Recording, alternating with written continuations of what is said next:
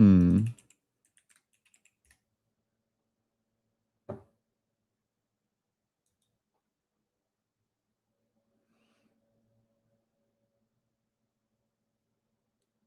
Well, I don't know why I'm like red in the ears, in the nose.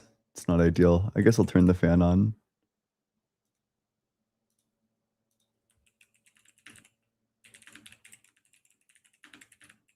Yeah, late Ian. Is there any other? I don't think that there's an Ian other than late Ian. One sec.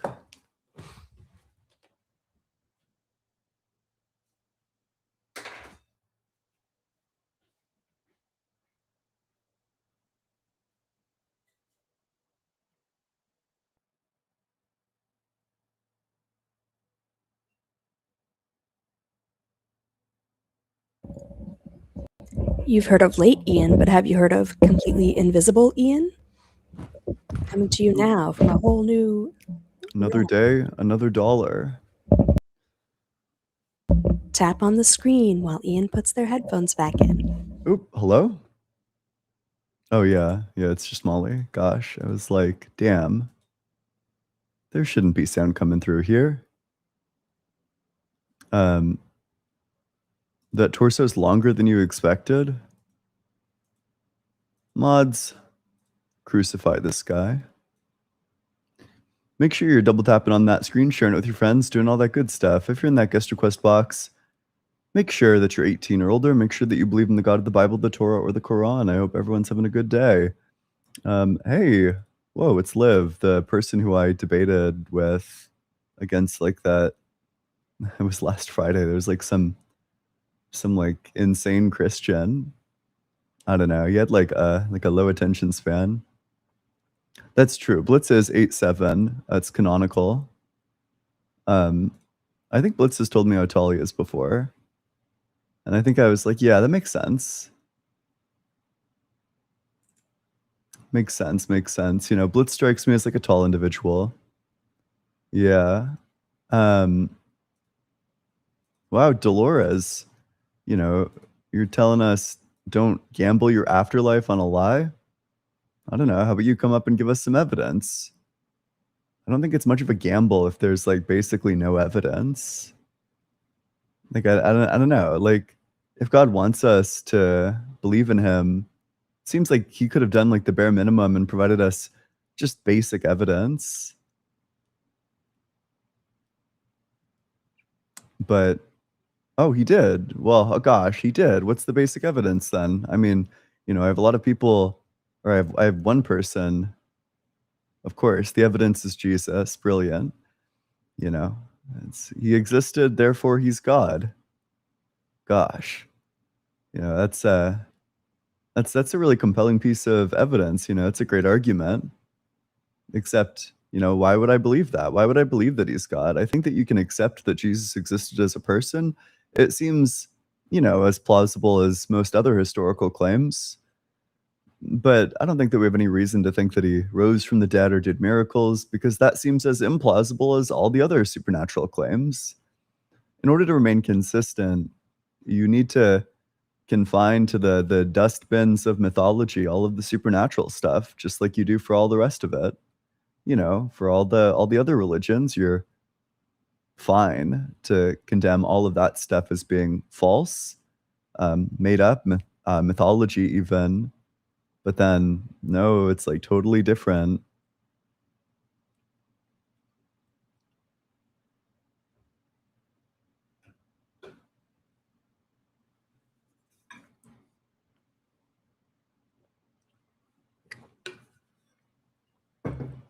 I'm debating Raw Soul on Sunday. I think it's going to be in like Monkey Boy's Discord. I'm looking forward to it. I'm reading up with respect to it. It's going to be a blast. I don't know. Raw Soul's fun because he's like the tutorial mission. You know, who doesn't love wailing on Raw Soul? Can you think of like an activity that's more enriching? For me personally, it's like, I don't know, it's peak. Will it be on YouTube? I'm sure I'll post it eventually. The fuck? Oh my god. Okay, wait.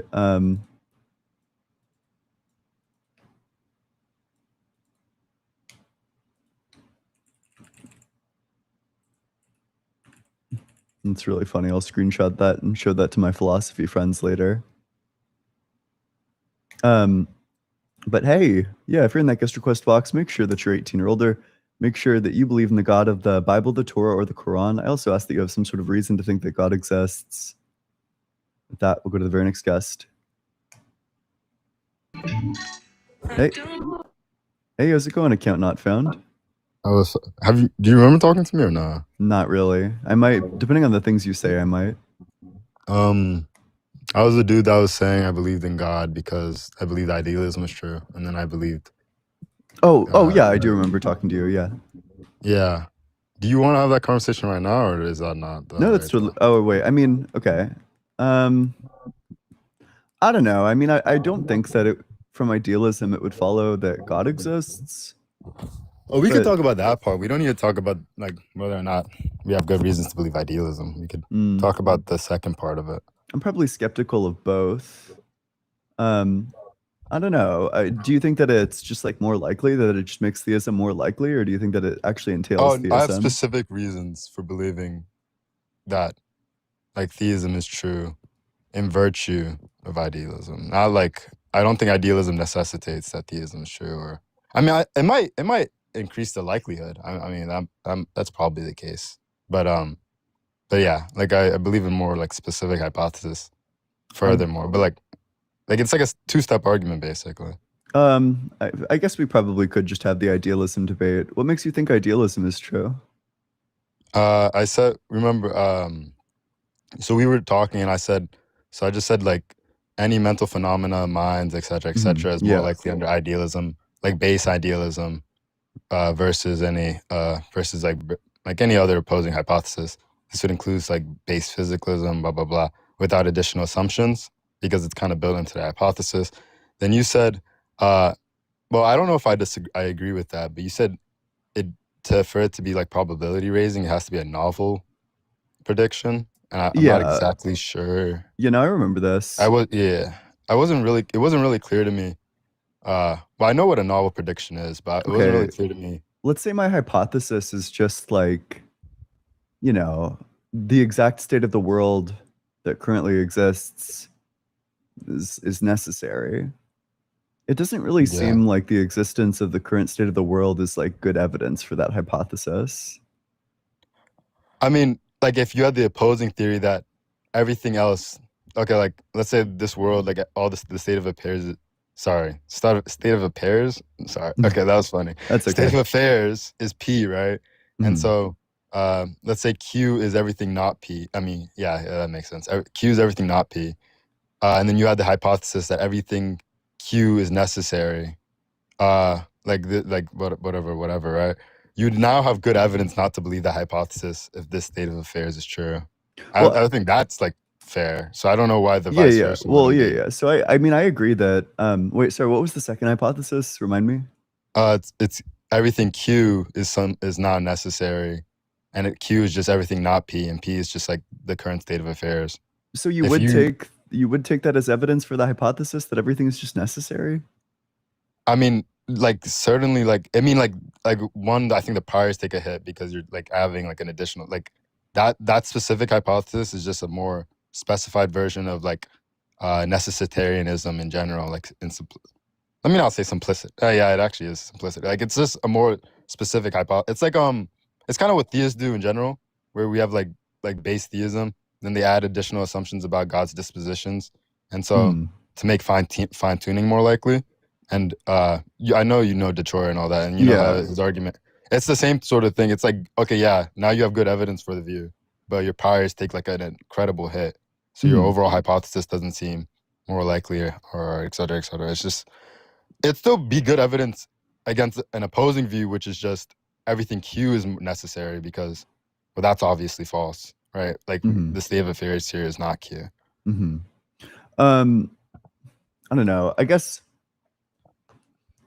that just seems. I guess that just seems like that couldn't possibly be true. That you can just garner evidence by like baking it into the hypothesis. I mean, I don't know. Like it kind of just seems like idealism is like it's not like I'm building like a very specific hypothesis or whatever. Like it's Hmm. like Do you want to lay out your like view of idealism? Do you want to maybe go I into mean, I detail? take a really simple like I don't really get into whether like the differences between subjective, absolute, you know, the different like ideal like the No, different. Oh, you don't like no. objective idealism.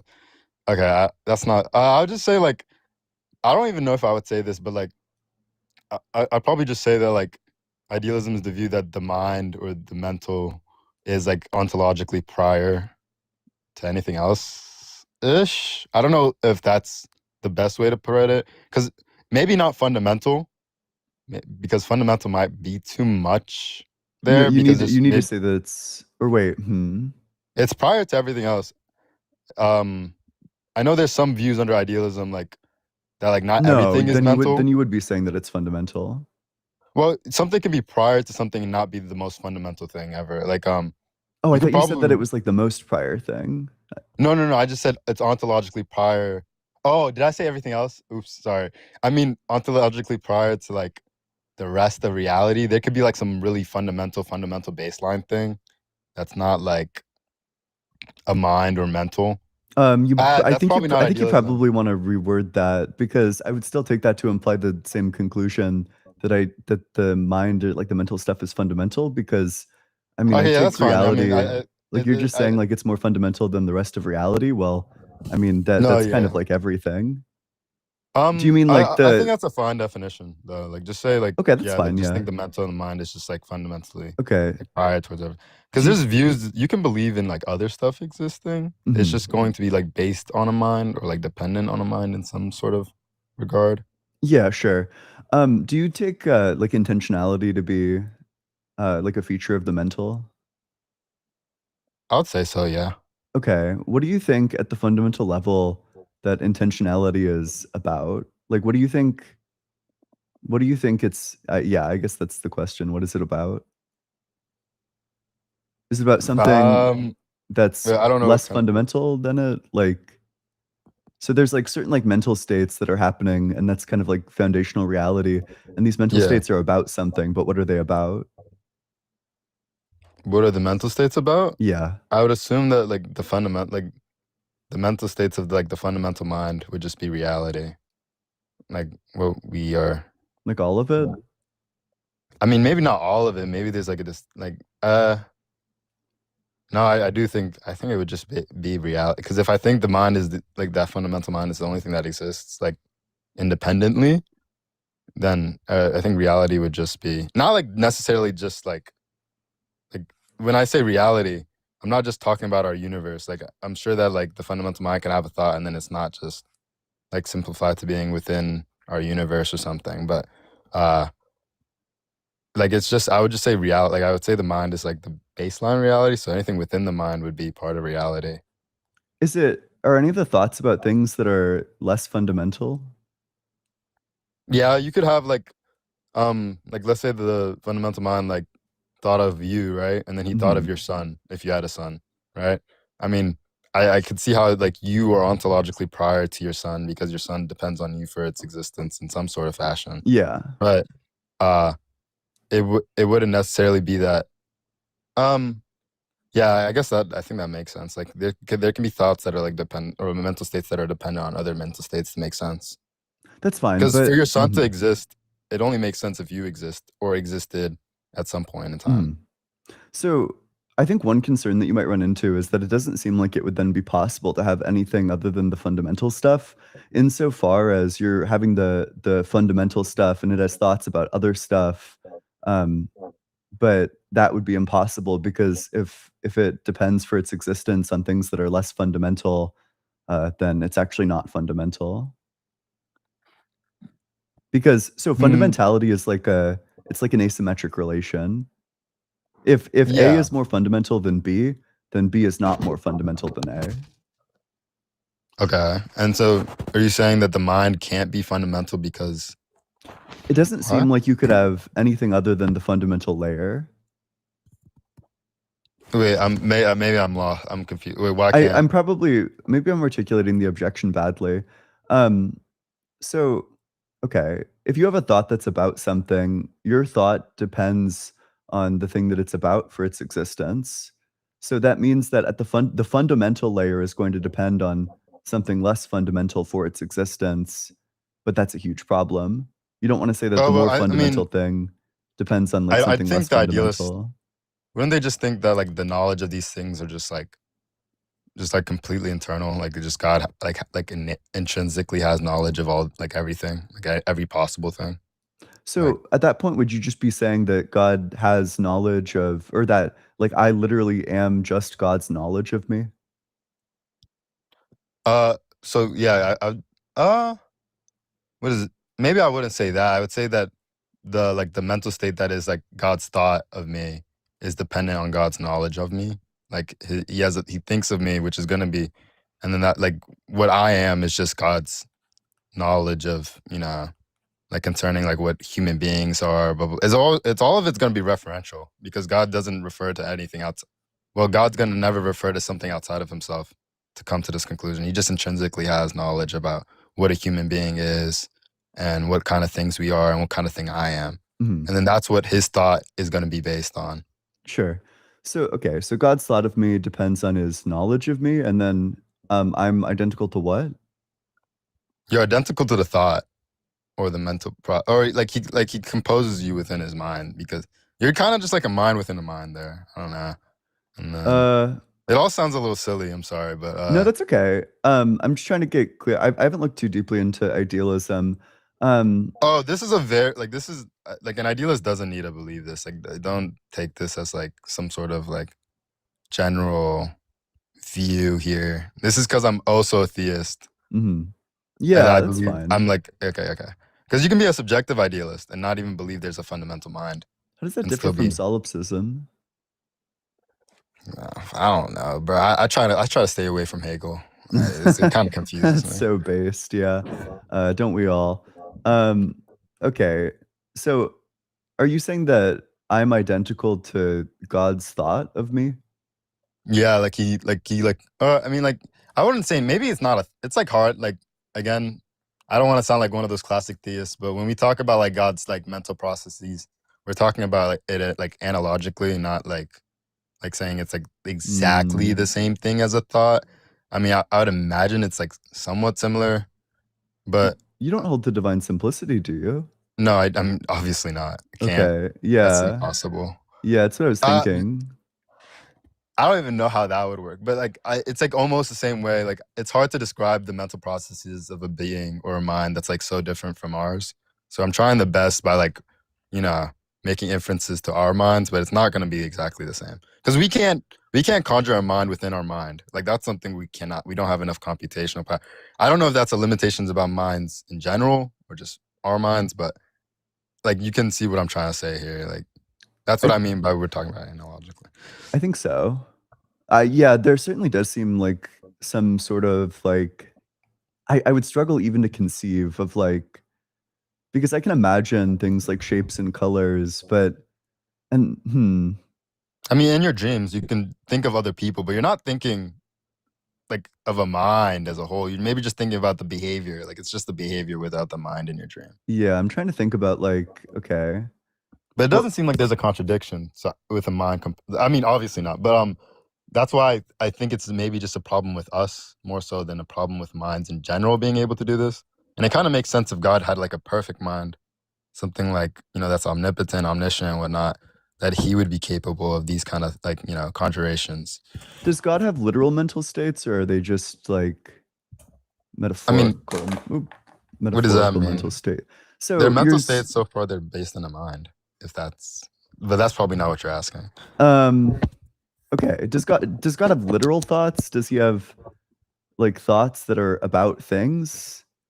No, it can't. It's not. It can't be about things because there's nothing outside of God's mind. Like anything we are referring to is just going to be something other. I mean, something within God's mind. It's all like it's going. I think just the knowledge of the things within God's mind. Like the knowledge is just fundamental. He just knows this, like all of this, because he Okay. just knows all like possible, maybe all possible propositions or something. I don't know. It's unclear to me how this wouldn't just collapse into dualism because it kind of sounds like you're saying that there's like you want to call both of them like mental states, but it's just like two different types of mental states. I mean, yeah, sure, that's fine. I mean, there's like different types of physical things. I don't see why they can't be different types of mental things. I guess it becomes unclear to me. How would you differentiate this from like regular dualism, like substance dualism? Well, substance dualism is saying there's like two different substances. Like there's like a substance of like the mental and then a substance of like some like, let's just say non-mental. That's the Yeah, easiest way yeah, I sure. That's fine. Okay. And then, I mean, in this, like, I feel like it's like really clear here that in both cases, like God's knowledge, which is intrinsic, and then the thoughts and the conjurations that are like dependent on God's knowledge, both of these things are going to be within his mind or dependent on his mind. Like his mind is the most ontologically prior thing here. Like it's prior to both of these things. Both of them, like both of them are within like a mental substrate, right? There's no, I don't really see how it's like dualism at all. Kind of, maybe I'm confused here, but at least with like at least when I think dualism, there has to be two, like you're like distinguishing between the mental and the non-mental. So, But here you're kind of like Mhm. you're saying explicitly that they're both part of the mental. Yeah, I guess like when you have when you say God is mental states, is that the same type of thing as when you say like I have a mental state? Well, probably no, it's probably significantly different. But that's like, But is you it like the see, like same? Is it the same? I know it's like different tokens, but is it the same type? Does it fall under the same category? category, like maybe Just I like don't know. could you without equivocating say of both of them that we have mental states? Or would Like you in the be same way I saying can like say God me has and this mental animal has a mental states? state.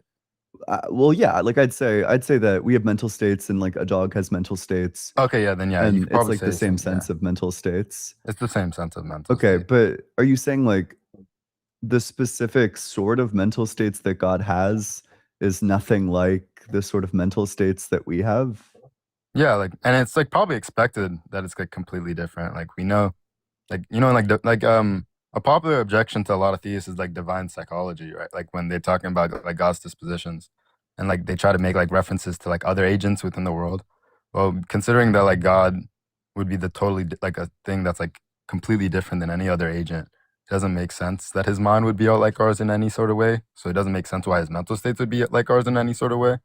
And that makes sense to me as to why his mental states are like innately like completely different than our kind of mental states. But they're still mental states at the end of the day, at least in my opinion. Yeah. So you might just bite this bullet, but you would say like we have literally no concept of what God's mental states are like. I mean, we have. Wait, what is that? Like, what are they like? Like, like Is how, that like what it feels well, like? yeah, just like the specific characteristics that differentiates God's mental states from our mental states, or just like I don't know, like do we share any mental states with God? Do we have any of the same ones? I mean, okay, well, you like one. Well, I'm also a Christian. Oh, yeah, I You know. for sure don't want to be that. Then this runs into like a ton of problems like instantly. Oh, I mean, I really don't believe in a lot of the like the tradition. I think theism is true, and I think Christianity is true in the sense that I think Jesus existed, and I think Jesus is the Son of God, and He resurrected. I don't know if a lot of the maybe like what are they called? Not the principles, but just like the teachings. I don't know if a lot of the teachings are true. I mean, that's Well, if I mean if that's all true, that seems to massively raise the probability of the Bible being true.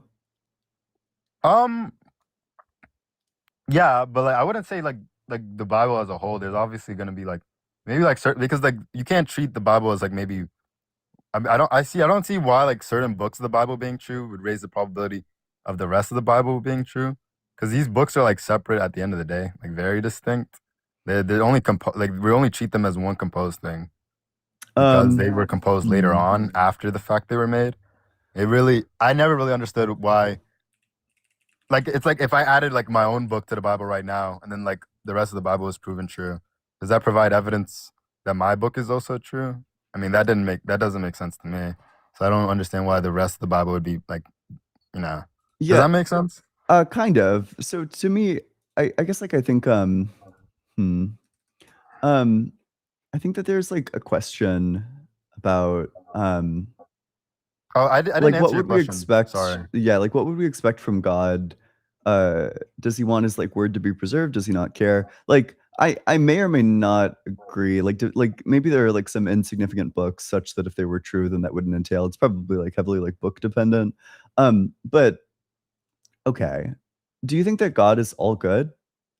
Yeah, I'm also a universalist, so I don't think the sort of like objection where he's saying like, um, well, God would want his book to be preserved because if people don't believe in it, you know, they might go to hell and they'll get punished. Well, I'm a universe. I don't think that's true. So I mean, Okay. that, I mean, if that's the sort of objection you were going to get. no. Oh, okay, okay. There's like a pretty gnarly evidential problem of evil. It's like way worse than other ones. You're probably committed to the view that the Holocaust is morally perfect because, you know, God is morally perfect. He's entirely perfect. So then all of his parts are going to be morally perfect, and the Holocaust is one of them. You know, it's like a thought of his. So Well, therefore, you're going to be committed to saying that that's morally perfect. I always switch between this again and again. Like I'm not even sure if I'm not even sure if I'm a moral realist, so I don't even know if that's like a property that God can have maximized. I'm always switching like I think, but then like on the other hand, I do think like aesthetics. I'm a realist about aesthetics, Oh, and then so I have the perfect reductio to you. Do you know presuppositionalist Mars? yes, Yeah, yeah. gosh. Okay, so if God is perfectly beautiful, then all of his parts are perfectly beautiful. But, you know, one of his parts is P Mars, you know, that's P Mars is just a thought in God's head. So that means that P Mars is perfectly beautiful, but that's obviously false. I mean, I don't know if aesthetics is being used in that same sense. Like, have you heard of aesthetic deism? Sure. That's what I Yeah, mean by okay. You just think like he's God like wants to driven tell like a to. good story? Yeah. That's like I'm always switching between the view that like those two. I don't know if I'm like more like a. I don't know. I'll admit like I'm agnostic between the two because I think the problem of evil is like incredibly strong, Mhm. especially against this kind of my kind of view, but like and just against theistic views in general. Yeah. But what were you saying about earlier? You were saying that like I don't. Again, I would probably be agnostic. I don't know if we could know or if anybody has like an experience similar to what it would be to have like a mental state God has. I don't know. It doesn't seem like a defeater either way, in my opinion. But like I So wouldn't. I don't know. I'm I not think sure. that you might be able to construct. I haven't read deep enough into the literature. I've just like brushed by the argument, or like I don't know, like I skimmed a paper. But I think you're gonna run it. You might run into problems where you end up being like a Christian atheist, where you're committed to the view that you actually don't have any concept of God, and at that point, it's just unclear what you're actually affirming. Wait, because the how I jump from idealism to like theism is that I say okay, if things are fundamentally mental, and then like the hypothesis that are like, you know, if we're going to compare like, you know, like the more specific hypothesis within idealism, uh, what is the type of thing that's going to be like more likely? You know, we might expect something like a hypothesis without arbitrary limits, or, you know, like that's perfect and et cetera, et cetera. Like that doesn't have all these like arbitrary, like, and then like maybe, I don't know if you agree with this, but like some people think that the easier it is to encode a hypothesis, the more likely it is I don't know what the fuck that the means, prior. frankly. That's not relevant. We don't need to get it. But like just generally, when we compare these hypotheses, it seems that if we had like a perfect mental fundamental reality versus like one with arbitrary limits, we would expect the former to be more likely, at least in comparison. And so, what would a perfect fundamental reality have? Well, you know, mind. Well, you know, mental phenomena can't be the mental mental phenomena can't be fundamental because mental phenomena necessarily depends on a mind. So what does a perfect mind look like? And then you can kind of derive the other traits. The reason I don't like, and if I'm not a moral realist, I can't derive moral goodness from him. So that's why I also say on the other hand that I might not even think that God is perfectly moral. But Does you that are a make sense? perfect being theist. Yeah. I like as in that I don't think God has like arbitrary limits. So like the Sure. properties he does have, he has to their maximal trait. Yeah, so then one of the things that that commits you to is like axiological realism, that you think that there are like certain value properties where there is like some fact of the matter to that. That like some things Mm. are just objectively more valuable than other things, and that God is the Oh, that's maximally why consistent I meant it in the combination. way Graham Oppy means when he's talking about his most fundamental initial state. He's just saying that like the initial state, the properties the initial state does has, it just has to its maximal extent. Does that? I'm not saying God has like the best, like as in like best, as in like there's like these like we can like, you know, does that make? Kind Am of. I like? It might make sense. What sort of properties do you think God is maximized for? Well, I mean, if it's a mind, what do minds have? And generally, these minds are going. The properties this mind has are going to be maximized. Minds have like causal power, and some. I mean, I hope you think minds have causal power. Yeah. Okay. Probably, insofar as they're capable of like interacting. Yeah. And then, you know, they have like, you know, they have knowledge. They have like they're rational. You know, like other, et cetera. Oh, those are the two properties that I only really need. If we maximize those kind of properties, we'd expect an omnipotent, omniscient kind of being right there from So just having those like its properties maximized. yeah. So I guess like one of the problems that I run into with this is that you're kind of telling me that you don't think that God literally has these kinds of mental states. Like you don't think God has like knowledge. You think he has like knowledge, and he doesn't like will things to happen. He like wills them to happen. Um, and I don't know. Like I mean, it's like I understand it's it's supposed to be hard an to. analogy. I just have no idea what analogical predication. Like I actually don't know how you could possibly arrive at knowledge on the basis of analogical predication. Okay, I mean, I can say that I mean it literally, but then I might be making a mistake. I'm not completely sure. Like, I don't. Wait. So you don't understand analogical predication at all? Like when any theist talks It's about it. I guess I don't know. I really don't know what it's trying to say. I mean, it's usually used when like they're trying to like defend a absolute divine simplicity simultaneously while like giving God all his properties, like, you know, whatever. And you know, like it's like, I mean, usually their point is that like his knowledge is not different than his power or whatnot. Yeah, But no, it's I the easiest way understand to just. that. Oh, okay. Well, I mean, So I don't understand that at all. I think that's insane. I have no idea what those people are saying, but I'm tracking like your description of it. Like I'm tracking the fact that classical theists do in fact say stuff like that. okay. So you know what the purpose is. You just don't know what they mean. I don't. Yeah, exactly. I don't know. And in terms of classical theism, you might not run into this problem, but it seems like the classical theist must be committed to saying that God has the property of being able to be accurately predicated on analogically. They must be able to say that that's like a literal property that God literally has.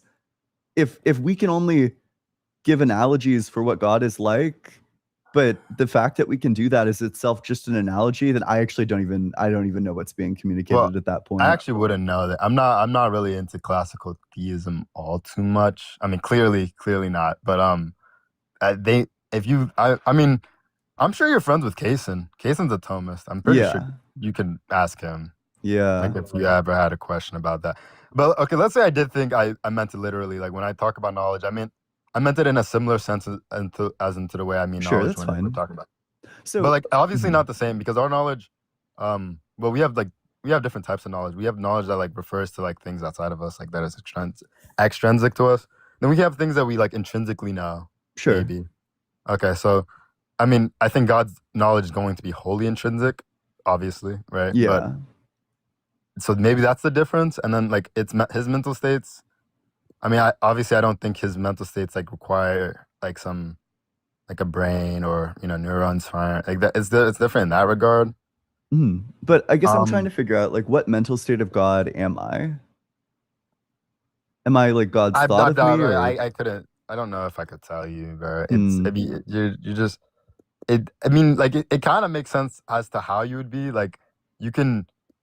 I mean, like you could dream up a person in your head. You can dream up their behavior. Now imagine like if you had like infinitely more computational power, you could probably dream up their mind. Maybe there's like it doesn't seem like there's like some necessarily some like gap there that you can't bridge. It just seems like we just don't have the. That's like fine. Imagine it like as in like a really weird case of like DID, or is that how How's Yeah, like dissociative identity yeah, disorder. yeah. Just imagine a really weird case of that, maybe. Sure. Like, if you wanted to take the Castro pill, do you know who Castro is? And his like, Heard the name. he's like a really weird. He's an objective idealist. His ideas are pretty Isn't weird. he? Is he like old as shit? He might be like 50, 60. Yeah, he doesn't look that Oh, old. no. I meant like really old. Oh no, no. Like He's Hegel regular old or old. something. He's just old to me. I wouldn't Oh say wait, he's like. did he do He's kind of weird. I'm not gonna lie. He like thinks witches are like real. He's an interesting philosopher to say the least. what argument is he famous for? He doesn't have like a specific argument, but he does make a case for objective idealism. Which Majesty what's of Reason video did he star in? That's how I'll know him. Did he do a Majesty of? He might have. I think he did. I learned of him when I was like just starting with idealism. But oh yeah, welcome to Majesty of Reason. He did do a video with him. Why materialism is complete nonsense. Oh no, that was with Alex O'Connor. I don't know. Okay. I don't know what video he did, but yeah, He he's looks definitely familiar. popular. Yeah. But he has like, I think he's wrong about almost everything. But I did think his idea about how like there's a universal mind, and then maybe we're just like we are just like lesser minds that are like composed from them universal mind. I was like, oh, you know, that there might be something to that. I know that's a weird thing to take away from him, but So yeah. So okay, I don't know if this is like in the ballpark, but you know, I can take a second and stop and like imagine. I don't know. I can imagine like I'll keep things simple. I can imagine like an ant, and then I can imagine him like crawling around and feeling like ant sensations, and then like kind of I can feel those sensations a little bit because I'm imagining them. Oh, I can't. I'm the type of I can't imagine anything at all. So like, I'm glad that I'm like I think you know what I'm talking Damn. about. It sounds Yeah. like you're incapable of making like the Mary's Room argument. Sounds like you actually can't imagine pea zombies. I can't imagine like any like images or like just anything moving for real. Like I can like think of words, and that's about it. That's the limit to my imagination. So I'm glad that you can do this. You're probably gonna have an easier time imagining it than me. Listen, So, man, wait. you have apparently your brain is just built to be, what is it, a type B physicalist? Oh, I you know I was a physicalist for the longest time. Yeah, But but then I like was like, you'd find all like the pea zombie arguments like utterly unconvincing. You know, people are like, you know, imagine like brain signals going off, but no qualia, and you're like, I can't. I can imagine the things in the sense I could think of them like whether or not they would make sense. But I could not imagine the pea zombie literally, like in the literal sense. Sure. That's like if I could like check if like things make sense to me, but if you were to ask me to like imagine, it's like actually a good example of this. Like if you told me to imagine like an apple spinning, I can't do that. That's the Okay. limit of my yeah.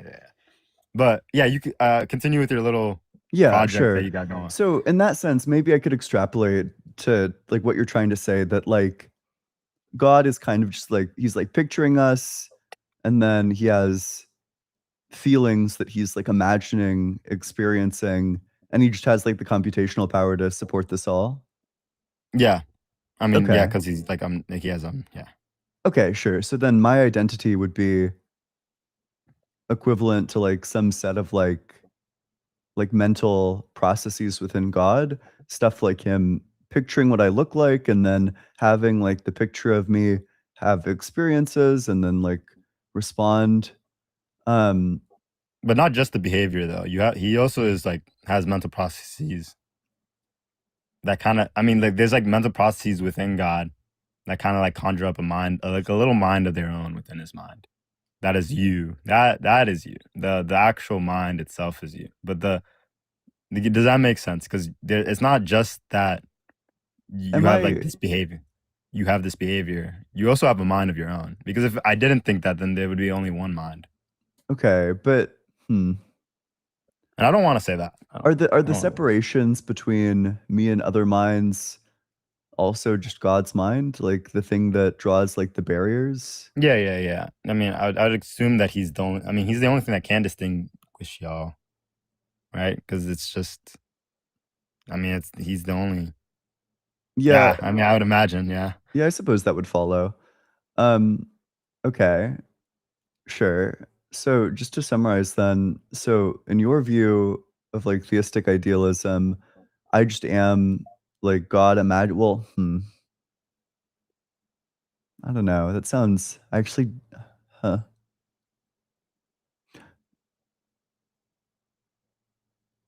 Let me know. So am I just God's imagination? I mean, yeah, I would argue that kind of like yeah, because there's like you can't say it's just a thought because like thought kind of implies it's only semantic because I don't have thoughts that are well, no, I keep on forgetting it's not me. Okay, you guys can have thoughts that are like kind of like has imagery with them or something. Mhm. Whenever someone says thought to me, I'm always just thinking it's like oh like a bunch of sentences, but no, that's not what people mean. But it seems hard to reduce it to one specific mental process. This feels like But it imagination seems to collapses. I just realized it feels like this view entails that we should be like deeply skeptical about reality. wait, why? We would still be experiencing the same. I would imagine we'd experience the same things. But in some Like very real sense, like my existence is an illusion. In the same way that an when I illusion, imagine the how? ant and I give the ant sensation, like the ant doesn't really exist. Well, if all you mean is that like, uh, I mean like yes, the ant is like you're like ontological. I hate saying that word. It makes me sound like a freaking loser. No, But you can say on. I love yeah, I know. ontology. But do you know that one dude, ontologically evil? No, do you know what I'm talking about? Yeah, It was yeah, like interesting dude to say the least. Do you know what I'm talking about? maybe. He's like the reddest. I'm not really Oh into political yeah, discourse. yeah, I do. Yeah, I feel like him every single time I say it, so I feel like a bum. Is it But is it like the dude who's like obviously trolling, but also does like a bit of dog whistling? Yeah, that yeah. dude. I think that dude posted a picture of me once in his Discord and was like, you know, it would be anti-Semitic for me to draw this person. Yeah, it's He's an brutal. interesting guy, and apparently his family's like a bunch of billion. I don't know, but yeah, like you are. I mean, in some sense, yeah, you're not. I mean, I feel like that's true for anything.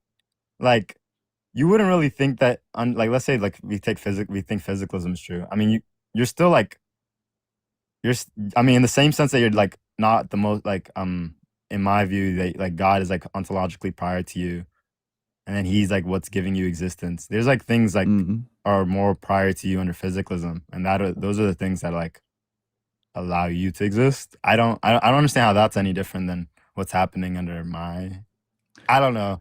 It seems a little illusionary because it's Yeah, all minds, but like it's not that you or some mental processes and there's things that exist outside of the mind. It's just that there is only mind, and that's why you exist. Yeah, I don't. And you wouldn't expect your experiences. that actually might be fine. I also thought of a different critique. You might have some thoughts on this. Why should I prefer this view over solipsism? Well, I mean, it's really hard. I mean, okay, well, there's maybe you might think that okay, you might think that this view like solipsism like has issues with like every single time you come across you come across something new. Like let's say I mean like unless we're like completely delusional, like let's say you learn something new, right?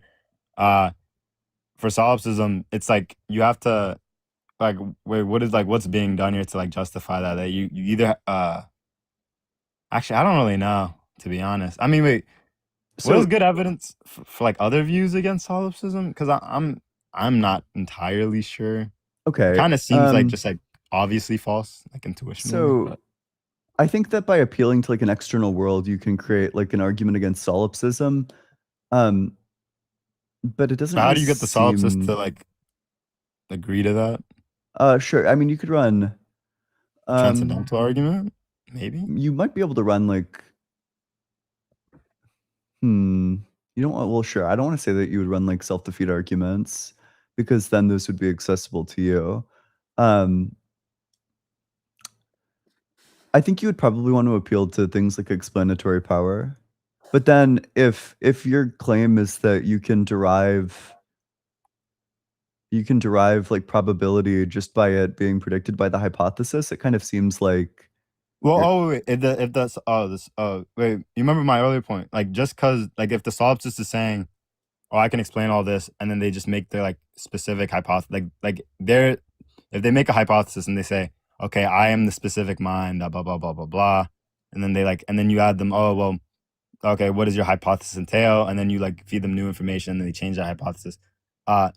Like they add more and more into their hypothesis, making it more and more constrictive, and the priors go down maybe because for solipsism, not only does solipsism in general have to be true, it has to be true in specific about your own mind. Like you have to be the mind that it it revolves around for it to be true. So it's Mhm. like a double thing maybe. Like out of all the minds that solipsism could possibly out of all the minds solipsism could possibly be true for, it is true for only your mind.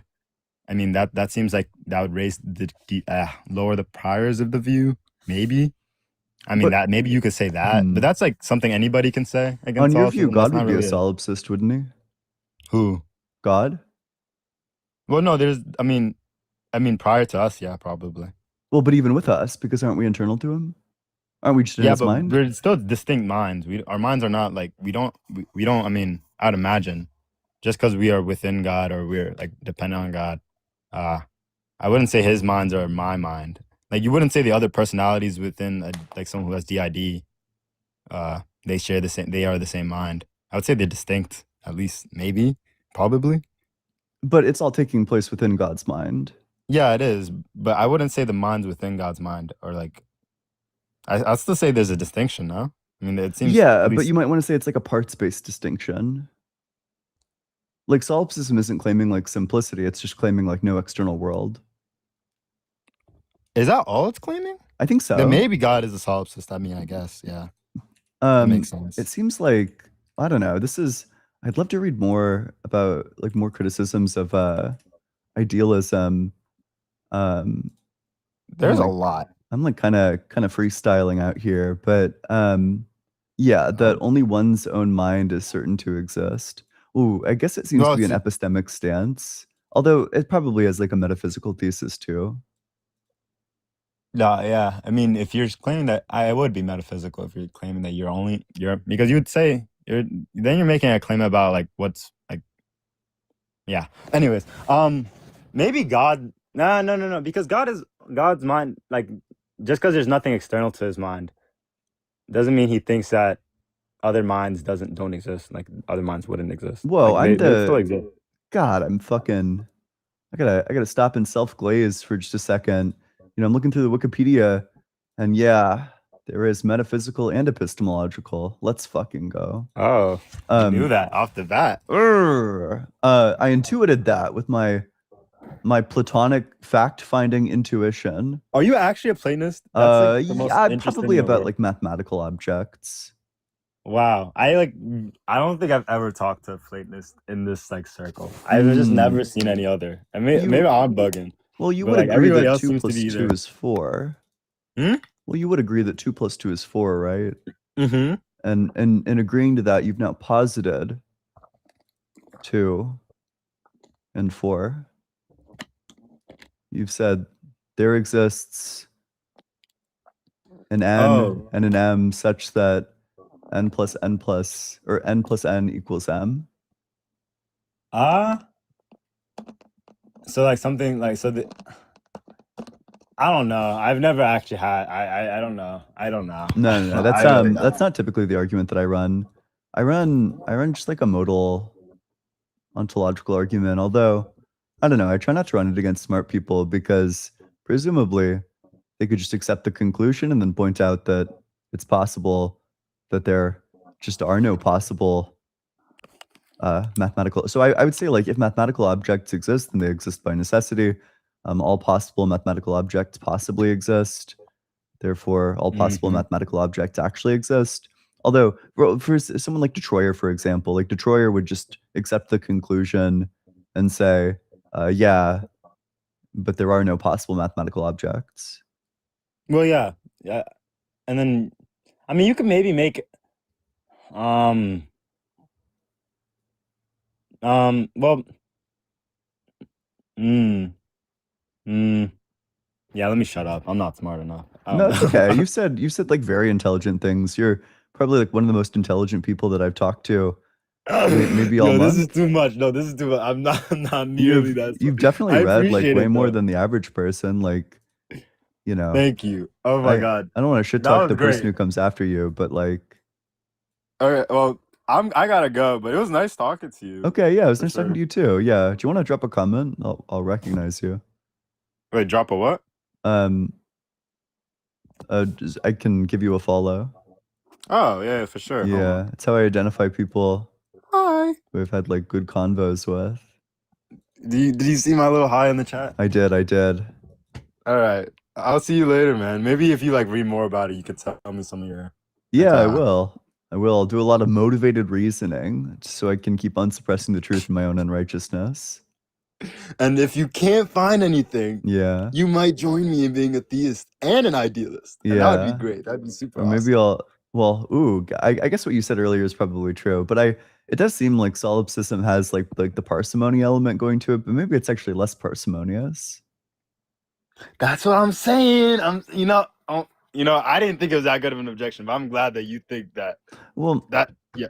but I wonder if the same thing would probably apply to the idealistic God, because so there are like kind of all these regularities that are unexplained. There's like all these like connections that don't quite seem to be explained under solipsism. You know, the fact that like if I'm the only mind that exists, it's kind of unclear that the pen keeps falling over and over again every time I drop it, and then doesn't Mhm. when I don't drop it. That seems like unexplained under solipsism, but then I wonder if the same sort of critique, like I wonder what accounts for the connections, like the causal connections in God's mind.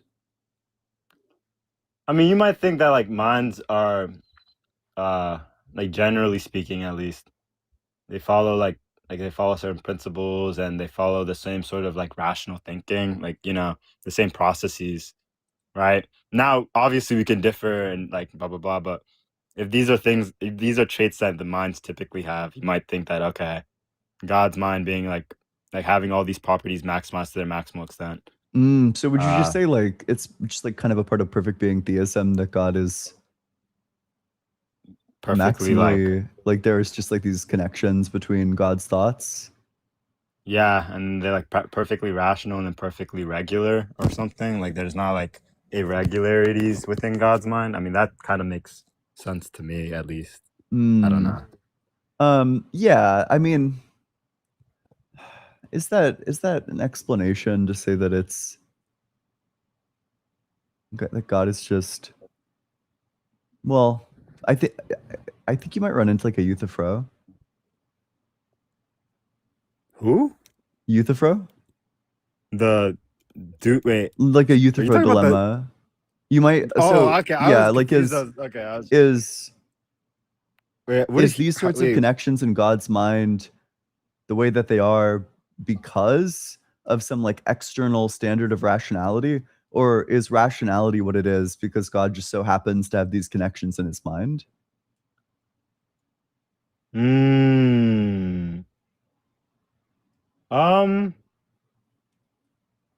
I don't know. I mean, obviously, it can't be one of them because there's nothing external to God. Yeah, but it also Right. feels like it probably couldn't be the other one if you want to explain the regularities in God's mind. Well, maybe you could say like God's perfectly consistent, and then and you might like, okay, well, why is God's mind perfectly consistent? You might be like, well, we can infer from other minds in reality that they're typically consistent. I don't know. Maybe it doesn't need to be that rational and like some like, because I feel like it's easier to define consistency, instead of rationality. You might just say this, like his mind has like it has knowledge, like perfect knowledge, and then it's perfectly consistent. So it's never gonna have some like if it knows of something and it has a specific thought or a specific pattern, it's never gonna change how it reacts to something or something like that. Sure. I think like- we'd probably need to get clear on consistency, but so I don't want to keep you too long. You said you had to go? Yeah, I did. All right. Yep. Hey, well, thanks for coming up. Appreciate it. That dude was pretty chill. Let's read some supers. Andrew Coates, thanks so much for the $50 super chat. Happy Friday. Thanks, Andrew. I really appreciate that. That's very kind of you. I don't know. It's huge supers like that. I don't know. They're very helpful. I don't know. It's you know, I have a goal. I have a goal with respect to, maybe doing this full time one day. I don't know. It's the consistency. I really appreciate that. Thank you so much. There's just so much I could do. So much more I could do if I was doing this full time, I think. Like I could read more. Fuck, I just want to sit around and like read for like 3 hours a day and then go on stream and then run those arguments against like some shitter who attends some like backwater church. Adam Carmona, thanks so much for the super chat. I believe in the universal mind, but this compels us to silence. And the universe, oh fuck, I thought you were just mistyping. I believe in the universal mime, but this compels us to silence. True. Holy Gore, thanks so much for the super chat. For the pen. Vintage Gaming, thanks so much for the super chat. Put this $2 on 17 black. Roulette simulator.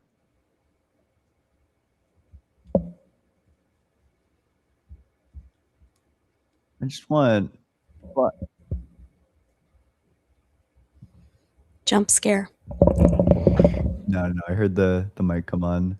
I just wanted to let everyone know that we put up a super chat goal. If there are 10 super chats in this kind of hour since the last 15 minutes when it started, then we're going to make Ian twirl 2 pens at once. Mhm. So that's going to be the gig today. It's We true. are 3 in on the goal right now. So 7 more super chats, and we'll try to get our little entertainer to do a new trick for us. Fuck, I don't want to. It's the goddamn roulette website is made. Oh god, I'm not signing up for this, dude. That's ridiculous.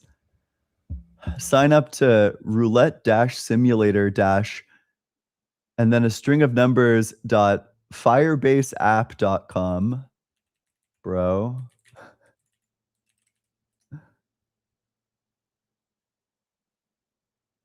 Maybe it's fine. Maybe this is fine. Let me.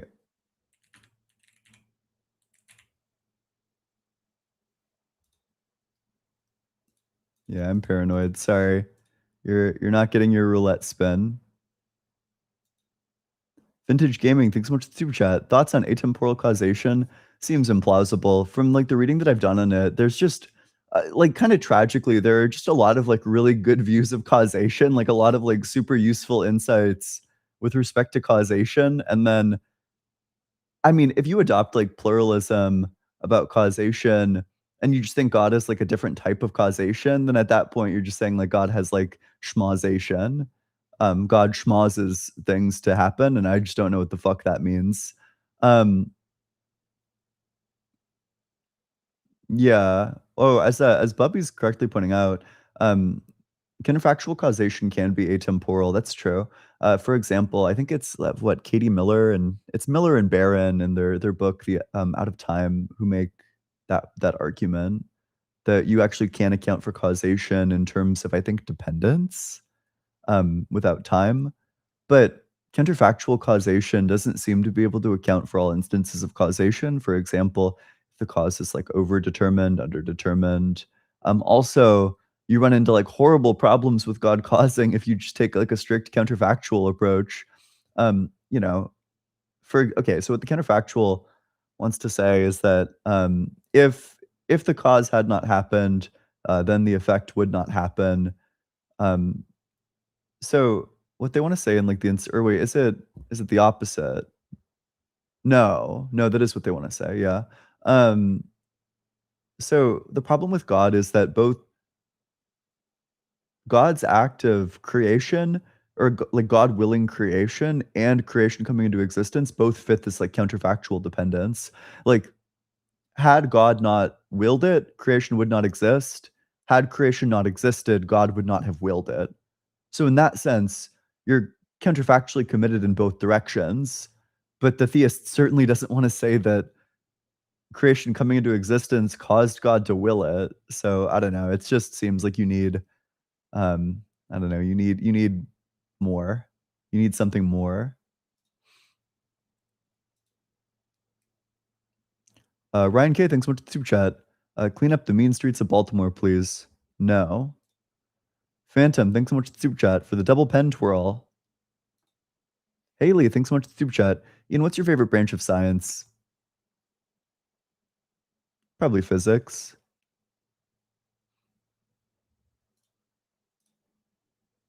All right, let's go to the very next guest. If you're in that guest request box, make sure that you're 18 or older.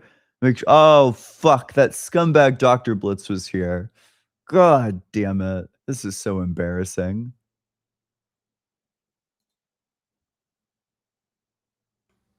Hey, how's it going? Hey, what's up, Ian? Let me get this thing going here. There we go. What up? Hey, how's Hey, it man. going? I don't know if you remember me, but I think we talked a while back. I think it was like a few months ago, and I just really enjoyed the conversation. So I figured I'd hop back on and give it another go. Sure. What religion are you? Yeah. So I'm a Christian. I believe that Jesus Christ is Lord, and yeah, I've just committed my life to Him. I love Him very much. But what makes you think and I know- that God exists? Yeah, great question. So the evidence I'll present, it was the same that evidence that I presented last time, but I don't believe I communicated it as effective as I could have before. So I'm gonna give it another try. So the reason why I believe that God is the creator of the universe is because I believe there has to be an uncaused cause that is the source of time, space, and matter. Because without that, none of these things could have began. So I believe that. The reason why I believe that uncaused cause is specifically a creator is because of the fine-tuning of the universe. So that would be, in a very general, normal sense, basic sense, why I believe what I believe. Yep. One of the main reasons. Yep. So, Okay, so I don't think it's possible that time can come into existence from a state of non-existence. The reason for this is because if change exists, then time would exist. All change is temporal. It all happens in time. But you would have a change from this timeless state to a temporal state. So there would be a change before time exists. But that's impossible because all change happens in time, which means that there's just no possible way that time is the sort of thing that could be brought into existence. yeah, which I actually fully understand that stance, because from our point of view, like we're like looking at this and we're going, yeah, that doesn't make sense. That's impossible because, again, like you said, I don't even want to reiterate what you just said. I agree with what you said. But the thing is this, it's kind of like a painting being painted in like red, blue, and yellow. And a painter, he has all kinds of different colors. But then the painting believes that, oh, well, the painter, he probably has to be red, blue, and yellow because that's all that exists and there's no other options. So from our point of view, it would be perceived that that would be impossible based on our understanding of the world around us. But there is other options that maybe we just can't comprehend. Like it's above our understanding.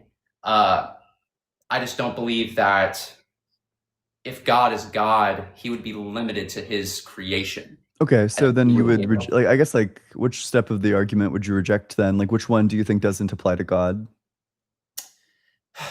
It's a great Because question. Yeah. I think more so the argument doesn't necessarily even involve God. It's just about whether or not you can go from a state without time to a state with time. And the argument is just that that's impossible because that would be a change, and all change requires time. Yeah, and it's probably frustrating, my point of view, because it almost seems like it's really just something you can't really refute. You just can't even have a conversation, which is kind of stupid. No, I think you can refute it. I just need to know which part of my argument you disagree with. Well, the reason why I don't subscribe to what you believe, because, and again, I'll just reiterate what I think you believe, just because. Maybe I could put it on the screen, and that would like help move the conversation along a bit. Okay. Well, the reason why I was wanting to bring up, because you believe that time is eternal, because it can't happen, because change can't occur without time. If change exists. Exists. If time existence from a state of non-existence, then an atemporal state changes into a temporal state. Right. And then from the first premise, sorry, I might do a bit of rearranging just to keep the ideas kind of together. From one, it follows that if time doesn't exist, then change doesn't exist. Temporal state changes into a temporal state. I don't want to cut you off, and I'm because I the last time we talked, it was such good faith, man. It was all in good faith, and of course. I want to keep that rapport with you. I actually enjoy that. But so like, if I did cut you off, No, you didn't cut me off. I hope you don't think that I'm doing this because I think you're like bad faith. No, definitely not.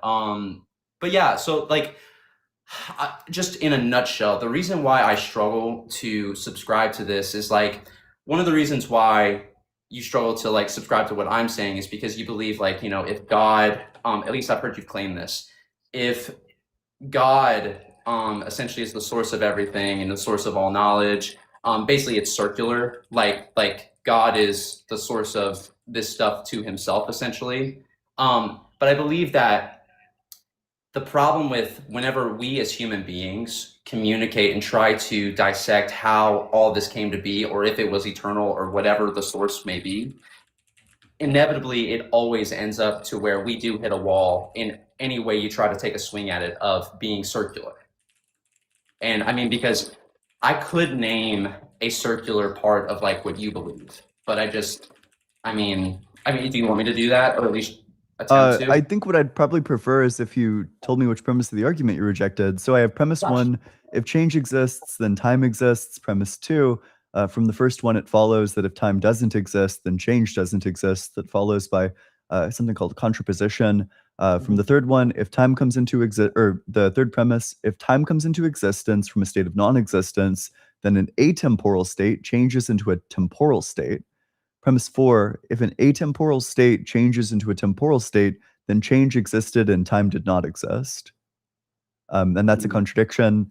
So we would then reject the third one, which is time, or we would reject like the if part of the third one, which is that time comes into existence from a state of non-existence. Well, to communicate what I believe in general term, I don't think I can just in a simple form reject like one of these at a time, because I think it kind of makes a blanket statement that's a little too simple for me. It's like it simplifies my view, because my point isn't that this is possible or impossible. My point is that the creator operates at a level that is above our understanding. It is still within reason and logic, because I don't even believe that the source of logic comes from our own understanding. I just believe that he is operating above our understanding, because whenever we are existing in this universe, I mean, like, a lot of us believe that the universe is expanding and it just eternally keeps, you know what I mean, just keeps going. So that means there's like infinite logic, and our ability to comprehend all of that is limited. In the same way that like you believe that time is eternal. So like to have all these moments eternally, it's impossible to comprehend with our own understanding all that stuff, those moments. So what I'm buying into is that there's going to be things that are above our understanding. So like whenever we're hitting like the point of like having circular reasoning, I don't believe it's because something is actually illogical. I think it might be possibly because we're kind of hitting that wall. to where maybe we'll understand one day, but we're just not there yet. Mm. And I think we should maybe at But least which one do you think? Which of these premises do you think we should hold off on believing? sure. I would honestly say time does not come into existence from a state of non-existence. That's the conclusion. Yeah, okay, I got you. I was just reading it because fine. I don't want to because like authentically, I don't consider myself a philosopher. I'm not. So like whenever I read something, I kind of read it in a more simplistic way. Mhm. And maybe that is a lack of intelligence. It could be.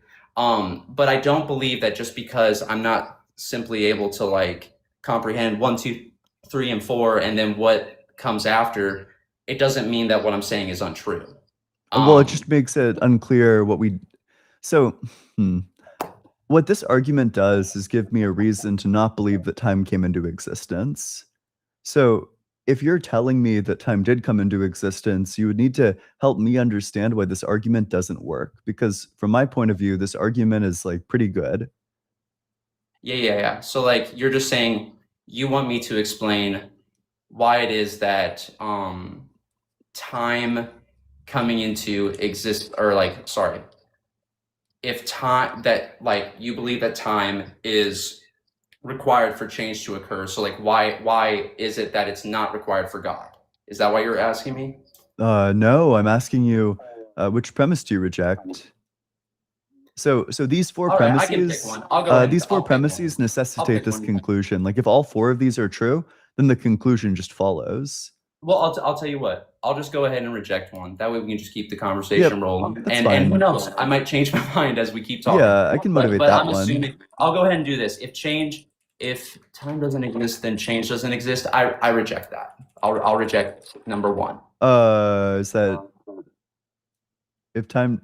Yes, I reject that. That's 2. Sorry, I apologize. I looked at the 1 in parentheses. I apologize. You Or don't 2. want to reject 2. 2 is just a law of logic. No, I do. I want to reject it. Okay. Well, this was unexpected. I guess I could prove it. Okay, go ahead. Okay, so If time doesn't exist, then change so doesn't. 2 follows the structure. P implies Q, and then from P implies Q implies that not Q implies not P. This is called contraposition. Sure. Therefore, not Q implies not P. So I can give you an example of this. So if it rains, the mail will be late. It follows by contraposition that if the mail is not late, then it did not rain. The reason why it's true that if the mail is not late, then it did not rain. Wait, did I fuck up? I don't know. P implies Q, not Q implies.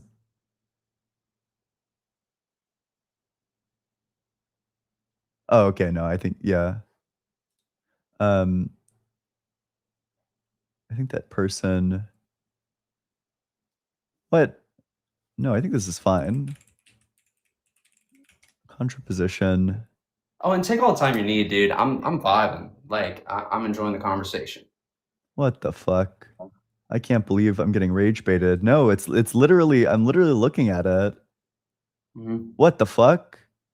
Holy shit. I'm gonna go ahead and clip Bubby for calling it a blunder. Really... That's embarrassing. That's a blunder, calling it a blunder. No, okay. Yeah. So I'll give you a couple of examples of this principle. You know, if it rains, the mail will be late. Sure. And then the contrapositive, if the mail isn't late, then it didn't rain. Yeah, so you're just saying that, yeah, no, I hear what you're saying. I think I I think there's a few reasons why I just struggle to subscribe to this thing, and I'll just explain it in the way that Mhm. I understand it. So I believe that in believing that time is eternal, so therefore change could. Do you believe that change came into existence, or do you No. believe change is eternal? Change must be eternal too. This might be an even easier argument to make. Sure. Change must be eternal because otherwise you would have a changeless state that changed into a changing state. Yeah. So this is where I struggle because it's circular. And the reason why it's circular is because if change is eternal, then that means that change, like what is change? If changes would be the source of itself. So like the first change that happened, it would be again change. Like that. How explain What to I'm me? telling you is that that thing doesn't exist. There is no first change. Yeah, and that's just hard for me to like. It's just kind of out. And I'm not even trying to insult. Like I just the whole concept. I just feel like that is so out there, and the reason why is because like we can't even name anything of this world that is eternal. Like, could you name like one thing that's eternal? Yeah, change. Yeah, but like I know you're saying that, but we can't actually prove that. It's Time, just space. I mean, you totally can, right? Do you think a changeless state can change? Well, what I'm saying is this. You're saying that time is eternal, but we can't like verify to guarantee that time is still there eternally. So like we have history, there's a limit to our knowledge of time being there. And then at some point we get to theories where we have theories what's going on here, but then we even get to a point where it's gone so far back that we don't even have theories. We just have no idea what's going on at that point. So for me, I'm not to making a take that scientific leap of argument. I'm faith- making a philosophical one. No, I hear you. But what I'm trying to say is like that leap of faith It's is not. extremely high. Whoa, that's not faith. That's just logic. Maybe. Do you? Maybe like an answer to the question. Do you think that a changeless state can change? Can a changeless state change? Yeah. Not for us, but for the source of the universe. Yeah. The source of the it- universe. Yeah. Would it And- be? and I Would meant it be a saying- contradiction for us? It would be a contradiction for us. Yes, it would be for us. So then a changeless state changing is a contradiction, or do you think like contradictions are No. relative, or? No. So for us, because we are limited beings, we are in a limited state. We can't do something like that. But in order for this to come to be, there has to be a source that operates beyond the bounds of this. Because if there is a source, it has to create the stuff. It can't be contingent upon the stuff. So do you think logic is like subjective? Because what you just told me is that it's like relative. Whether or not something is a logical contradiction depends on who you are. No, I'm not saying no. I'm not no. So I'm not saying that logic is subject, because like that would have all kinds of crazy implications. That's not what I'm saying at all. I am saying that we are on a stream of logic. God is still operating within logic, but he is just above our understanding. Like I don't believe that our understanding makes something logical. I just believe, so like me and you, we're sitting here and I could even, okay, you mind me doing a visual just to make it Sure. make a little more sense? By the way, and you'll probably remember me now with my silly notebook. I do. Dude, by the way, so great to see you again. Yeah, great to see you too. Seriously. I got the thing again, dude. So anyway, I don't know if everybody can see this or not. By the way, also, I just want to say it's very honest of Ian to make my block here a little bigger, because he doesn't have to do that, because like obviously I'm an opposing argument. So I just appreciate his honesty. Very cool, man. Seriously, thank you. Yep, absolutely. Yeah, so this is kind of what I drew up here. So if you had, for example, like let's say we drew a picture and these 2D characters became sentient, okay? They had like existence and knowledge. They would sit here and only understand things from a two-dimensional form. Like Mhm. they would only understand things linear like this. But we're the creator, right? And it wouldn't make sense to them that we can operate on a three-dimensional plane. That would almost seem illogical. But I don't believe, again,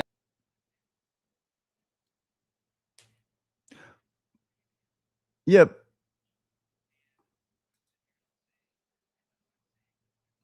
I apologize. I'm saying there's an uncaused cause for this. Ian is saying that it's eternal and it's just always been here. But we're limited, so we can only understand from what our experience is. But God, who is the source, can operate at a level that is above our understanding in the same way that we can operate at a level that's above these people's understanding. Does that make more sense, maybe? Maybe like one question will be helpful in like elucidating. Do you Yeah. think that there are any logical contradictions from the perspective of 2D Ian and Robbie that wouldn't exist for 3D Ian and Robbie? I believe that they aren't experiencing the spectrum of logic that 3D Ian and Robbie are experiencing. So therefore, it's not illogical. They just can't comprehend it. That's what I believe. So okay, So what it's within logic, but they're not experiencing that form of logic, so therefore they can't understand it. So it doesn't make it illogical. It just means that they are limited in a way that we aren't, and we are limited in a way that God isn't.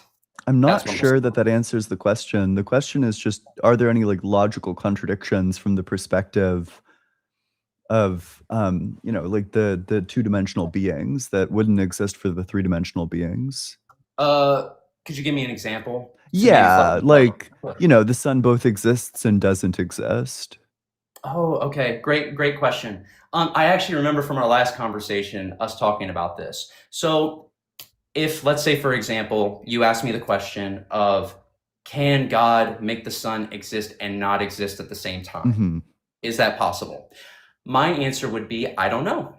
And while that's unsatisfying, I'll still flesh it out because it deserves a little bit deeper of an understanding. The reason why I say I don't know is because, once again, we are talking about a being that, again, if he exists, which I believe he does, operates in a level of like we're talking about a being that precedes the existence of space, meaning he existed while there was nowhere to exist, which is mind-boggling. So who am I to say that he couldn't make a sun exist while still not existing? I'm not saying he could, but I'm presuming I need to leave room because my limited understanding is here while he operates at a level that's beyond my understanding.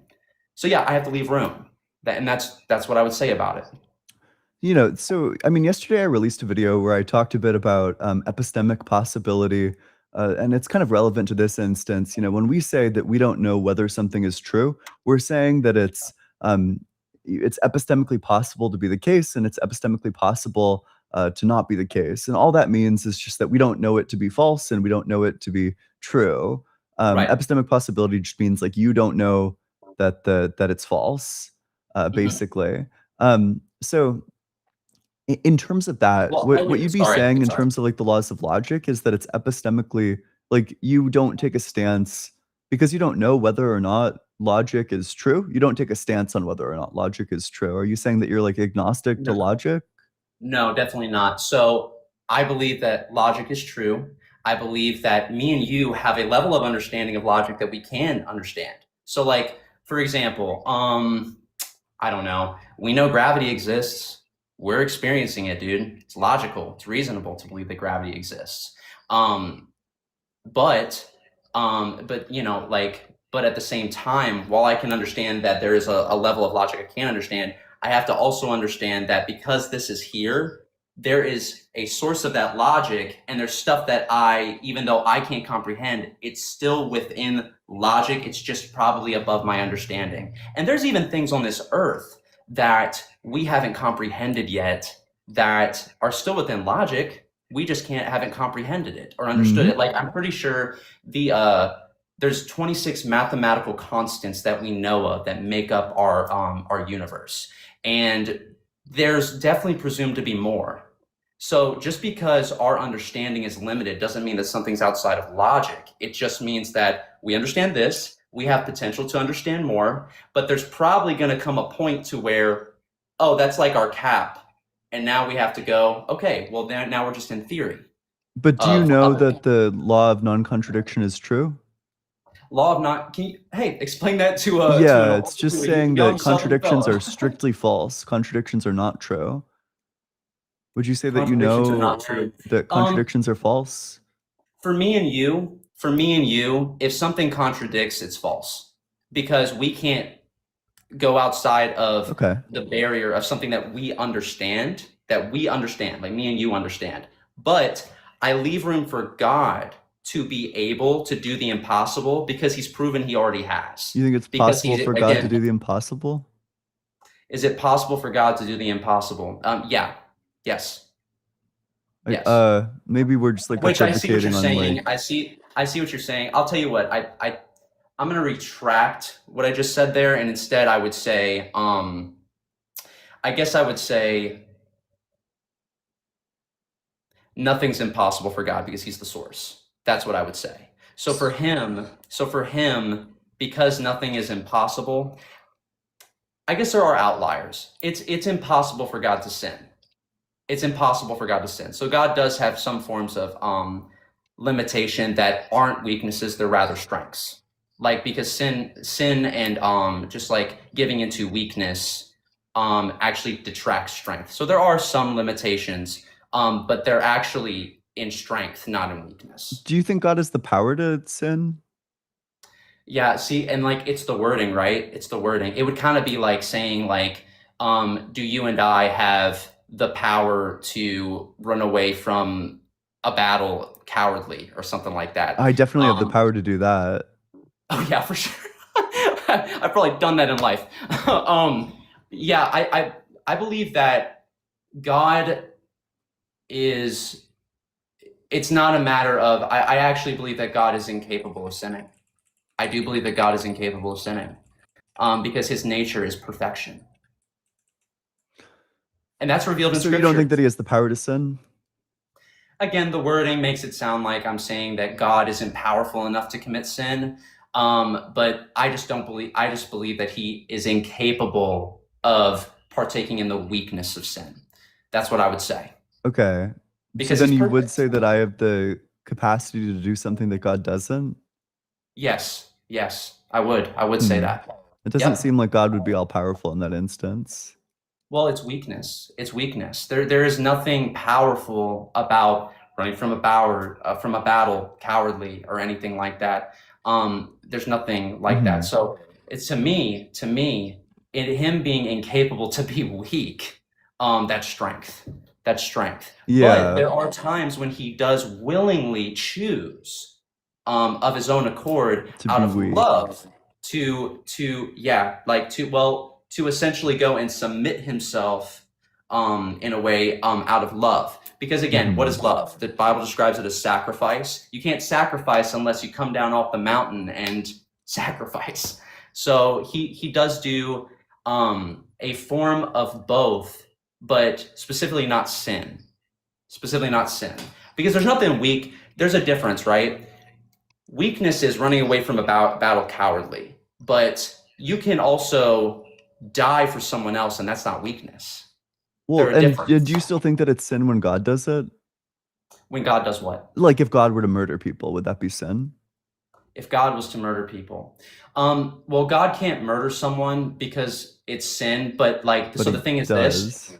Well, so check this out. There's a difference between killing someone and murder. Yeah. There's a complete difference. Like Yeah. killing someone whenever, like, hey, you're in a war, or like someone breaks into your house and you didn't want to, but you had to defend your family. That's yeah. different than murder. Murder No, is I agree. obviously like, yeah, you know what I mean? Like if I if somebody if I went into somebody's house and murdered them, that's murder because it's hate, it's different, it's malice, and it's maybe for selfish desire. Maybe I want to rob them. So there's a differentiator there. And God is the never differentiator murders. justice? Like if it's just, it's killing, and if it's not just, then it's murder? Oh, what a great, man, I love this conversation. Yeah, so I would argue that if something is, it depends on what we're talking about with justice. I mean, I think it is by a case Just by like case people getting what they basis. deserve. I But would it's like say murder when the person is killed, but they don't so I don't deserve think it, it's and it's no, no, I killing know. if the person is killed Yeah. and they do deserve it. I don't believe that I believe in a case by case basis that is the case. Based on sorry, I don't want to lose my train of thought here. Yeah, so I don't believe that justice is the only deciding factor to whether or not something is or isn't murder. I think there are other outliers, but I think it is one of them, again, by case basis. What makes something okay? Then if it's not just justice, then what's the difference between murder and kill? Excuse me, murder and killing. Oh yeah, no worries. Yeah. So I believe that the biggest differentiator is if something is selfish or not selfish. Like, so for example, when Cain killed Abel, why did he kill him? He did it because he hated him and he was jealous in the Bible of his brother because the Lord delighted in Abel's sacrifice more than Cain. So that would be an example of murder. Another one is whenever David murdered Bathsheba's wife in the Bible because he actually wanted to be with her. So he murdered that other person in the name of lust. So I believe that. But think about the nuking of the nuking of Hiroshima. I want to say that that's murder. But I don't think that we were doing that because we were like selfish. Well, I don't know. I don't know the situation that you just described. And again, Hiroshima, like World War II, like Japan attacked Pearl Harbor, they bombed Pearl Harbor, and then we went and like nuked them. We nuked like 2 of their cities. I'm a kind of limited fella sometimes. That's okay. So what was it that you were saying about it? Yeah, so I probably want to say that that's murder because we killed like a ton of innocent people. I mean, to the extent that we killed like non-combatants, like people who weren't involved militarily, I want to say that those casualties are murder. But I don't think it makes sense to say that the bombing of Hiroshima was done like selfishly. No, I'm with you. But what a messy situation, because it's like,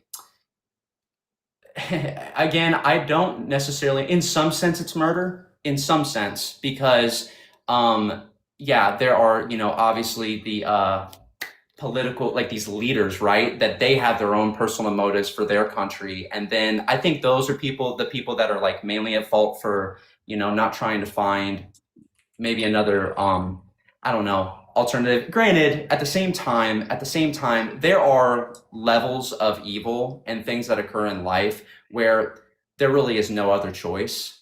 But again, I don't think that the people on the battlefield themselves were committing murder, because for them, they're just in a situation where these guys have guns, we have guns, we're here, and people are killing people. I don't have anything against these people, but I'm here because of a circumstance that's beyond me. And okay, but is it like selfish? Is it selfish for what, the military people or for the? Well, okay, so maybe getting clear. Somebody in chat raises a good point that maybe actually Hiroshima would be selfish insofar as it's done for your own self-interest, but then that seems to indict kind of the entirety of war as just being murder.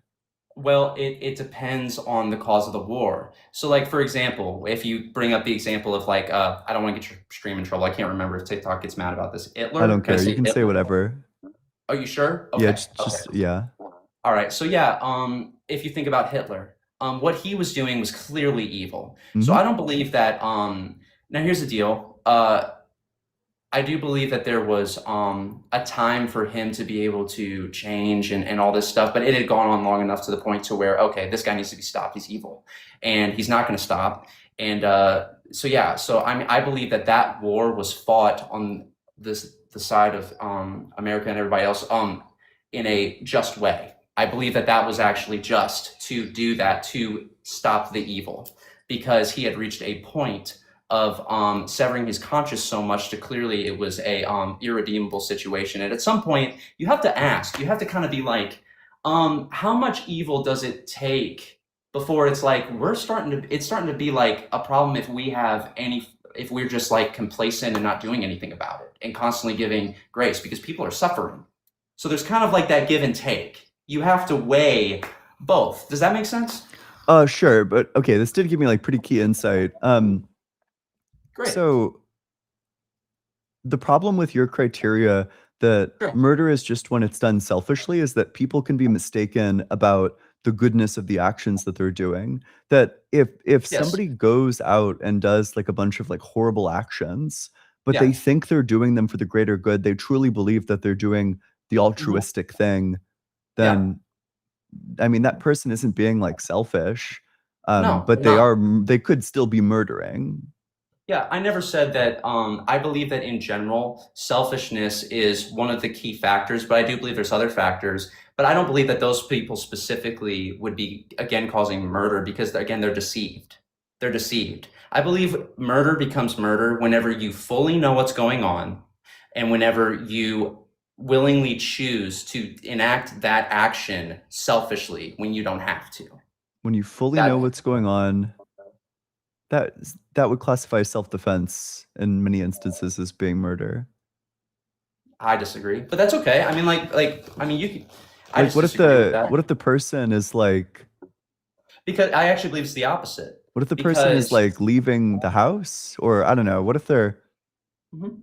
what if the person is like kicking on your door, Yeah. and you know that your door is stable, it's gonna hold, they're not going to be able to get in, and then you like shoot them while they're like trying to kick your door down?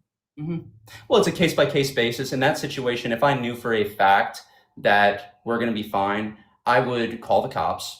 But at the same But would it be time, if I murder to know that shoot that guy them? is going, huh? Would that be murder to shoot them?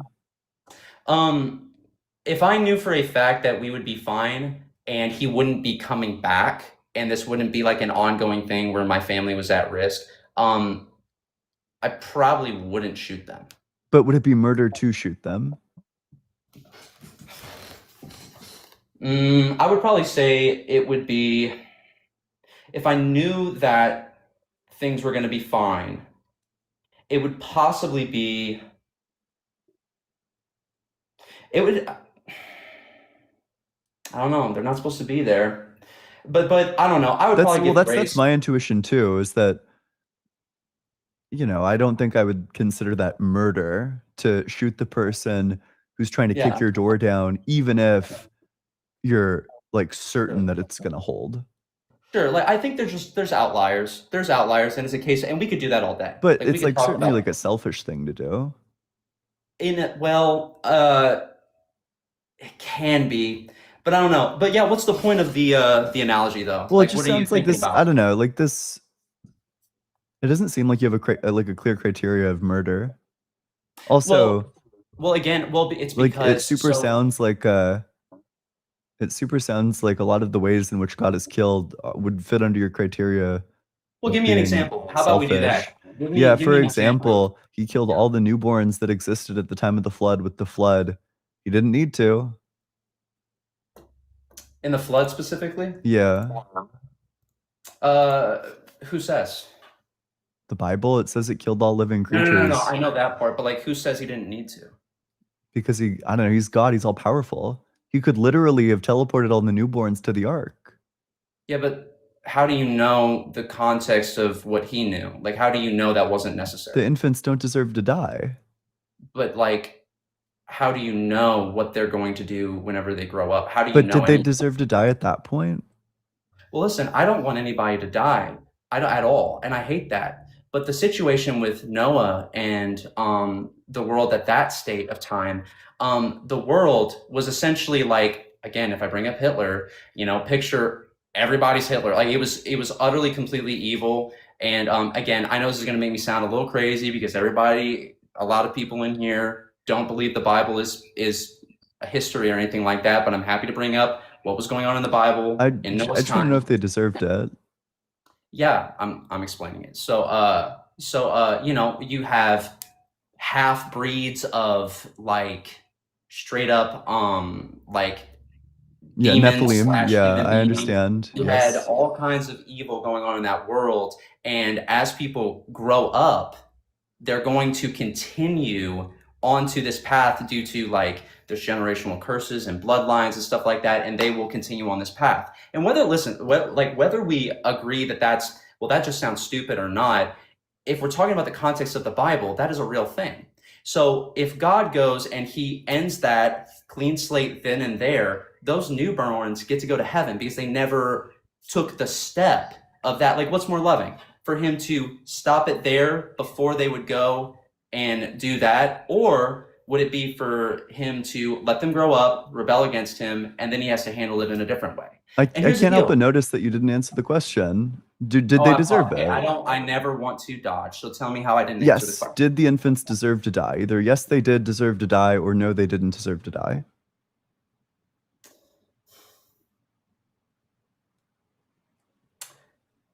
I think that we all, including the infants, including everybody on the earth, have completely and utterly failed God. And all of us really do deserve to spend eternity without him. That's That's what I believe. definitely not true. You think I deserve the death penalty? You think you deserve the I death do too. penalty? I deserved it. Yes. Yes. You I think do. every newborn infant on the planet Every- deserves the death penalty?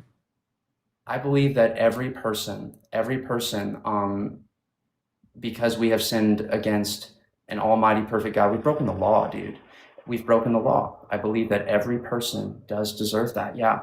And the reason why is because like the law doesn't care about your feelings, like our Mhm. feelings. I mean. And I'm not even like trying to point at anybody, because like if I go and rob a bank here, and then I go to a judge here and I say, well, hey man, like I did this, but like I walked my dog like 10 times and I did a bunch of other good stuff.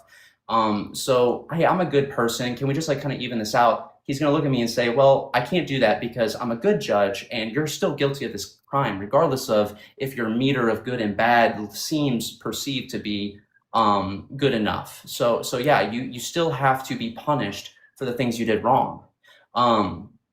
So yeah, But a lot of these again, people didn't do anything wrong.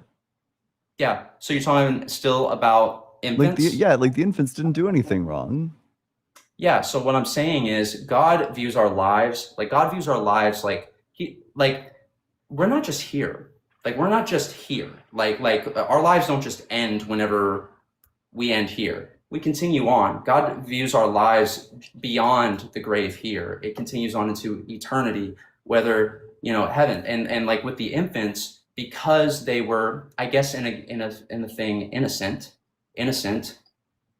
they would spend eternity in perfection. They would never know the suffering of this world. They would never know any of it. Mhm. So in a sense, because of the context that they were in and what God knew that they would grow up to be, I do believe that is mercy for God, because heavy is the crown, bro. You got to make hard decisions. If you knew, A mercy killing.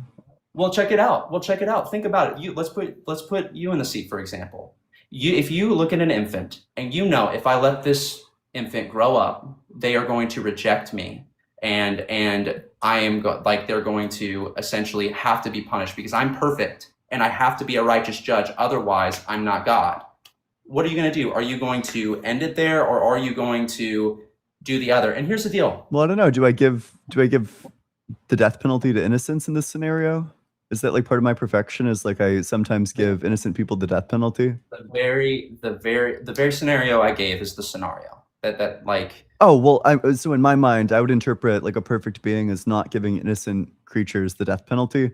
So then I wouldn't kill the infant, certainly. So you would let them grow up and reject justice? Yeah, you can punish them when they're guilty. Okay. I mean, that's your prerogative. I mean, I'm not saying that's something you shouldn't do, but at the same time, I don't know. If I was that infant, I would actually hope that you would not do that, because it's way worse if you don't. But Maybe. that's just my opinion. But you That's- don't and care that's about what fine. the infant thinks. You're driven by justice. And what justice demands is that you give people things that they deserve. When somebody deserves to be punished, you punish them. When somebody doesn't deserve to be punished, you don't punish them. That's the demand of justice. Well, it's. By the way, just because we're on this topic, Yeah. what do you think the source of morality even is? Yeah. Because I know you view this stuff as wrong, but I'm just wondering why. Yep, that's a great question. Yeah. So specifically, it's going to be a necessary condition in order to succeed at living your life. No matter what sort of life you want to succeed at living at, you at the very least need to have self-respect. in order to be successful in the life that you live. Because, you know, even if you're the one who chooses the standard for like your goals, there are going to be specific objective character traits that you're going to need to develop within yourself to achieve any of these goals consistently. Okay. So it's just like it's basically because you want to live a good life, these things are required for you to live a better one. So that's where morality comes from, Yes, yeah, it's a necessary commitment of a necessary goal. of a So necessary. so everybody's Um, aiming to live a successful life, which could mean a lot of things, but it is like some bare minimum characteristics. Necessary to live that life are going to be virtues like justice, wisdom, temperance, courage. And then from that, you know, if something is necessary to achieve your goal, then you ought do it. So strictly speaking, you ought be virtuous. Well, what if somebody disagrees? Then they're going to be wrong. You're going to be able to demonstrate a contradiction in their own worldview. How would you convince them that they're wrong? Yeah, because there would be a contradiction in their own worldview. How? Sure. You're gonna need to give me a specific example so I can tell you the virtue that they'd be violating. Yeah. And by the way, I'm not trying to be facetious. That's I okay. just, you know. No, I'm Yeah, totally fine. Yeah, I'm actually really enjoying this, dude. Hmm? I honestly wish, like, I don't know. Oh, well, okay, probably wait, let me, wrong, but here's a good example. Let's say somebody somebody thought that it was okay to give the death penalty to babies. So the reason why that would be wrong That's a good one. That's a is good one. insofar as that would go against the virtue of justice. What justice demands is that we treat like cases alike. Now, everybody's trying to be successful in their life, and one of the core components of a successful life is that it leaves nothing to be rationally desired. One of the things that can be rationally desired is self-respect. No matter what kind of life you live, it's going to need to be a self-respecting life. And if it is, of course, to be like a good life. And in order to have self-respect, you need to, of course, know yourself. But in order to know yourself, you need to be able to fairly evaluate yourself. You need to be able to determine, you know, what's good about you, like the ways in which you succeed at things, the ways in which other people succeed at things, how you stack up. But in order to do that, you need to be fair in your evaluations. So if you're not able to fairly evaluate, which would make you, if you're unjust, either you don't fairly evaluate or you fairly evaluate but disregard your evaluations. So if it's the first case, if you just don't fairly evaluate, well, at that point, you just can't even know yourself. Like you can't even evaluate your own life because you're not justified in your beliefs about whether or not somebody's living a good life. But if it's the second case where you do make fair evaluations, you can determine what like cases deserve. You're capable of doing that. Well, then in this instance, you would be self-disrespecting because you would be evaluating certain things to be just and unjust, and then you would just be going against it. So even on your own judgments, you would still be not succeeding. Do you just believe that we ourselves are the source of the morality? Yeah, I think it's necessitated by a rational agency. Yeah. So on that worldview, how would you explain to, for example, let's say, let's do Hitler again. Why not? Yeah. That what he is doing is wrong. Yeah, Just 'cause he- because I want to understand. Because Yep. again, dude, I'm not that smart of a dude. I just like talk. I like diving in. So like, I just want to hear what that would look like. That's okay. Yeah. Yeah, the reason why Hitler's doing wrong is because he doesn't treat like cases alike. You know, he wills a specific treatment towards Jewish people that they are deserving of things like death and torture. Right. But in order to take these actions, he himself would need to claim a specific level of freedom and well-being. He needs like the freedom to actually autonomously choose the actions of his like torture and murder, and then the well-being to actually follow through on all of that. So Why he's can't he do claiming for that? himself that he deserves these things, but then he's claiming that the Jewish people don't deserve those things. So he's not treating like cases alike. There's nothing that justifies his treatment of them. Yeah, but there's nothing that injustifies it either. Well, It's there just is, kinda- right? It's unjust. If there is nothing that justifies treating these cases differently, then it's an injustice to do so.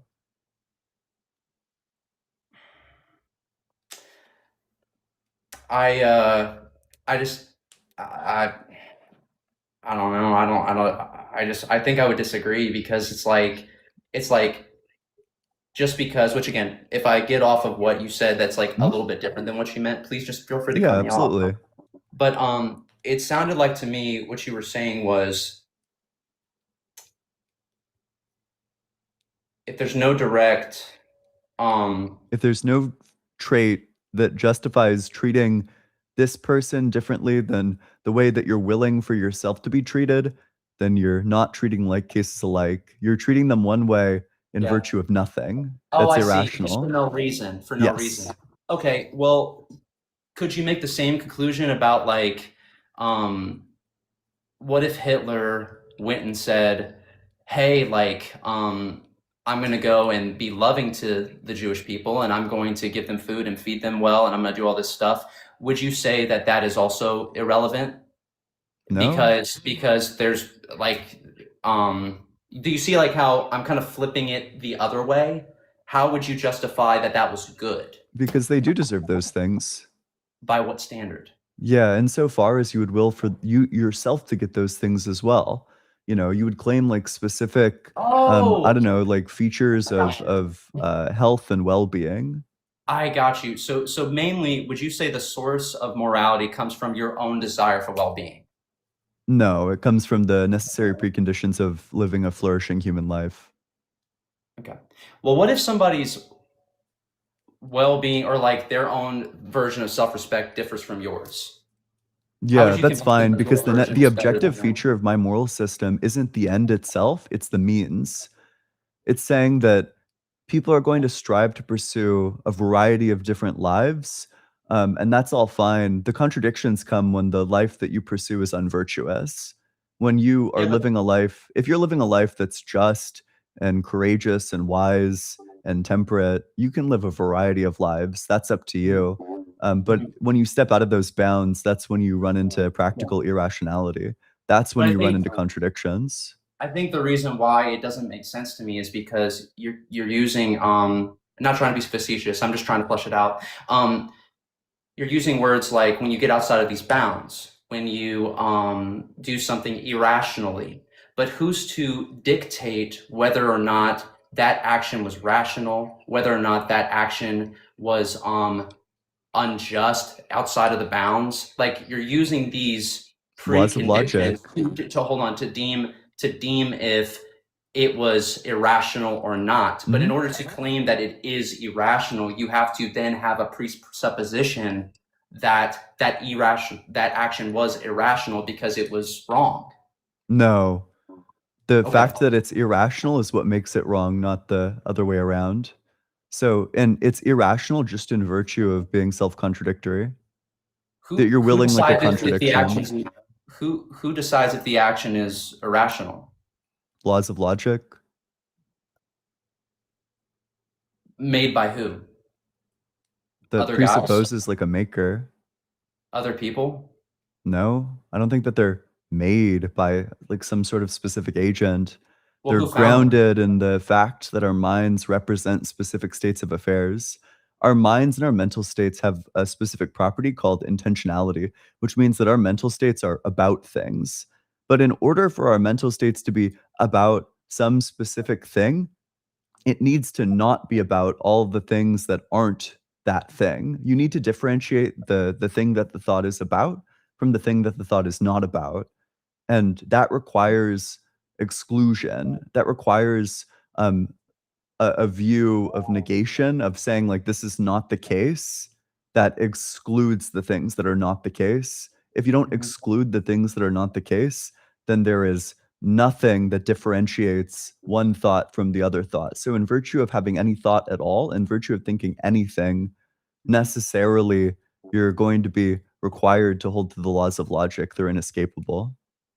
Well, I think that's kind of my point is like, hey, like, because I think what you just said, and again, I never want to misquote you, but I think what you just said is, well, if we don't abide by said laws, then everything's just illogical and all over the place, and people don't do that. So is that what you just said? Not quite. So the specific Sorry. critique is that it's self-defeating. that Mhm. if you deny laws of logic, okay, like let's take a really simple example. I'm not even denying laws of logic. Let's say We're talking that you about wanted to specific- say that the not operator did not exist, that the not operator is not one of the things that exist. Well, you would be positing the not operator to make the claim that the not operator doesn't exist, which to be for context, the not operator is just when you say, you know, this thing is not the case. That's all it means to say the not operator. So you can't deny that some things are not the case, because if you were to say that, you know, it's not the case that some things are not the case, you would have committed yourself to saying that there's something that's not the case.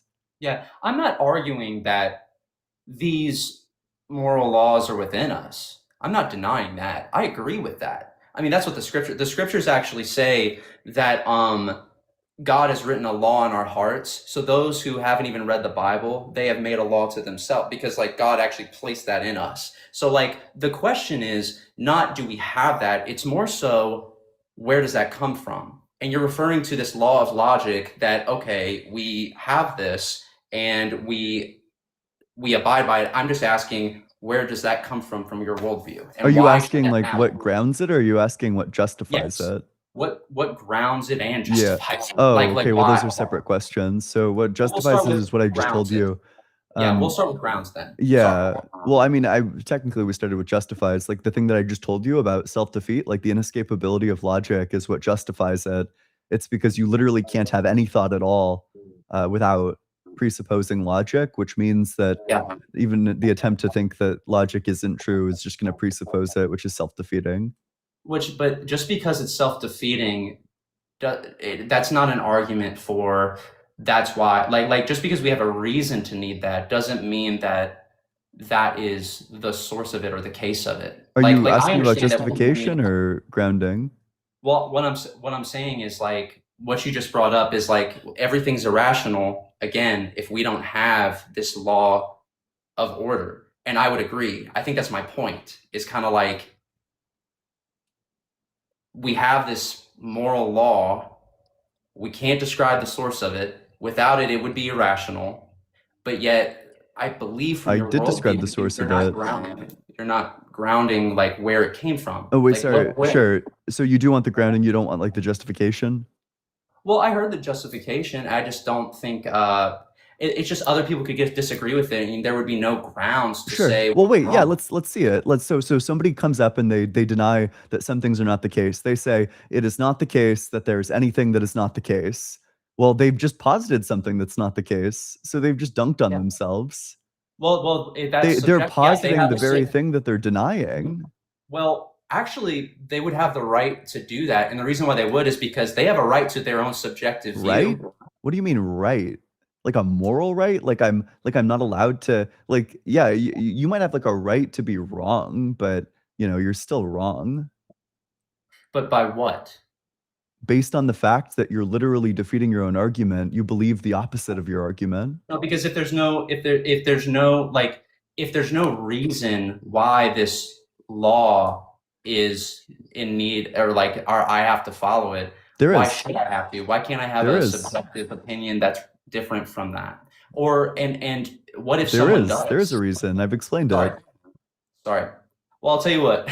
For a slow guy like me, would you explain it one more time for me? Yes. And I When you actually say that thought some that. things are not the case, you are excluding them. You're saying that these things are exclusive. Exclusively, there's this, and then there's this thing that is not the first thing. That these are like two separate things. There's like what is and what is not. And these are strictly exclusive. Could They you don't explain overlap. that? Could you explain that, but in like a real world example? Like instead of like explaining it as like the formula itself, could you like actually just explain Sure. it? Yeah. Yeah, you know, the sky is not green. When I think about how the sky is not green, I'm excluding from that thought the sky being green. Yeah. If I'm thinking about the sky being green and also the fact that the sky is not green, there actually just isn't a thought that's taking place there. Mhm. Yeah. So with morality though, that's not what's happening because like what's happening there is if there is no objective, There is. I don't know, I would disagree, man, because like you can't even tell me like where the source of this law that you're describing even comes For from. and why logic, we because you provide just from. pivoted all over the place. You pivoted from apologize. I morality never in the wanna do that first with you. place, then to logic, and then back to morality, and then now back to logic. Well, we've been on morality the whole time. You were asking me like, where did the laws of logic come from? No. I'm asking You didn't the ask law that? of morality. The law of morality that you were describing before. Why is that? You didn't ask where the laws of logic came from?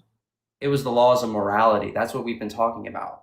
That's what we've been Okay, talking I about. don't know if you're aware of this, Robbie, but it's all on recording, right? Like it's just gonna live on YouTube of you saying this and then unsaying it. Like I don't know why you would try to lie about that. You definitely said that. Well, I'll tell you what.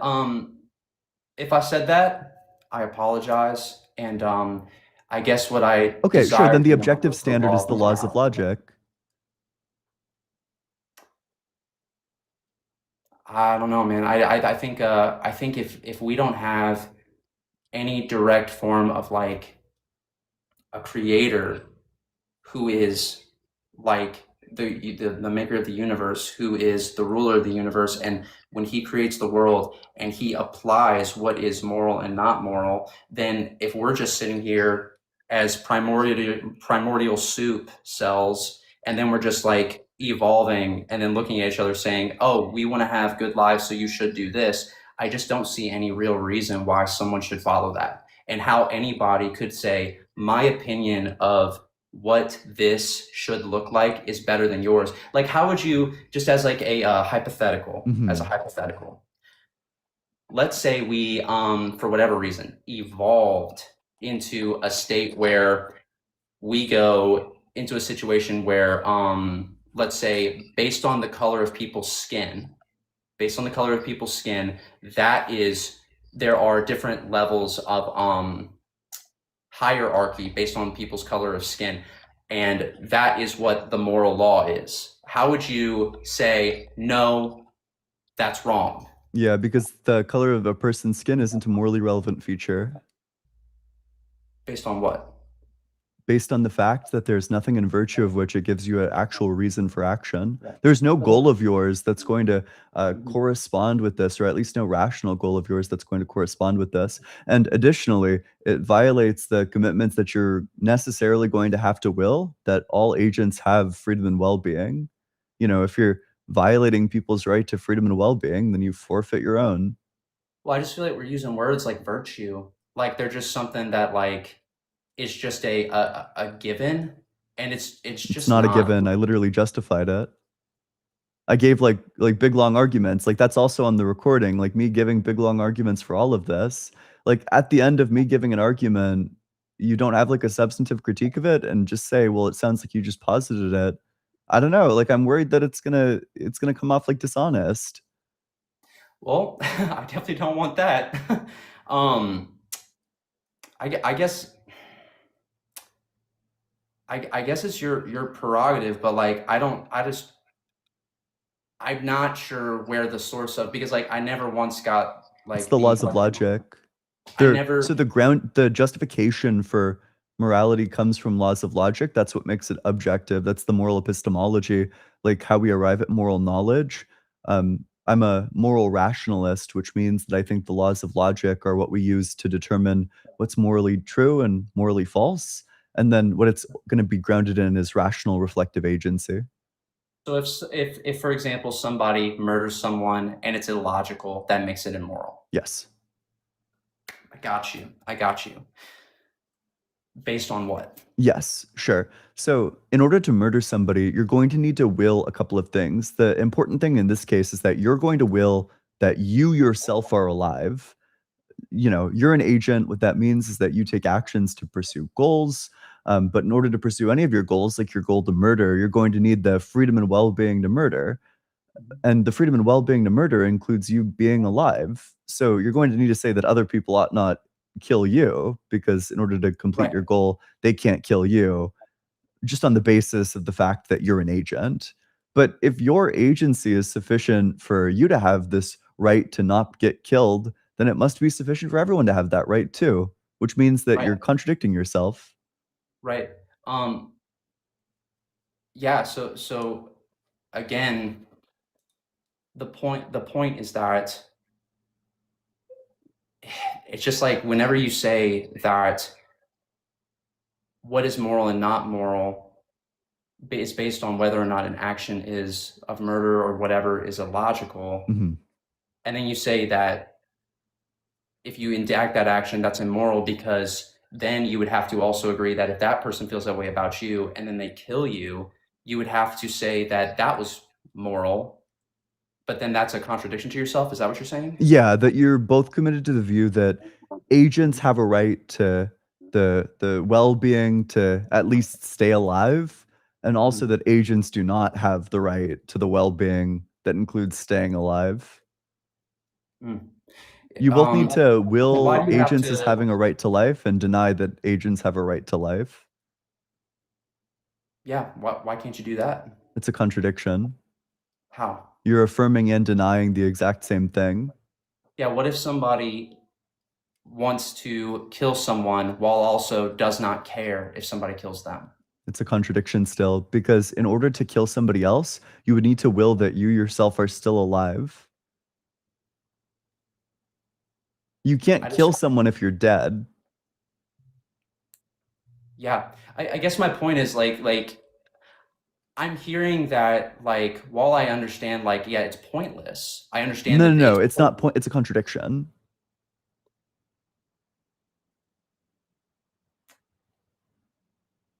I don't know. I disagree. Because like it just. You don't I think don't it's a understand why. contradiction? Just because somebody has the desire to kill me, but then I also have the desire to kill them. I don't understand how that makes it an impossible moral or immoral. I don't understand how this correlates with this. If I you're don't- I dead, don't- can you kill them? No, you cannot. Yeah. So in order for you to complete your goal, you need to will that you yourself are still alive. Yeah, but whether I'm alive or not doesn't decide whether it's moral So or you're immoral. claiming a right to life. Listen, In I'm order not to claiming kill that either anybody, right or you wrong. yourself would need to I'm not claim the claiming right to it's life, right or wrong. I'm insofar just as trying to- you being alive is necessary to complete the goal. I'm not claiming that it is right or wrong to have one or the other. I'm just saying that like it just doesn't track for me that would correlate to whether like that is an immoral thing or not. Or even better yet, like if you even think about like, Let's go. hey, Let's is go it very moral? slowly then, because I feel like this point is Well, like hold very on. Is it linear. moral? Is it I don't know moral, why for we would move to example- a different place. I could just explain the confusion that's here right now. It's like, I don't know. Why are Well, we I making the just don't think conversation it's- wider? it's not If making the goal is to understand like the narrow point that I'm making, I'm not sure why we would go to like some other thing. Well, the reason why we'd go to some other thing is because I feel like we're not catching ground here, because for some reason I think you believe that in order for something to be moral, it means that I have to be able to complete the action. In order to set something as your goal, what you're committed to saying is that you have a reason to take the necessary steps to complete it. If your goal is to graduate from college and necessary to graduate from college is that you go to your classes, then you have a reason to go to your classes. It's in line with Right, the goal that makes you it have. moral? Yeah, That yeah. means that you So have a reason. Specifically, I'm doing like Got you. normative analysis. Got So you. Okay. yeah, So why is it that reason is a reason for morality? Like, why is it that the intent of reason is something that we should bend a knee why is to? practical? Are you asking like why is something being necessary to complete your goal is necessary for morality? Yeah. If you Why reject does those this, things by the way, correlate? like you're just gonna become like a moral nihilist. No, I'm not. What I'm Like, trying to say is, sorry, I could because where demonstrate does that line- in like I could demonstrate this in a single question. Why ought anybody listen to God?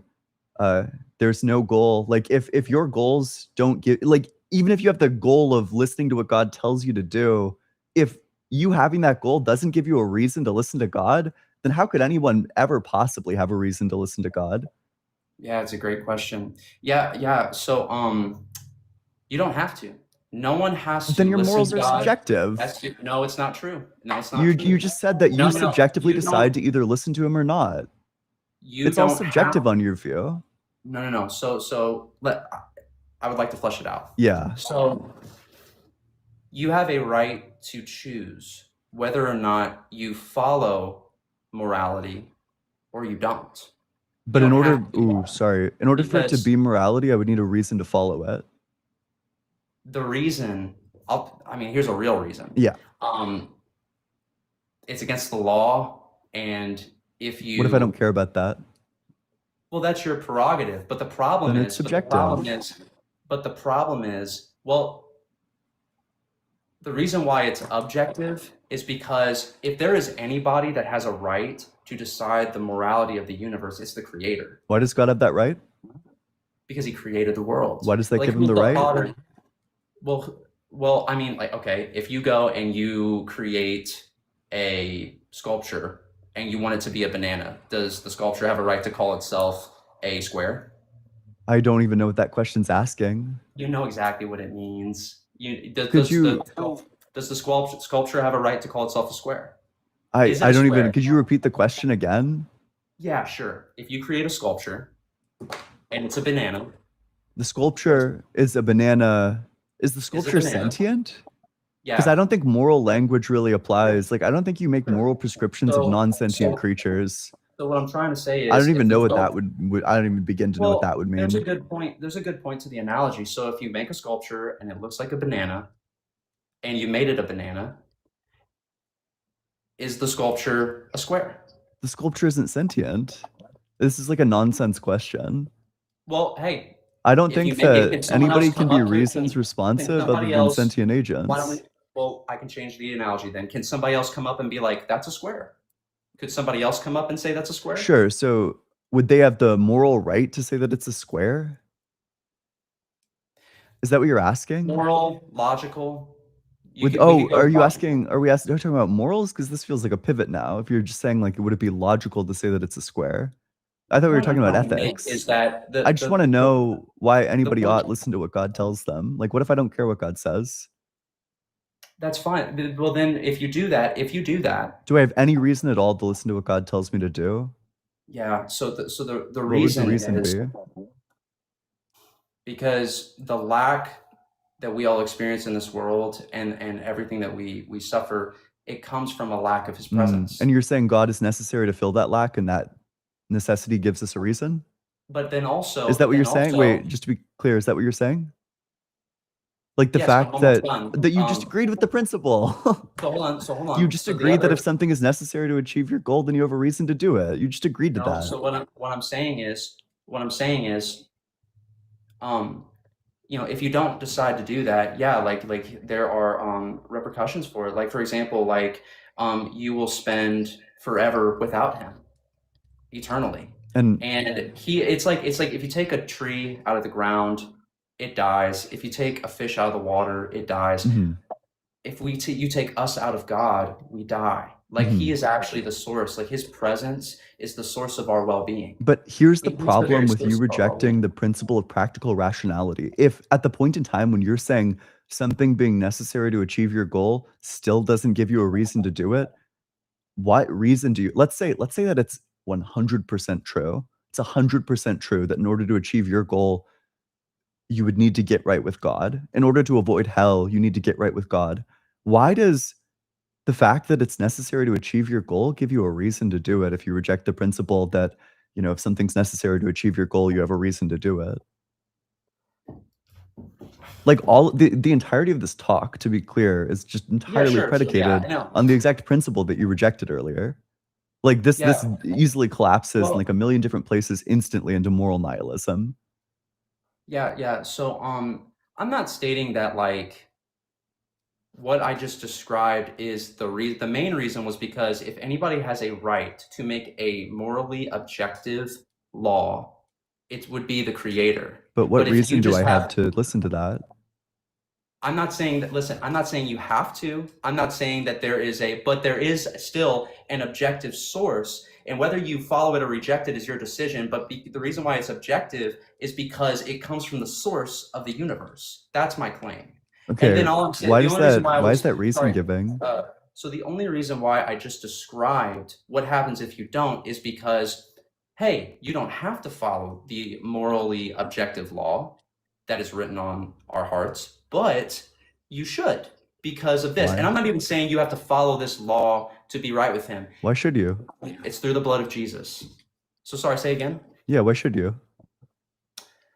Why I should? And are you referring to right now? Yeah, like why should I whether listen it's to what God morally says? objective, Like, or is why it just like does you will because in order to have objective ethics, you're going to need universal ethics, which means you're going to need universal normativity. Ethics have a property called normativity, which basically means that they're reason giving. We say that people ought do something if it's good, that they Mhm. ought not do something if it's bad. All of this is like reasons based language. We're saying you have a reason to take this action. Yes. What reason do I have to listen to God insofar as your goals don't give you reasons for action? Because it's not grounded in your reason. It's grounded in if we are created on this world and this is an existence that the creator created, if he has decided that the moral law is this, it doesn't matter what we say about that. It is true because he created it.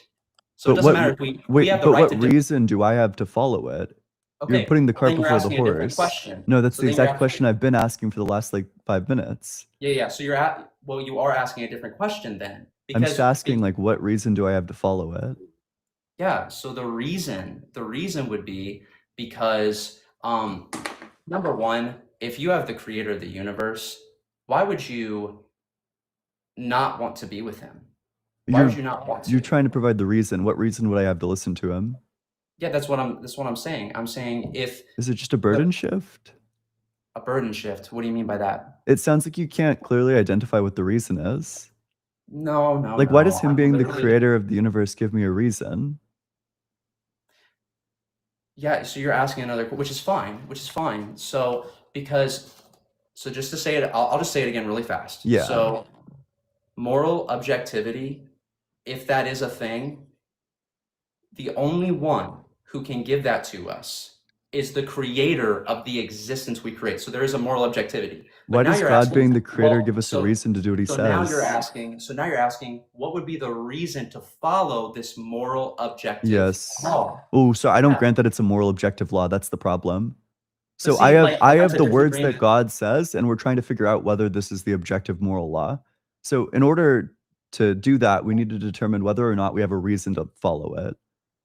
Okay, so and that's why I'm differentiating them. I'm not pivoting. I'm not doing anything like that. I'm saying this is the source. This is why I'm claiming it's morally objective. Yeah. Now I'm going to talk about the reason why we should follow it. Yes, Okay. please. And Without that any doesn't reference to any of your goals, by the way, like any of your desires to avoid hell or be in communion with God or like fill your lack, like without reference to any of those, because those are all goals. Yeah, what reason do you have to follow God? Why can't I do Because that? you And I know denied what the you're saying, principle of practical because you denied the rationality. principle of reasonable rationality, and I hear that. But my problem with that view that you have is because people's reasons for why they do things differ. They differ. Okay. And that's why I struggle to agree That's with. non-responsive.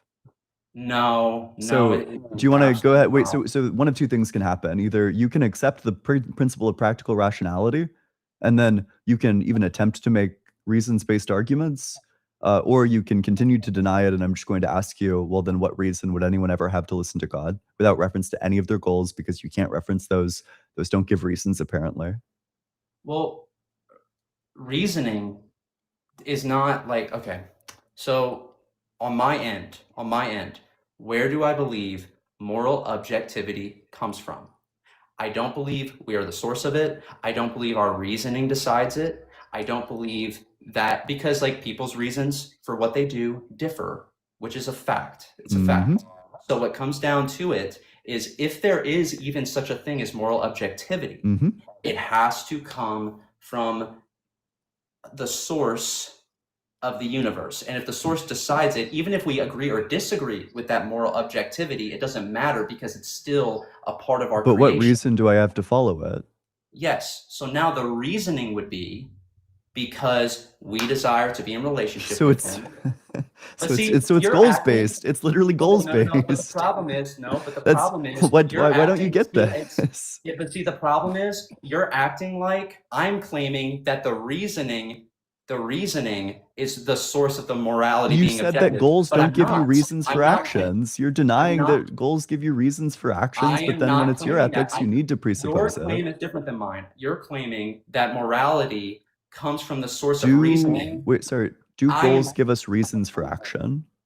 Sure. Oh, Yes. that's great. Okay, so then we can Yes. actually go back to my moral argument then, because you grant that if something is necessary to achieve your goal, then you have a reason to do it. But that doesn't make it moral. That doesn't make But it what moral. makes it moral is the fact that it's universalizable and consistent.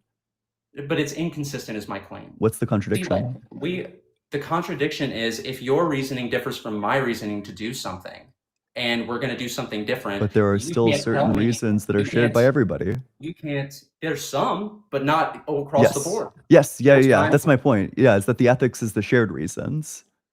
The Yeah. universal reasons even. And in fact, that would need to be true on your ethics too.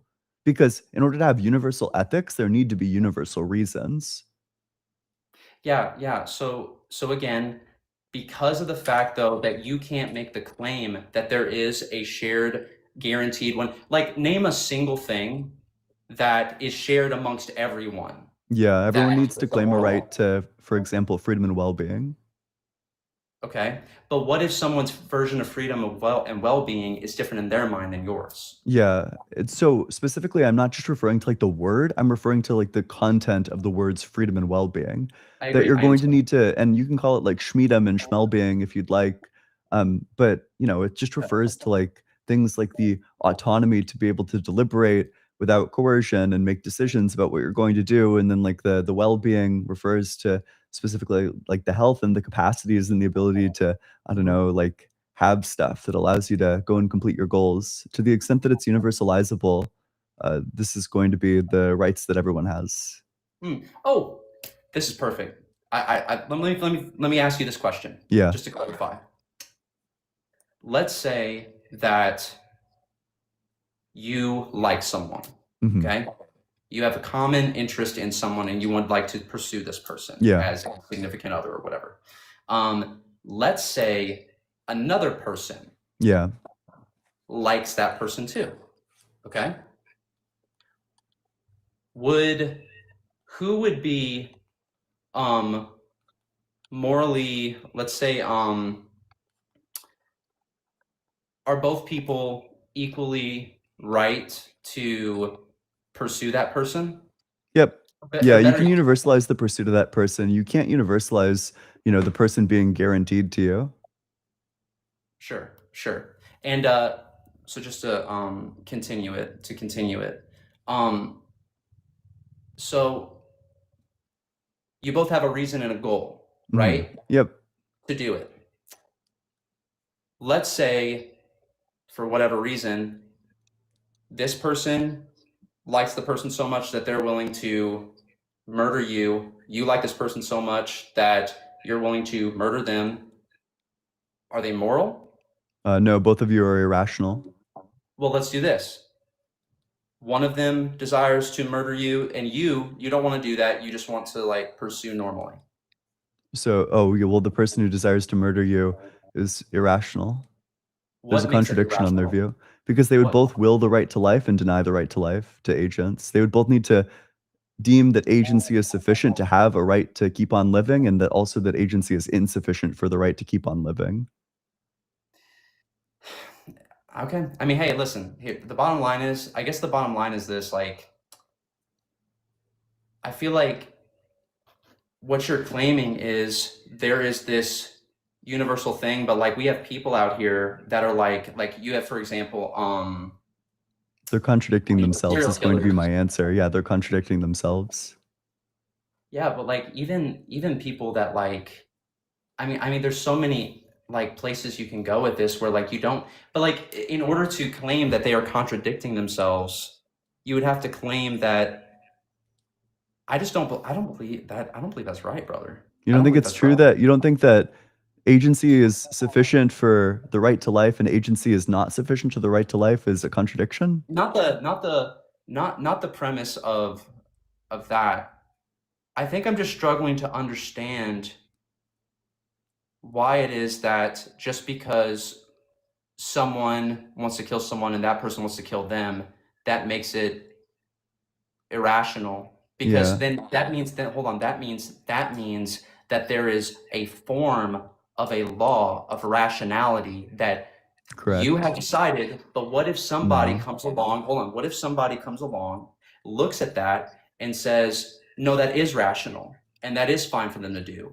How can you tell them that they are objectively morally wrong from their point of view? Well, the person that comes along and says, no, that actually is rational, would be denying the law of non-contradiction. So you would just give the argument for why the law of non-contradiction is true and in fact inescapable. Well, I'll tell you what. Why don't we do this then? What is the law of non-contradiction to you? Like, Yes, what is it? it's that Yeah, a proposition and its negation is false. its proposition and negation is Yeah, false. so for example, the sun exists as a proposition. The negation of that proposition is that the sun does not exist. The negation operator is an exclusive operator. You're saying it's this or this, like exclusively. So it can't be both.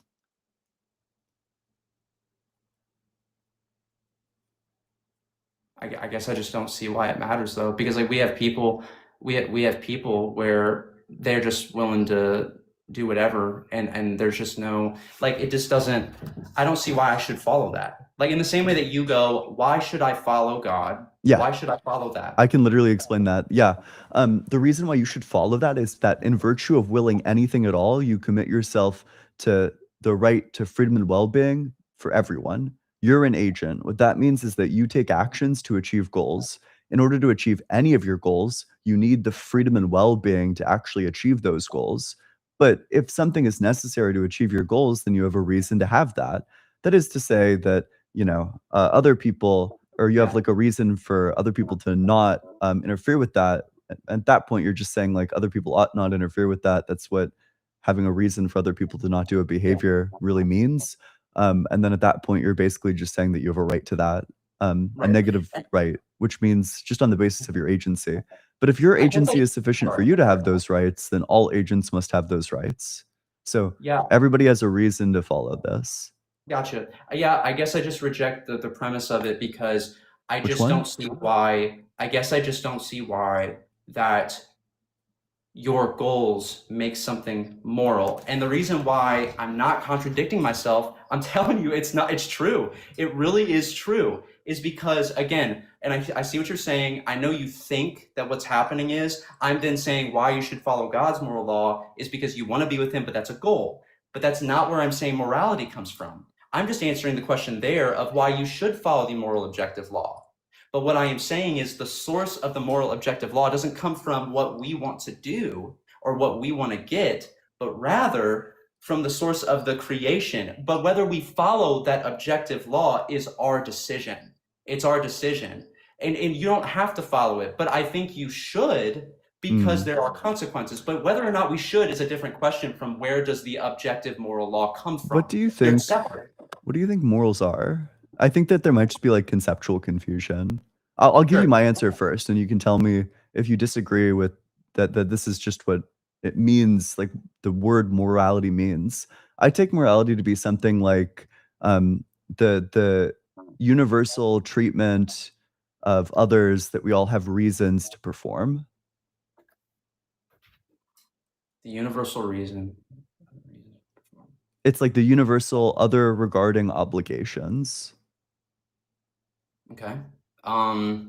Yeah, I just believe that morality is subjective from our point of view, but with a creator, it becomes morally objective because if he creates the universe and applies the law to it, then that makes it objective of our world because he created our world. I understand that So- that's like your meta ethics, but what I'm wondering is like, what's your definition?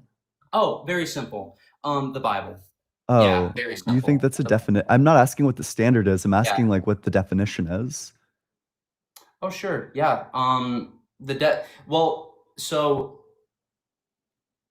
the definition would just probably simply be, as far as like what you, same thing, what you ought to do.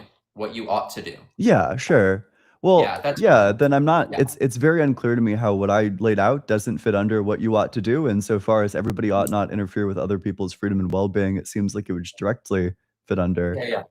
Yeah, like and listen, while I agree with that desire, I agree with that, and I think that's great. The problem is like I'm not hearing why I ought to do it Yeah. because it's like it's not a just because something's irrational by someone's opinion doesn't mean that it makes it immoral Mhm. because someone's opinion of what is irrational can differ from somebody else's. Yeah. I think that's the thing I'm struggling with the view. Sure. So the reason that you have in order to listen to this, to respect other people's right to freedom and well-being, is that you are necessarily committed to saying that you, on the basis of your agency, have a right to freedom and well-being. So in order to remain Yeah. logically consistent, in order to not contradict yourself and have your worldview be false, you need to say, well, all agents must have this right then. Well, I could maybe feel that way. I could maybe feel that I deserve the right to freedom and well-being, but that doesn't mean I do. It just means That's I not the feel it. argument. You're committed to saying that you deserve or that you have a right to the freedom and well-being to pursue your goals. Otherwise, that would be irrational too. You would arrive at a contradiction even earlier in the argument. Yeah, I think that's fine with me. That's fine with me saying that it would be irrational for me to have goals, but I have them anyway, even though I don't have a grounding for them based on just having subjective That's worldview. self-defeating, by the way. That's like that's like self-defeating at like step 1, right? Like It if you're is. saying It that is. your Yes. goals, It's well, if self-defeating. it's Listen, self-defeating, then it's the view is self-defeating for all false. of us. It's It's self-defeating not. for- I don't grant that. The reason why I say it's self-defeating for all of us because if there is like if you're claiming that logic and reasoning for an action equates to something being moral or immoral, and your goal setting being rational also equates to that, then if somebody just comes along and disagrees with that, that means Then they're wrong. But are you the source then? Because who are Logic how can you determines say- who's right and wrong. Yeah, but who's determining the logic? Who's It's the law of determining- non-contradiction. They're contradicting themselves. Why does that matter? What does it matter? I'm not sure what that question's asking. Are you asking like why should you be logical? Sure. Yeah, insofar as all of your beliefs are going to be self-defeating, because logic is just the way that you determine which beliefs are true and which beliefs are false. So absent some sort of mechanism, there's just like a trivial debunking argument against all of your beliefs. That goes something yeah. like, you know, your beliefs are not caused in any sort of logical way. If they're not caused in any sort of logical way, then they don't stand in any sort of relation to factual reality, which means that you should just doubt all of your beliefs. Yeah. Well, listen, all I'm saying is like whether or not you believe that, like to make claims that something's reasonable or logical or moral, we have to believe that there is, again, a law that we all just abide by, and we can't explain based on your. And again, I'm not trying to be. I just did. I've explained it for like the last Hold on. We like can't 30 explain- minutes. I just What did. I'm- This I'm line saying doesn't is- work. I've explained it for the Well, last 30 minutes. What I'm saying is, You can't say we where can't does- explain the moral hold on. law. I Hold on. just explained it. where does that come from? Are you What asking is that grounding or epistemology? grounding? Rational agency. Rational agency from over time? Just rational agency. The essential features of rational agency necessitate the moral law. It just leaves so much room for disagreement. Like I could just disagree. Then like you'd be that, no, this is disagreeing that you're an actually agent. rational. I'm just like I could just disagree because like there's other moral examples where like it doesn't have anything to do with you decapacitating me to finish my goals, and then there would be no way to like say that that was wrong. Can you give me an Like- example? Sure. Why don't we say this? Let's say that someone comes along, and this is such a horrible thing. I don't Mhm. want this, and I don't. I just want to make that utterly clear. And by the way, I just want to say this too. I've deeply enjoyed this conversation. Yeah, me too. It's been so great. Yeah. Like really, and I Yeah. have no ill will towards you. I want you to know, and I know it's funny because I can see we're both very passionate, and I actually just enjoy this with you, man. Like I could actually tell if there was Skyrim online, we'd be playing like crazy, and it'd be actually a lot of fun. Like Yeah. I really like you, seriously. Yeah. Hey, I Um, appreciate that. That's very sweet of you. yeah, no, seriously, man, seriously. But yeah, to get back to the point, if somebody, for example, came along and they felt like their well-being, in order to sustain that, they need to. God, it's such disgusting. I hate it. Yeah. I don't even want to. You can I'm gonna say try to be it. really These like PG. horrible scenarios are like very typical for like moral discussions. Okay. So I'm gonna try to be really PG because I'm sure there's children on here. But something like they want to, to a girl, they want to rape Yeah. them, and it's because they feel like their well-being is they need to, finish or whatever, to make them feel better. How can we say that that person is outside of, because like they're Yes. yeah, like I'll just go ahead and let you take it. Yeah, because in order to rape somebody, you would need to will yourself as having a specific level of freedom and well-being. You would need to have like the freedom to, I don't know, like select the victim and then take the actions, like the well-being to, I don't know, like overpower them or whatever the fuck. And then you would need to deny the victim that same freedom and well-being. So you'd both be saying that agency is sufficient for your right to freedom and well-being, but not sufficient for a right to freedom and well-being. Right, and that would be a contradiction in that Yes. situation. But what if the person, with their mindset of what freedom and well-being is, they come along and they do that, but they actually like when people take advantage of them too? Would they then have a differing freedom So and are well-being? you saying in this scenario that the person is consenting to it? No, I'm saying that this person is raping this girl, Yes. okay? And but at the same time, that person that did that kind of wants somebody else to do that to them Yes. because Yeah. they're into it. Yep. Here's And the problem. It's not objecting their freedom and well-being because they actually like it. Anyway, sorry. Go Yeah. ahead. So here's gonna be the problem with that scenario. One of the things that you're going to need to claim is like the right to like restrict people's like movement, their ability to leave or like go to a specific location. If you are setting for yourself like the goal of like raping a person, then you're going to need to will that agency is sufficient for the right to restrict people from leaving circumstances. But then if somebody came in and restricted you from leaving from a circumstance, then you couldn't possibly achieve the goal of like raping somebody else, because you wouldn't be able to do all the pre-rape things that were described earlier, which means that you'd be contradicting yourself. So that's why it would be immoral, because there'd be a contradiction on your view.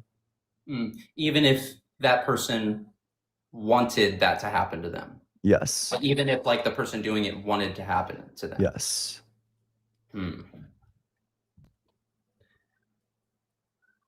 I apologize for this. I think I That's okay. might have missed the core part of like the reason why the person, like I think I missed the core reason for why it was that it would be a contradiction for that person to do Yeah, that. so the reason why it's a contradiction is because you would both need to, I don't know, you would both need to like will things like freedom of movement, but then deny things like freedom of movement. Oh, I see. Yeah, he could be into like restraint. I don't want to be facetious. I don't want to be super facetious. But in like the one specific goal, like if you are claiming for yourself a right that you are denying to the victim of your action, that's where the contradiction comes from. It doesn't, like, you can have a separate goal that you yourself want to be like taken advantage of or something like that. It's within like the first goal. The first goal is like internally self-contradictory. Well, hey man, I mean, like, I think that if you want to take that route, that's your prerogative. I just think that for me, I don't find that just because someone is acting irrationally makes it a reason as to why it equates to something being immoral, even if it's contradictory, because if we're all just primordial soup, it seems like it's all just random anyway. I It don't just I don't seems know I don't know why any of this follows. yeah. Well, So hey, there's like still like I don't know, there are still reasons there, you know, even if you just are your brain and that you evolved, et cetera, you know, you still have a brain that makes mental representations of things. You still have thoughts. Your thoughts can still have truth values. Some of your thoughts are still true and false. There's still going to be facts related to what you have reasons and don't have reasons to do. But I guess now I feel like Christian ethics are quite absurd, and I would love to talk to you about them a little bit. let's Um, do it. I would yeah, love that. Let's do it. yeah.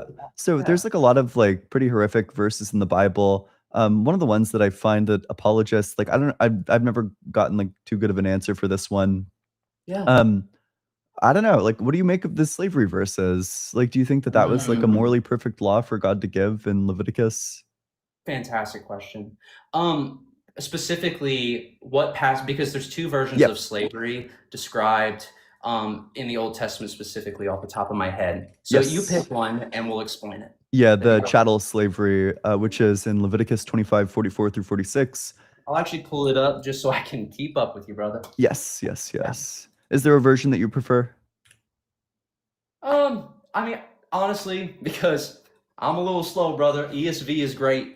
Okay, yeah, We can do that. that's totally fine. Let So me say it again. Leviticus what? Leviticus 25:44 through 46. Leviticus 25. Sure. Yep. As for your male and female slaves whom you may have, you may buy male and female slaves from among the nations around you. You may also buy from among the strangers who sojourn with you and their clans that are with you who have been Oh, born sorry, in your hold on. land. I'm not. This Leviticus Oh, wow. 25:44 through 46. 34. Okay. Okay. Yep. You said 34? Yep. But the fields of pasture land belongs to their city. Okay, okay. Yeah, sorry, go ahead. Yep. All right. As for your male and female slaves, oh wait, 20 or wait, sorry, 25. I'm sorry. I totally fucked you over. It's Leviticus 25:44 through 46. 44 through. Okay, okay. Yeah. Okay, we're good now. Yeah. No, you're fine. You're Jeez. fine. I'm like honestly, like I feel like the numbers that you're saying are going in one ear and out the other. So I'm just like, yep, Oh. and along. Dude, no, it's been a long stream. I understand, man. I Yeah. get this to you some time. You're good, dude. So much grace. Yep. All good. So, okay, as for your male and female slaves whom you may have, you may buy male and female slaves from among the nations that are around you. You may also buy from among the strangers who sojourn with you and their clans that are with you who have been born in your land. They may be your property. You may bequeath them to your sons after you to inherit as a possession forever. You may make slaves of them, but over your brothers, the people of Israel, you shall not rule one over another ruthlessly. I see. Yep. For poor brothers. Brother becomes poor beside you. Sorry, I just wanted to read the couple of verses before it as Yeah. well. Your brother becomes before beside you and sells himself to you. You shall not make him serve as a slave. He shall be with you as a hired worker and as a sojourner. He shall serve you with you until the year of the Jubilee. Then he shall go out from you, he and his children with him, and go back to his own clan and return to the possession of his fathers. For they are my servants, whom I brought out of the land of Egypt. They shall not be sold as slaves. You shall not rule over him ruthlessly, but shall fear your God. As for your male and female slaves, whom you may have, you may buy male and female slaves from among the nations that are around you. You may also buy from among the strangers. Yeah, we read that. Mhm. Okay, yeah, cool. I just want to make that differentiator Yep. just to make sure, because so this is the other example. So there's two examples of slavery described in Scripture. So one example is the people within your region, which Yeah. again, we have to remember this too. Every time, obviously, as a Western cultured 2026, like we always Yeah. picture this other version of slavery that is just different. I'm just saying it is different, but I'll go ahead and keep explaining. So the version that we are describing here is clearly the one where these people are not of Israel and they are actually of enemy territories and stuff like that.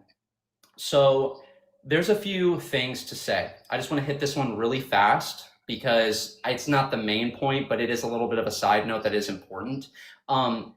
Things like divorce, for example, where this is not a pivot. I promise this correlates. I'm just trying to like flush it out here.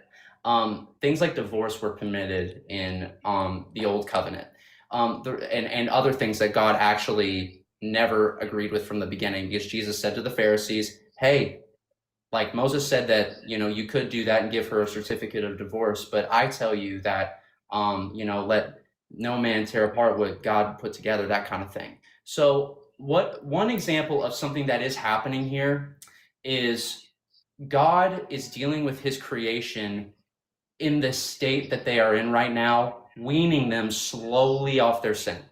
So that's the first reason, because mankind, that's one. I'm not saying it's the main one. I don't but think. this is one. I don't know. I don't He's know if I'd weaning- grant that these people were sinning. They had just finished Yeah. being slaves themselves. Yeah. It doesn't So- seem like these people would have nearly enough like infrastructure to actually do slavery. You know, they're wandering around in the desert. Presumably, it would be like relatively easy for a slave to run away in like in conditions like these. Like when they're just wandering around the desert, I would assume that the Israelites had like minimal slaves, and God didn't say, you know, he didn't say like, you know, I'm grandfathering in the ones that you have, fine, you can keep them. You know, I'm weaning you off slowly. You know, he said you can get new ones. Yeah. So again, you have to remember, we're very early in the text. We're Mhm. very early. We're in Leviticus. Yes. This is like early ancient time. So because of this, mankind as a whole is extremely young. They don't even have the Bible yet. They don't have anything. All they have is a world that is like their worldview is slavery is a very common, like just normal thing in their time and in their region. Okay, But was it a So- normal thing among the Israelites? it's different, and I can explain. So what's happening here is, that's just the first one, is that one of the reasons why God, for example, permitted divorce and permitted some examples of this is because he is weaning mankind, weaning them off of their sinful ways, because they are not prepared and ready yet to handle what he's bringing them into in the new covenant. So that's the first reason. Wait, That but is did one reason. but did Second the reason- Israelites own slaves? Yeah. But it's not the same thing that Wait, you're which describing. verses? Can I get the verse So- that says that the Israelites owned slaves before? What do you mean? Because what he's saying is right here, he is basically like telling them like how they're supposed to go about doing X, Y, Z or whatever. Yeah, but I'm asking like No. I have no I reason see to what you're think saying. that Are you I don't saying- think are that you there are any mentions in the text between the time when they do their exodus to the time of them receiving these laws where they have slaves. No, they well obviously one of the reasons is because of like what you said, their context. They haven't had any form of an ability to do so. Doesn't mean that they weren't wanting to, that they didn't have sinful nature within them, that they weren't ready to give up. So God slowly but surely weans people off of that's one reason. That is one reason. And it's shown with the divorce thing with Jesus, because when Jesus comes in, he says, actually, this is what God always has wanted. And then he starts revealing it. So that's one reason. The second reason is this. So slavery at that time, God would use it for two reasons. Wait, I'm sorry to interrupt. Let's do the first one there. I feel like what you just said can't possibly be true. Man, it breaks That my heart, because like I people- actually like this was just like this is a small thing. Okay, I actually sure. want to use it for a reason. I think like the first one, the first thing that you said, I want to write it down to make sure I don't forget it. But it's like obviously false. But sure, what's the second thing? Okay. The second reason is because essentially where the Israelites are, they are surrounded by enemies that want to kill, murder, and worship pagan gods. That's their context. That's where they are. They have the Amalekites. You have all these different regions that are just against the Israelites, okay? And it's not even just about being against the Israelites. What it's mainly about is being against God. They're pagan in nature. So these people that are around them are inherently, they are actually evil. Like what they're doing is they are, like for example, with the Amalekites, they, whenever the Exodus occurred, we talked about the Exodus recently, the Israelites are going out and to find the promised land, and the Amalekites come up from behind them and they start hacking away and murdering and probably kidnapping some of the weakest of the few that are on the back of the pack. These are probably old people that can't defend themselves. These are probably children that maybe have illnesses that can't keep up. I mean, evil stuff, very evil stuff. So this stuff is occurring while they're in the midst of the Exodus. So after that, whenever they get into the context of they are now here, what God does is when he begins to establish their kingdom and he's laying out all these laws and things like that, what he does is there are times whenever he would wipe out a nation if they were just as evil as, for example, Hitler. So you have that example. But what you also have are examples whenever God would enact rehabilitation, because some people were actually redeemable and could actually be rehabilitated. And that was whenever, for example, they would be taken captive, because what they're doing is they're enacting their free will by, having massive, I know there's children here, I don't know how else to say it, I gotta say it. They're having massive orgies, and then they would birth babies, and then they would literally like burn them on stoves to worship Moloch and stuff like that. And like they would just do it on purpose and do stuff like that over and over again, kill people for no reason. So at some point, God says, I want to stop the evil, but he doesn't always want to stop the evil by murdering people. Some times what he does is he takes them like a child who needs time out, and he goes, okay, now you don't have a choice. You're going to be in Israel now, and you are going to be submitted to this. And then in time, I will rehabilitate you. And if you go and you take, which I'd love to find the verse, but if you partake in Passover and things, they can actually become a citizen. And it would rehabilitate them to where they come off of paganism and they would actually come into the society of Israel to rehabilitate them. Okay. So it's either one or the other, but he's got to stop the evil somehow. Okay. So that is kind of what's occurring here. Yeah. So a couple things to go over there. The thing that I'm like dying to talk about, you said that they didn't have slaves. They had a desire for slaves. So God let them have slaves to wean them off of slavery. That's absurd. That's like clearly absurd. If I had a friend who had a desire to do crack cocaine, and then I'm making the choice to wean them off of it, so I start giving it to them. They've never done it before.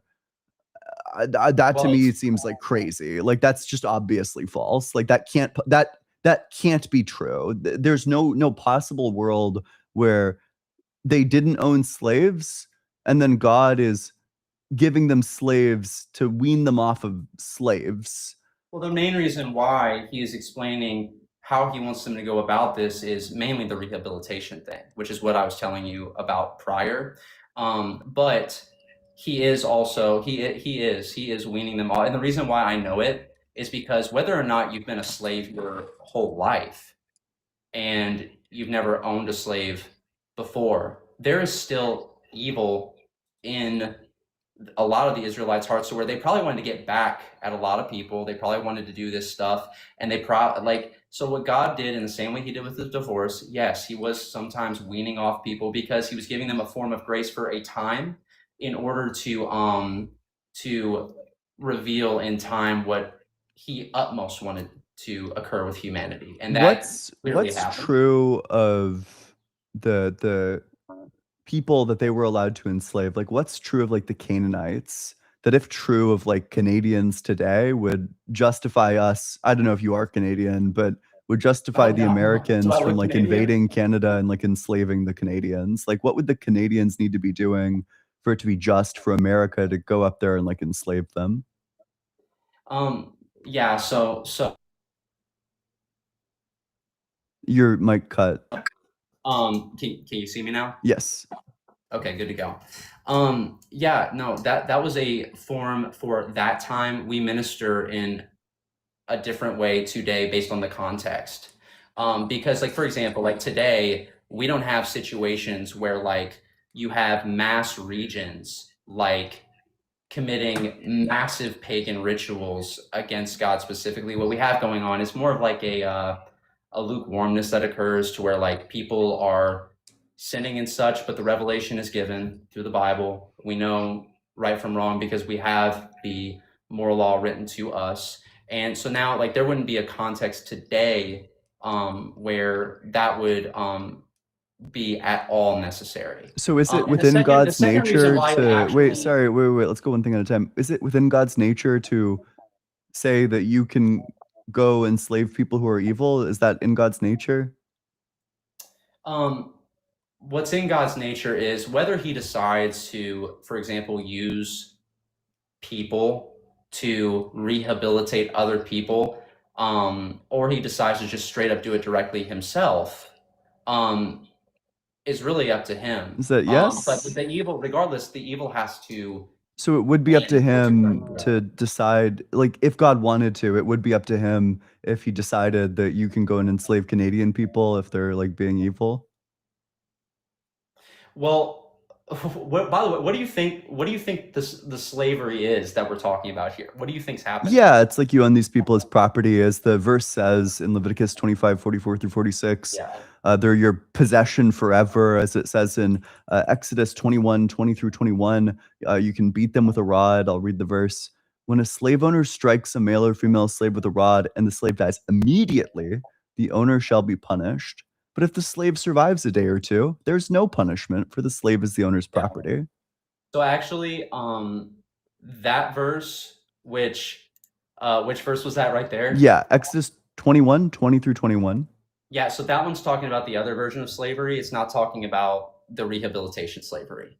That one's actually referring to whenever someone has, for example, like an extreme debt within Israel, and then they desire to essentially go and willingly put themselves into a situation where they serve somebody for a set amount of time and they pay off their debt.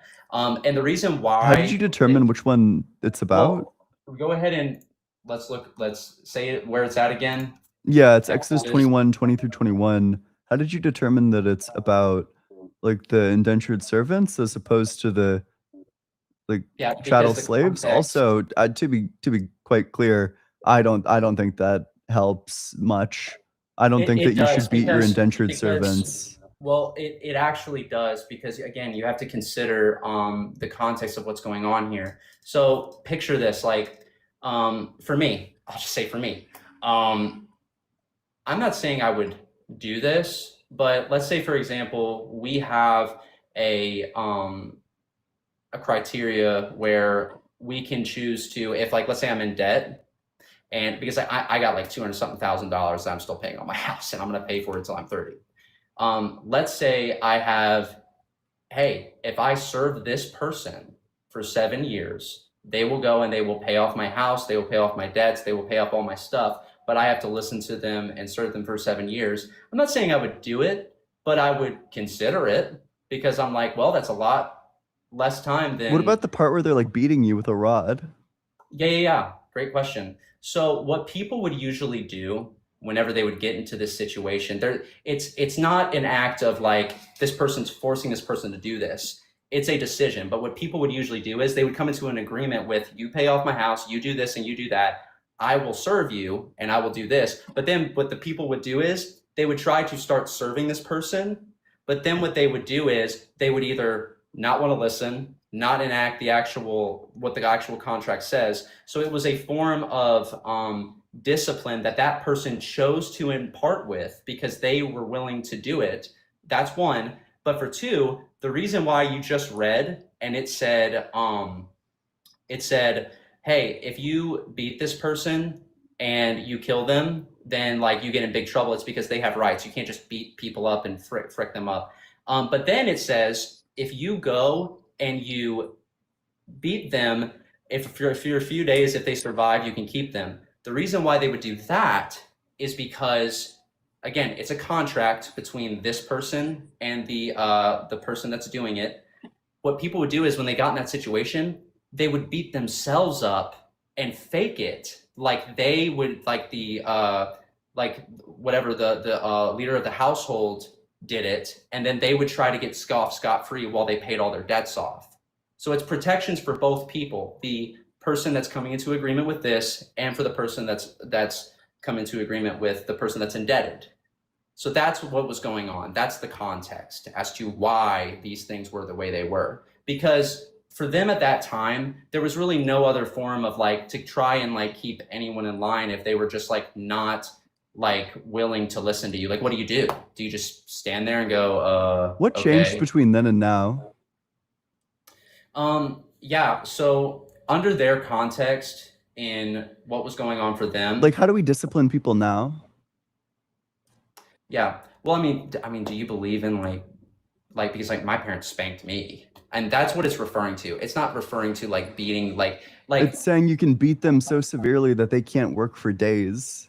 no, that's not what it's saying. Read it again. Okay, Read it yeah, again. let's read it. Okay, let's. Yeah. So the question I'm going to ask you at the end of this verse is, what's the punishment when you beat your slave? Let's say you just you fucking wail on your slave. You beat the dog fuck out of them, and then they get up and they can work after 2 days, and you don't do any permanent damage to them, but you like fucking wail on them. Like, Yes, what's the sir. punishment for that? Okay, so the verse: when a slave owner strikes a male or female slave with a rod, and the slave dies immediately, the owner shall be punished. But if the slave survives a day or two, there is no punishment, for the slave is the owner's property. In fact, it's actually worse than I thought. Let's say they die on the 3rd day. Let's say you beat them so severely that they die on the 3rd day. You fucking go to town on them. They're in like a comatose state, and then they pass away day number 3. What's the punishment for that? Yeah, like we're talking about a time whenever like if you committed murder and all this other stuff, like you could be stoned to death. So like what you just described is not like some type of loophole. Like that person would be fricked if they did anything like that. Like the context is in Israel, following God's law is extremely valuable and holy, and you could be in some serious trouble if you did anything like that. But the reason why they are making stipulations of if you beat this person to this level and do something like that, if they survive a day or two or something like that, then Why even then include that if they whatever. survive? If The they're reason going to why- get punished well, regardless, hold why on. even include that if they're going to survive a day or reason- two? The reason, Like, I how just does wanna say if this they really survive a fast. day or two actually change the law? Well, what I'm saying is the reason why it is even there is because people would go and on purpose beat themselves up after committing to this, so then that way they could get their debts paid for and get off scot-free. What do you think And the then it would question actually was? it would screw the other person that they had written a contract with. So that is why that is there. It's a protection for the because like, What do you by the way, what do you think? I'm a bit confused. Like, what do you think the first portion of this is doing? What do you mean? So the first portion of this verse is when a slave owner strikes a male or female slave with a rod, and the slave dies immediately, the owner shall be punished. But you're saying if they die immediately, or if they die at all. So it seems like the first portion of this is like completely like irrelevant. No, they're punished. So, They're but how does horribly they're going to get punished just on the basis of other laws? So how does this law, how does the section of 20 where it says like about like the question of if they die immediately or if they survive a day or two, how does that change what's going to happen to the slave owner if they Yeah. die immediately or if they survive a day or two? Like, could you walk me through those two scenarios and tell me how it Yeah. differs? So why does it matter if they beat them and then they survive a day? Well, I or just two, want or to they know, like, how die? does the punishment differ between if the punishment slave dies immediately and if the slave survives? and if the slave like dies after the time period? Yeah, no, it would remain the same. The reason why is because Then why does it make a distinction? well, it makes a distinction because of the fact of it was a protection. It was a protection for the person that was agreeing to pay off the debts. Because again, the people How? what they would do is They're going to get they punished would- anyway. that well, it would be a protection because it would basically make it to where if a person who agreed to be this person's slave would beat themselves up well, they're going to obviously survive. They're not going to beat themselves up to kill themselves. They're going to beat themselves up enough to where hopefully they can get off scot-free. That it doesn't really get them off scot-free. Like there's a good chance that they're going to beat themselves up, and it's not going to go anywhere because of the fact of they could have again beat themselves up. That's the whole point of it. That's the whole Which reason law why does that even interact with? Like under like- what basis? Like which law says that they'd be able to go free if they beat themselves up? This just sounds like a derail. No, it's not. Well, the reason why it's not is because like if somebody goes and again like just like beats themselves like because like Can I they just could get do the that. verse? Like what's the verse that says if your slave beats themselves up, they can leave? Well, that's the practical reason as to why that would be there. That's the practical It says reason. the slave owner beats the slave. I don't even know. Like I don't know if this makes sense in your head. I don't think it makes sense in my head. I don't even know what you're talking about, frankly. Like what verse Okay. is this supposed to be in reference to? It's not in reference to like the Exodus 21, 20 through 21 verse. Listen, when a man strikes his slave, male or female, with a rod, and the slave dies under his hand, he shall be avenged. Okay, so that's protection for the slave. That's Yes. protection for the slave. Okay, but if the slave survives a day or two, he is not to be avenged, for the slave is his money. So what's happening is this: there is protection for the slave, to where, hey, this guy can't kill you. He can't do this. He can't do that. Otherwise, he will be in deep crap. But then there's also protection. Where for does the it mention paying off anything the about a debts. slave beating Hold on. themselves up?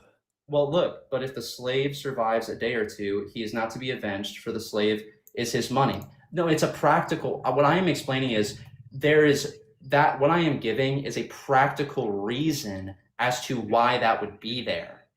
Because you got to What? think otherwise. Well, it's a practical reason because if that is there, then it guarantees that nobody's going to be beating themselves up to then get out of the debt. They because wouldn't know get to it's in the go law. free if they beat themselves up. This law is just about whether, like, when a slave owner is beating their You don't slave. know. You don't. That's the point. You don't know if they. It did or literally didn't. says it in the law when a slave owner strikes a male or female slave with a Yes. rod. It's not talking about a slave beating themselves up. It's talking about somebody else beating them up. Yeah, but my point is. Also, the if they reason die, they why don't get to this go free. protection- The reason why this protection is Do you think they get to go free if is they because die? They would make the claim that the slave owner beat them up, even though they beat themselves up, if this law wasn't there. Okay, So I then think it's I think I actually just at this point have to call your bluff. Yeah, what's the source for that? Well, it's a practical reason. Okay, I so mean, of nothing. course Like that's you what's just made it happening. up. No, dude, no. So It's I'm like not- obvious. Hold on. I'm not making it up. Then That's give a source. practical- Give a Dude, single source of this happening. Dude, literally, if I am in that context, right? And if I hear that if this guy beats me up, then I get to go free, or I get to, then he's going to get in trouble, maybe get murdered, and then my debt is paid off, I'm going to beat myself up. It is a practical reason as to why. But you don't get to go. that No, would be no there. law But says guess what? that. I won't do that now. Which law because- says that you can go? What verse is that? Listen, man, when a man strikes his slave, male or female, with a rod, and the slave dies under his hand, he shall be avenged. Yeah. You don't But get to if go the free slave- if you die. Well, no, you don't get to go free if you die, but the man gets punished. That is a law. You're that gonna fucking protects- like kill yourself to like spite your slave owner? It's not kill yourself. But what people would do is, they would try to beat themselves up in order to go and to make the slave owner look bad enough to where he would be probably shunned by the community, and it would become a situation to where he would get so punished he would let them go free. What the hell? Source? Dude. Anyway, This is like Um, obviously made up. no, it's not made up. I mean, that's a practical reason. That's an absolute practical Then give like a reason as to source why that would says be that this has there. ever happened, or this is like Well, their time frame that they are in with slavery being rampant, people would just completely and utterly mistreat the people that were under them. then why would the slave owners get ostracized for mistreating their slaves if it was so common? Even the internal consistency of this makes no sense. Because God is saying that whenever you are doing this, there are protections.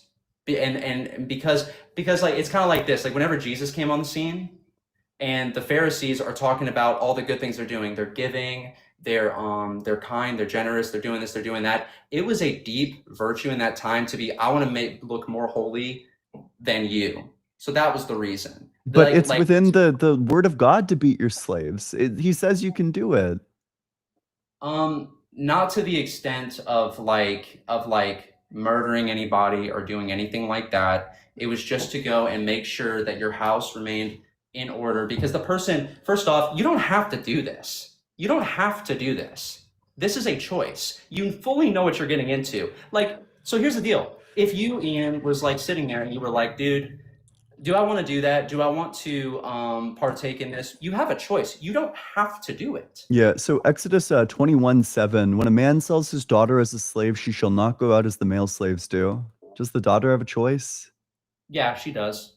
Yeah. Verse? Can I get the verse? Yeah, when a man sells his daughter as a slave. So what they would do is, in their culture, what they would do is, it was actually viewed, most of the daughters, because again, we can't think from our modern worldview of 2026. We have to think about their context. The daughter would view it as like a deep honor to do that for her family. That, I'm not even kidding. That's literally the context that they're under. So like what they would do is they would go and they would partake in doing that like of their own free will. Source? Can I get the source? That's crazy. This is ridiculous. Well, this is like freestyling. Well, hey man, listen. The bottom line is that the context that they were in, there was slavery was rampant. It was all over the world. And there were ways that people could essentially go and have their debts paid off. And this was one of the ways that you could do it of your own fruition, of your own free will. They got sold into slavery. You think that money went to them? But you didn't have to do any of it. It was a choice. So this is the example do you where think the daughter had the choice? Yeah, but the thing is, underneath their culture at the time, again, the daughter like would usually go and just be like, is an honor to do so. But again, it's like, it's not God's perfect will source being exemplified in this situation because of the fact that God is What's the weaning source for mankind this? off of their sin. Why do you feel comfortable about lying about the Bible? What's the source for any of this? I'm not if you're lying not about lying, the then give a Bible. source. Okay. Find me one source that says that the daughters had autonomy. They had full autonomy in deciding whether or not they were going to get sold into slavery.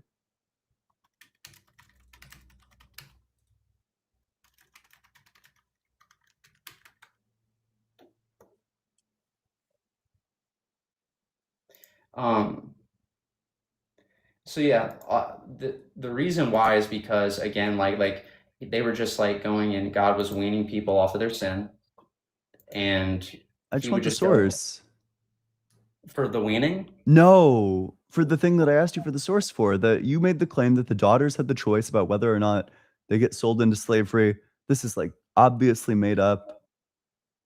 What's the source? Give me like the source, like the verse that says that the daughters choose to get sold into slavery, or just like a historical source saying like it's common at the time of the Israelites that the daughters would have this level of autonomy. Like one of these. Otherwise, I mean, isn't it like a sin to lie about the Bible? So chapter 21, if you read at the beginning, yes, these are the regulations, like this verse 1, these are the regulations you must present to Israel. If you buy a Hebrew slave, he may serve for no more than 6 years. Set him free in the 7th year, and he will owe you nothing for his freedom. If he was single when he became your slave, he shall leave single. But if he was married before he became a slave, then his wife must be freed with him.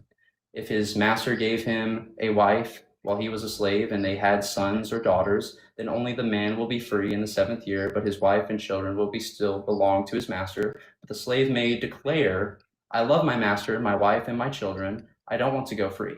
If he does this, his master must present him before God. Then his master must take him to the door or doorpost and publicly pierce his ear with an awl. After that, the slave will serve his master for life. When a man sells his daughter as a slave, she will not be freed at the end of 6 years as the men are. If she does not satisfy her owner, he must allow her to be bought back again, but he is not allowed to sell her to foreigners, since he is the the one who broke the contract with her. But if the slave's owner arranges for her to be married his son, he may no longer treat her as a slave, but as a daughter. If a man who has married a slave wife takes another wife for himself, he must not neglect the rights of the first wife to food, clothing, and sexual intimacy. If he fails in any of these three obligations, she may leave as a free woman without making any payment. Those are protections, but and I won't continue reading because I think we start getting into. Is there like any verse that says that the daughter has like autonomy here? Well, essentially, like when a man sells his daughter as a slave, she will not be freed at the end of 6 years as the men are. If she does not satisfy her owner, he must allow her to be brought back again, but he is not allowed to sell her to foreigners since he is the one who broke the contract with her. So yeah, I mean, like I just know, like within the context of like the history of it, like of that world at that time. Can I get like a source that claims that that's the context of the history? Sure, let's do that. Please, yeah, just like a source that claims like the daughters that get sold into slavery choose to get sold into slavery. Well, they would partake in like submission to their father. But where does it say that they were asked their opinion on getting sold into slavery? Yeah, I mean, like that's just like the context of like the history of Israel, I guess. Then you should have, if that's just the context, it should be like trivial to find a source claiming as much. Yeah. I understand. Hey man, I mean, the bottom line is like, You know, wait, this is like catastrophic for like your credibility, to be clear. You just lied on the Bible for like 15 minutes. No, I did not. You just made shit up. You just pulled it out of nowhere. Well, the reason, well, hold on. If you didn't pull it out of nowhere, then where did it come from? Yeah, so like I just wanted to look up, like instead of just like saying it, I would just like to like refer to a source because I've read these things before. I just like off the top of my head, I don't remember the exact sources that I read it from. Okay, so if we Googled like, you know, did Israelite women in ancient Israel get to choose whether they get sold as slaves by their fathers? Yeah, it says no. By their fathers.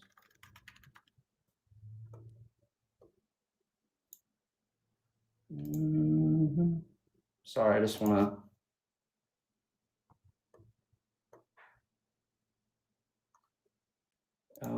I just wanted to finish that up really quick. Meaning commentary.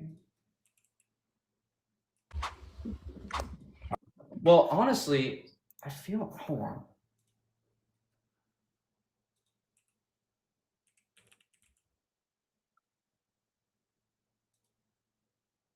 Altars.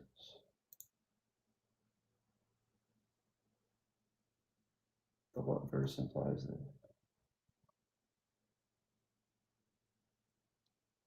Norms. As properties. What does mean? I can recognize. And by the way, I don't want to just sit here in your stream. I apologize for that. That's okay. I mean, listen, you know, if you, I think you taking as much time as you would like to find the source would be like really helpful, because as things currently stand, you know, I think that I believe that you're just lying. Well, and you well, know, the main if thing- I'm totally happy to sit here for the No, next like hour and a half if need be. We can sit in silence. I have no problem with that. But I don't know, it's important that, you know, if you're not lying, that I don't come away with the impression that you're lying. So you can take literally as much time as you would like to find a source. But if you don't find one, I'm just going to assume that you're lying, that you just like lied about the Bible for like 15 minutes. No, so breaking down the. Sorry, I just want to pull this back really quick. While I'm finishing this, I would just say that a lot of stuff that God was not like desiring for humanity was, again, like permitted for a time because like there wasn't enough revelation revealed to them at the time for them to just like not partake of the things of their culture in the world at the time. So like, yeah, there were definitely times whenever like in the same way of divorce, God would give protections for people while they would go and partake in things that ultimately he didn't really want. He wanted something deeper, something more, and that's shown in the New Testament. But why would God want that if the slaves are all just choosing to get sold into slavery? Like, why would that be against God's will for a daughter to sell herself into slavery, which is the thing that you're claiming? Yeah, it wasn't like because like it's not the same slavery as like what we're describing, as in like you're just like overbearingly like overtaking somebody. That's not what Well, it yeah, is. yeah, but it You sounds have like the slavery you you're have more describing is rights. like It's actually you know, very maybe fine, acceptable. right? Like it's like consensual even from the way that you're describing it. Yeah, it's So consensual. yeah, exactly, right. So if the slavery is consensual, then why would that be against the will of God? Um, why would it be against the will of God? Yeah. Like the You said slavery is that God consensual. was trying to like wean them off of it, but it's Mhm. literally the people volunteering. Yeah. So it would be. I believe it's a model that God created that it wasn't what he perfectly wanted, but it was just enough freedom to where it was like, okay, we can forbear this for a time. In the same way he said to Moses, hey, like Why? What's you wrong can with go it? and write. Wait, what would be bad about it at all if the daughters are literally volunteering? Um well, I think the reason why it would be bad is because ultimately what God would actually want is instead of like people like making other people their servants to pay off debts, he would probably actually want people to just help people. And that Sure. So like you think the that the servant, reason so but God knew that people were unwilling to do that, so there would have to be an exchange that would occur for a time. well, yeah, but But then now, in your view of things, people are like literally like selling themselves in order to get the funds back. Like the daughter themselves is choosing to do this according to you. well,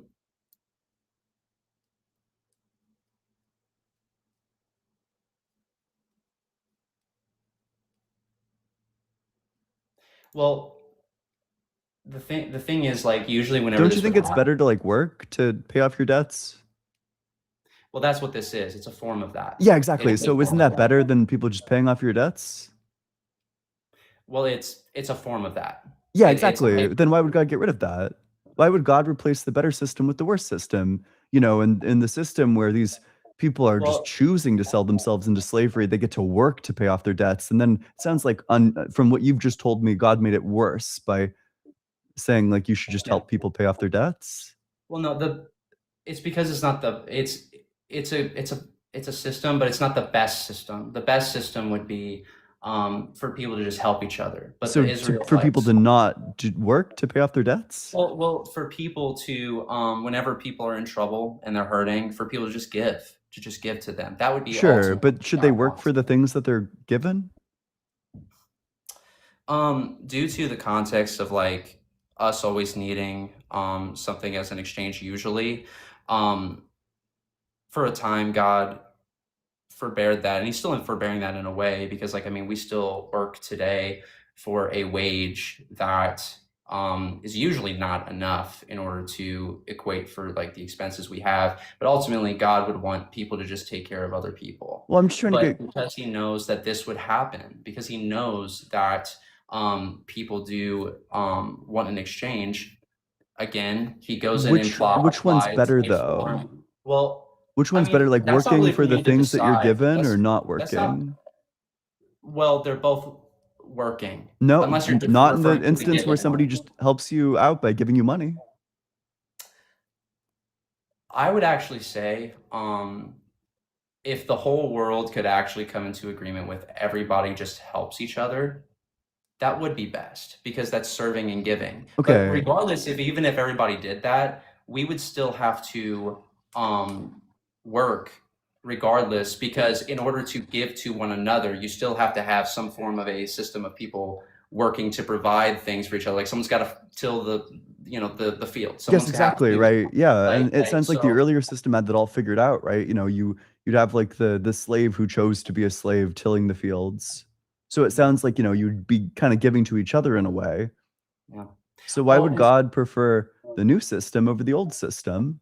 Sounds like the old system was great. I mean, I guess that's a question for him. I mean, I don't know which one would be better or worse. I do know that what he would ultimately want is for people to just like serve each other and give to each other, Okay. and then work when they can. But Sorry, don't. I As far as probably like which one derailed a would be little better. bit, but right. Do you have the source? Yeah, sorry. So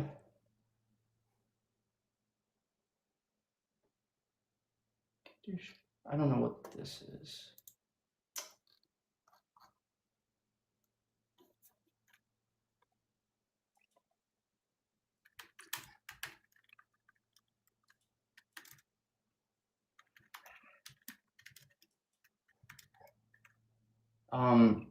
Well, I'll tell you what, man.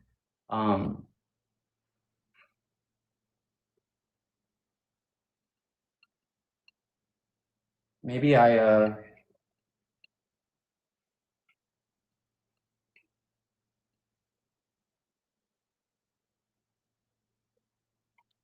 maybe I overzealously spoke, and I apologize. Okay, that's okay. No, no, hold on. Well, I want to say this too. I would say this.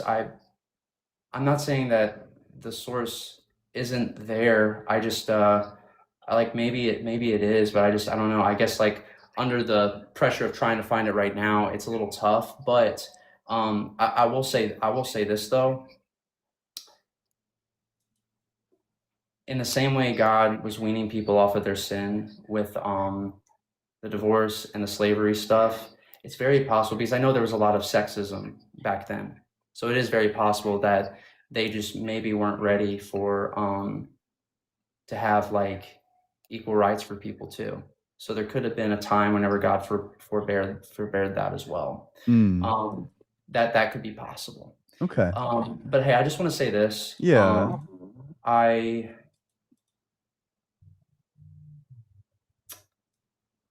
do know that for most stars of that time, just because like as I read the scriptures and I read how the man is the leader of the home and all this stuff, I do know that in that culture, especially in Israel, because following God's law and his order was holy, that daughters of Israel would very likely view it as an honor. And what my source would be for that is in the garden with Adam and Eve, right? God gives a punishment to Adam whenever he eats of the fruit, that he must work till the land and do this and do that for eating the fruit, because that was sin. And to Eve, he says to her that because you will now want to overbear him, you will want to lead, but you will not be allowed to because you did this. So there is a punishment for man and woman, and then that's where the order initially started. So because that order was initially started at the foundation of the world, and God is leading Israel here, it would equate that their culture is the daughters would want to follow that order because that is their culture. And that's what I would say about it. But did they have the choice? Like, what happens if they don't want to? Yeah, it's very possible that that is the example of like maybe weaning. Maybe there was some weaning occurring, like off of the sin. Off of the sin that they didn't have? So they didn't have slaves, but then one day God says, you can buy slaves from the nations around you to rehabilitate them. You can also go and buy the daughters of your buddies if you want. By the daughters. How is that weaning to give people like Israelite slaves that can't go free. Well, again, the a lot of the time, like the like, because it is about like debts being paid off and stuff. The situation that the daughter is in at home is actually pretty bad because they actually can't even hardly be taken care of because the person that they're living under their roof is again in debt. So they give them to somebody else in order for them to be better taken care of. What verse So is that? What's the verse that says that you Well- can't just like sell your daughter into slavery because you want to? Well, it's not about like if you want to. But is there any verse that prohibits me selling my daughter into slavery just because I want to? I mean, not that I know of. But again, he probably was weaning people off of their sin because they're living in a context where slavery is pretty rampant, man. I mean, it's pretty You said bad. that they didn't own slaves yet. Well, but again, like regardless of if you ever had the opportunity to, like whenever like you're in the Exodus in I think it was Egypt, yeah, in Egypt, whether you did or didn't doesn't equate whether or not you would want to do that. So they probably all had the desire because their culture is like men are leaders and women are this, and then also like these people are better than these people, and like, oh, like the Israelites would always have this thing where they'd be like, oh, we're the chosen people of God, so then they would feel better than other people, and there was just like a lot of misconceptions that they would miss. So for a time, God forbade it, but then revealed that actually He is for all people, and the Gentiles, which is us, like the people that weren't Israel by blood, are actually like He's just for everybody, and He wants How does everybody it to how know. does it wean them off of them to tell them that there's this new category of people that they can own? Like how is allowing them to own as slaves a category of people that they previously couldn't own as slaves, weaning them off of it? If He doesn't regulate it, because God is all knowing. It was non-existent. He Well, legislated it into but- existence. So here's the deal. God is all knowing. Yeah. So God knows the moments that are coming ahead. If God knows that their actions are going to be, they're just going to act like the rest of the pagan nations and basically own people, murder them, kill, they do whatever they want. Then if He They doesn't did all of those regulate things it, though. if He doesn't regulate it, then okay. Well, we can talk about that. I'm happy to talk about that. But if He doesn't regulate what He knows is coming to a head, and in a way that they are prepared to hear, then they're just going to do it. Well, but And, they already weren't doing it. So he could have said But they're going to. he could have They're- said like don't own slaves. Then he could do to them the same thing that he does to you if you break the other rules. You know, you burn forever. Well, give me an example. Like what are you talking about? Yeah, What are like if you talking can about? like you can't eat shrimp. That's sinful. You'll burn forever for eating shrimp. You Oh, can I don't- own human um, beings as property and you can beat them too. Well, are you referring to I think one of the reasons why that was against the law was just because like in that time it was just like unclean stuff. Like I mean like you could get they had no refrigerators. But which one they gets didn't you have- sent to hell? Well, if God says anything, if God deems that something is sinful, that becomes sin because He is the source of morality. So yeah, like I mean if you go and you are disobedient to God, even if something sounds stupid, you've broken the law. So like you do get sent to hell for eating shrimp, but you don't get sent to hell for owning slaves? for a time. For a time, I guess. Yeah, for a time. Okay. But I'm sure For he a must have time. changed it, right? Is there like some sort of prohibition on slavery in the New Testament? Is there yeah, so yeah, there actually is. Yes, please. Okay, so in the New Testament, so it's actually in the Great Commission. Great Commission Bible verse. Commission Bible verse. ESV. Let's see here. Okay, so Therefore, spirits.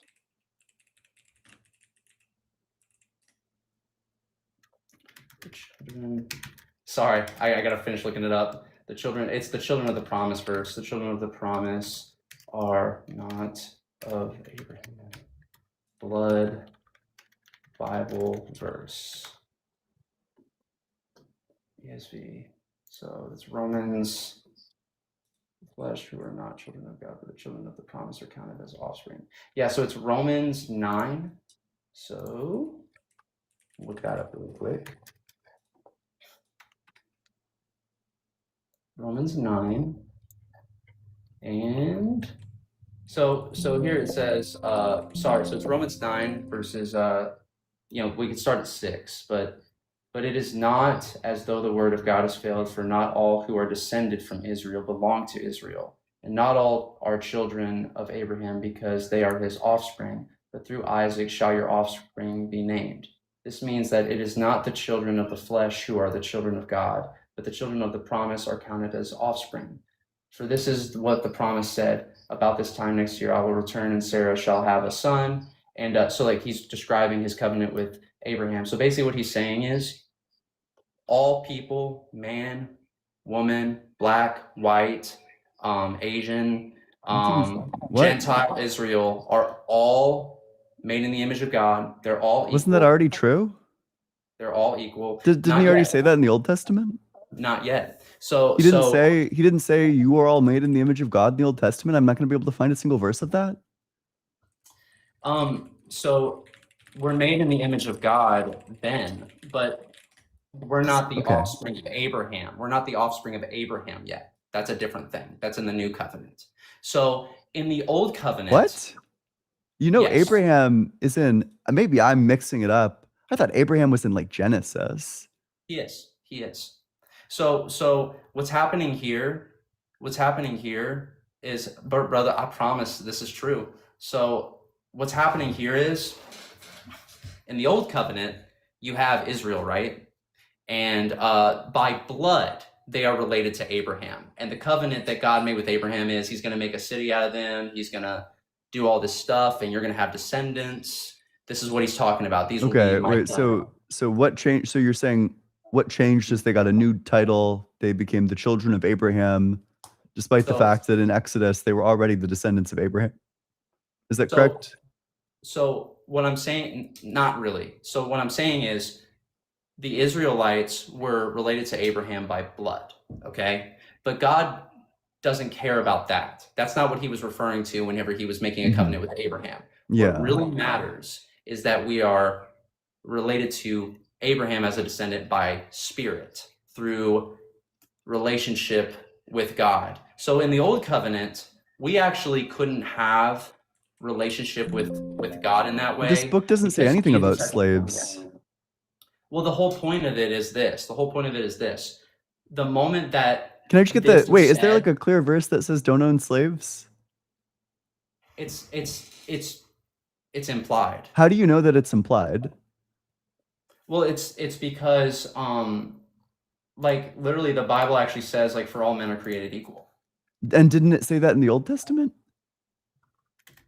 Do you think all men are created equal implies that you shouldn't own slaves? Because if that's true, then that's just a contradiction with the Old Testament. Say again? If you think that the Bible says all men are created equal and that all men are created equal implies that you shouldn't own slaves, then that would just be a contradiction with the Old Testament. So Galatians 3 is where I'm talking about with like all men are created equal. Apparently, that's just from, gosh, I feel stupid even saying it. Apparently, that's not in the Bible. Apparently, that's just from the United States Declaration of Independence. No, it's no. Hold on. Sorry. I just saw it. Galatians 3. Galatians. Hold on. Sorry, I have to look it up. There's no there is no difference. No difference. You don't want to do this one. This one's between- like the turbo blunder. Do you think so? You're about to be a Zer, my friend. Galatians 3:28. 28.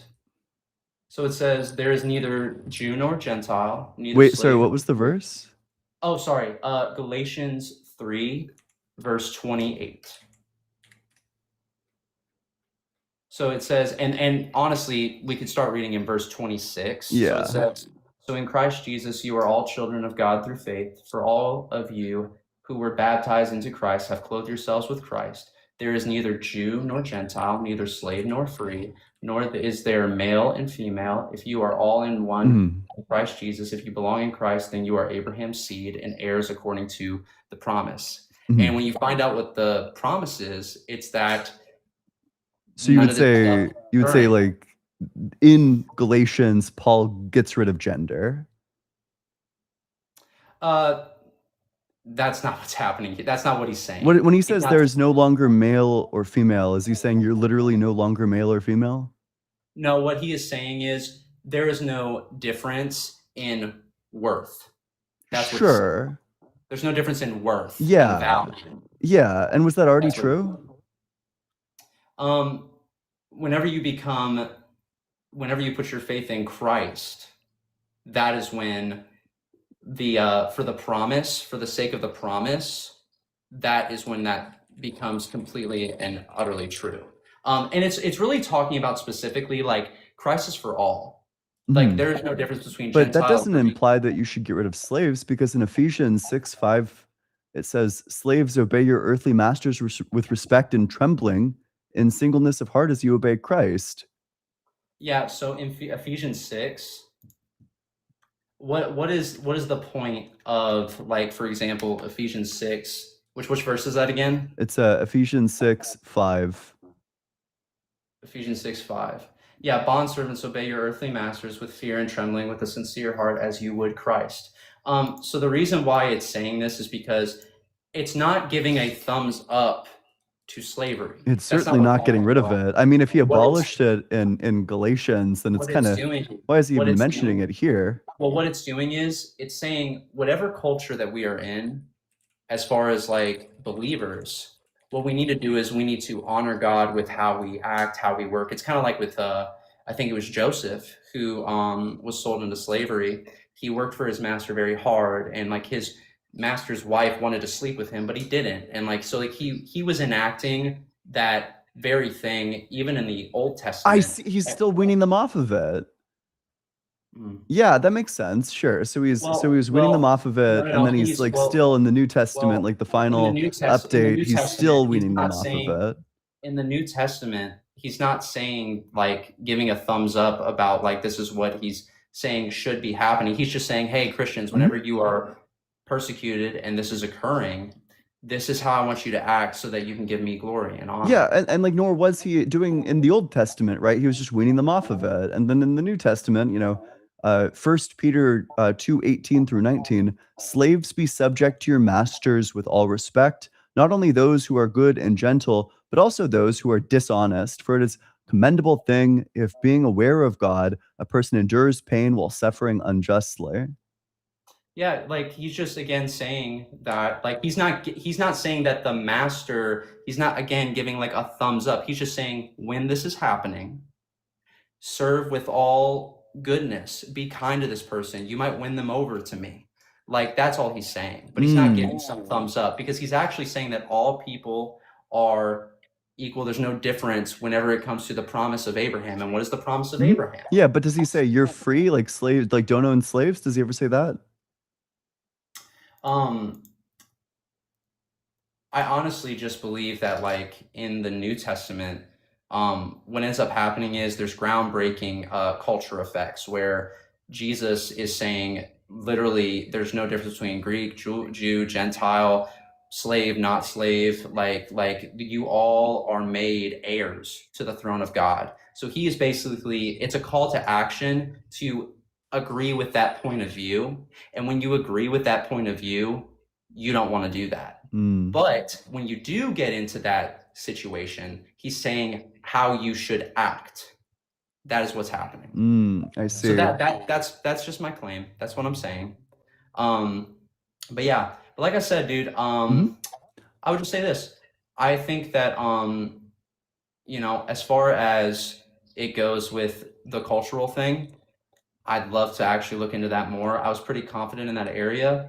But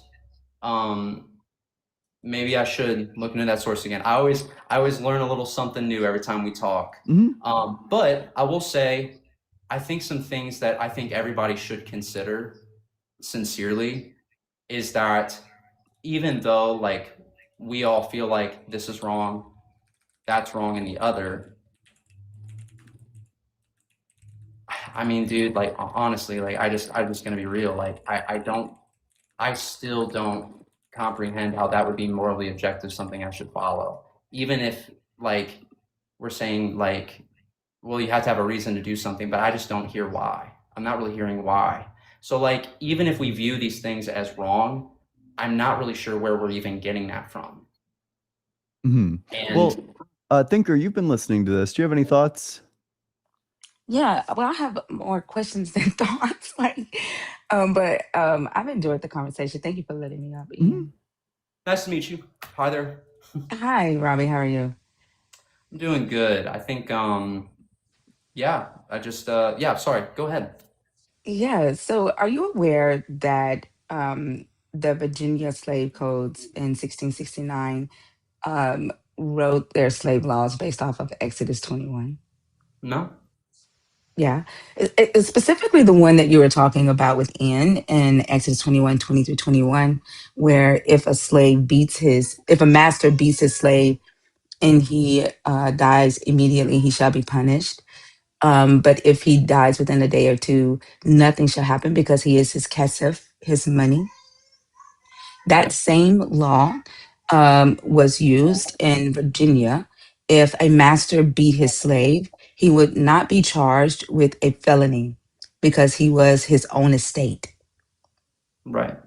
Okay. And you said that was happening in 1669, you said? Yes, because I heard you say that the slave would beat themselves so that they could get free, so they could get freedom, right? And you were saying that that's like the law was there in the Bible for protection for the slave, and then the slave would go and like beat himself so that he could get free. Like I just wonder, why do you think the slave masters in Virginia saw it as a beneficial thing to use? Yeah, so Do you think the slaves in America and during the transatlantic slave trade was beating themselves so they could go free? well, for the people in Virginia, just because someone enacts a piece of the law in the Bible but then they go and they put their own spin on it, because like what they could do is Well, they didn't put a spin on it. I'm not asking about the law. I'm asking about the people. Yeah. You were saying that the enslaved people during in ancient Israel would beat themselves, like they would use that law to beat themselves so that they could Well, go they free. would And I'm have. asking, Yeah. well, okay, I Right. heard what you said. So I'm asking, in Virginia, when this same law was put in place to not charge slave masters with felony murder for beating their slaves, um,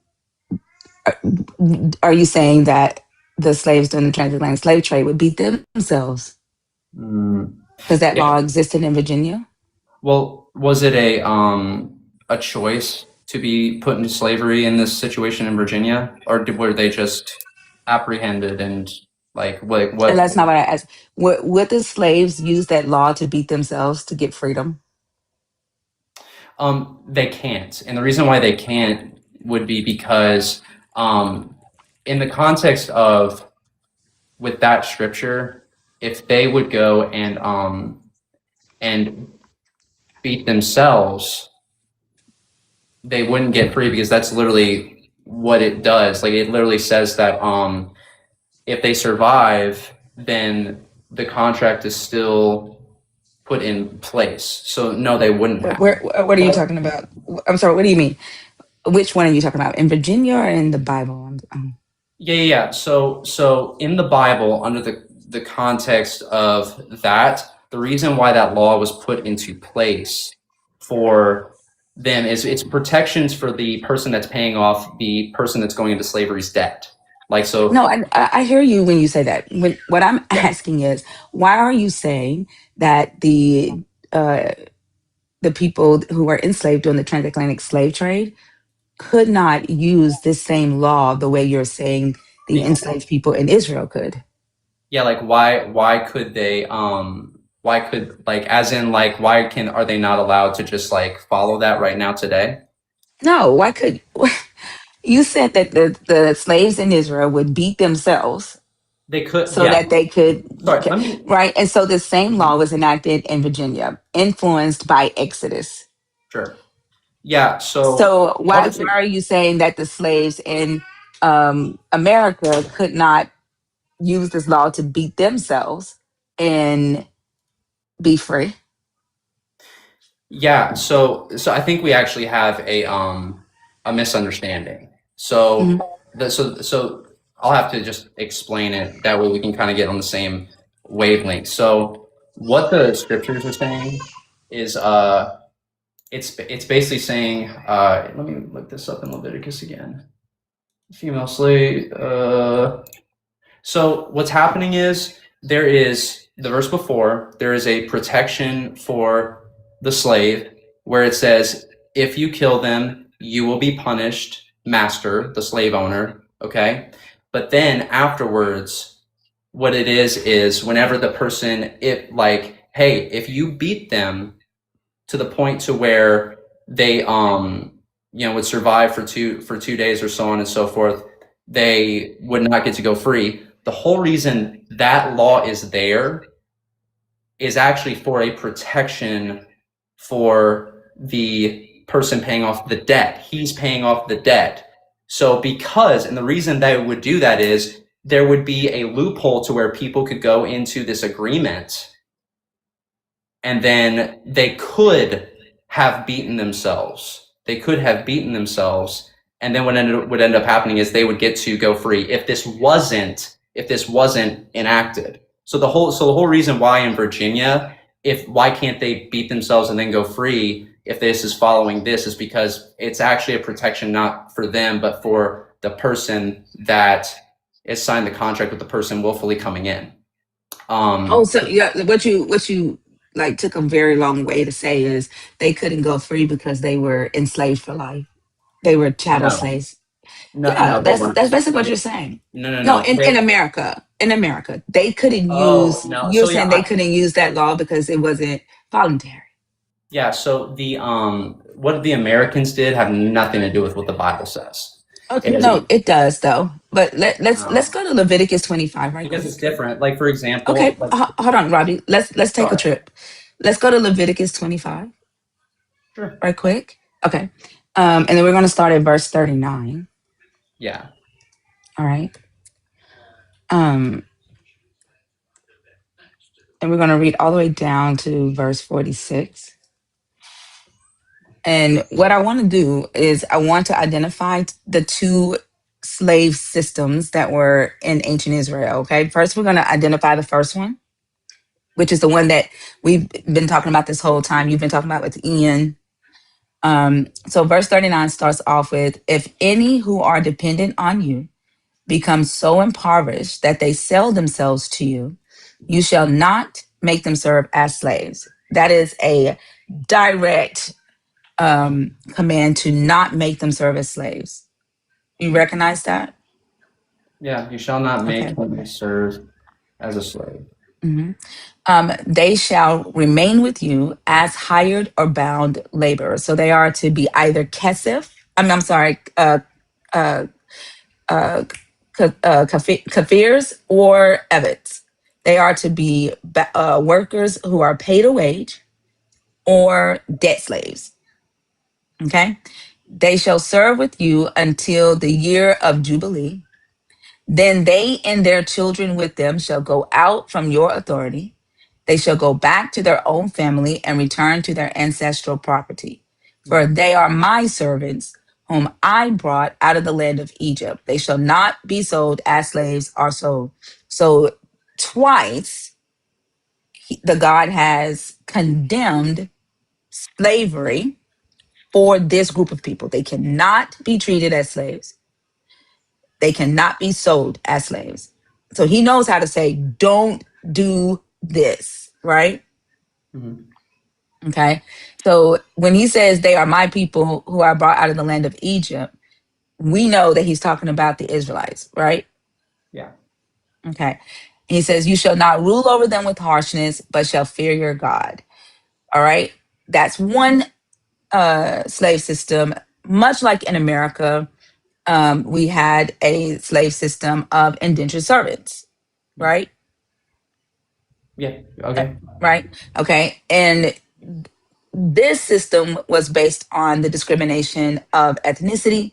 Israelites would be indentured servants or hired workers. In America, white Christians were indentured servants. Mm. So it's based on the discrimination of race. Okay. Now, the second slave system in ancient Israel starts with verse 44. As for the male and female slaves whom you may have, it is from the nations around you that you may acquire male and female slaves. You may also acquire them among the aliens residing with you and from their families who are with you who have been born in your land. They may be your property.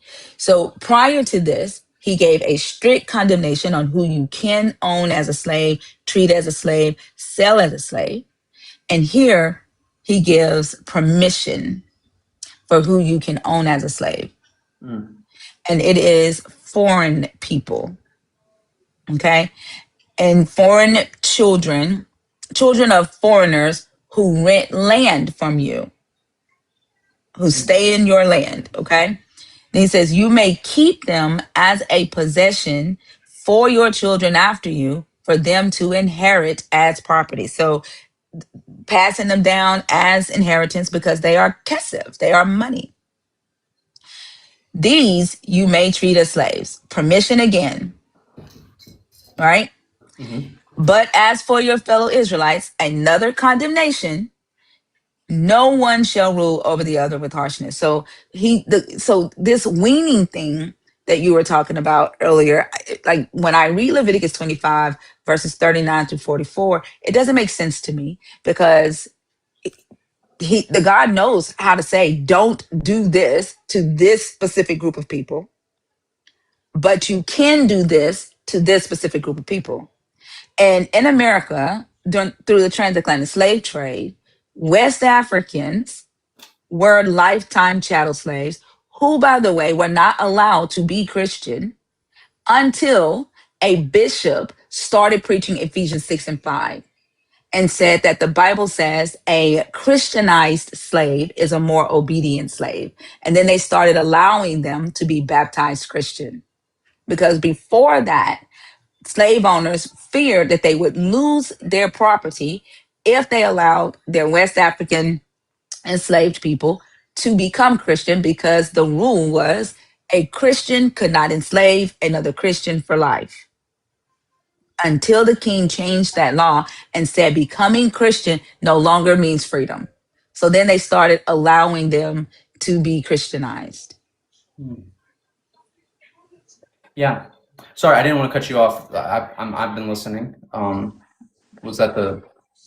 Hmm.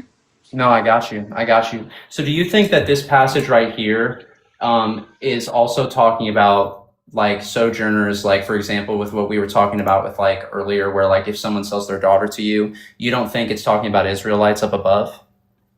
So verse 39 through I'm 43 sorry. is talking about Israelites.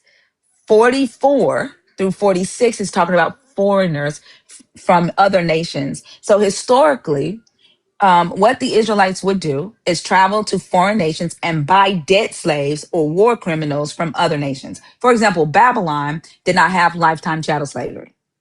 Babylon's slavery was debt slavery up to 3 years. And every 3 years, they had to let the person go, whether the debt was paid off or not.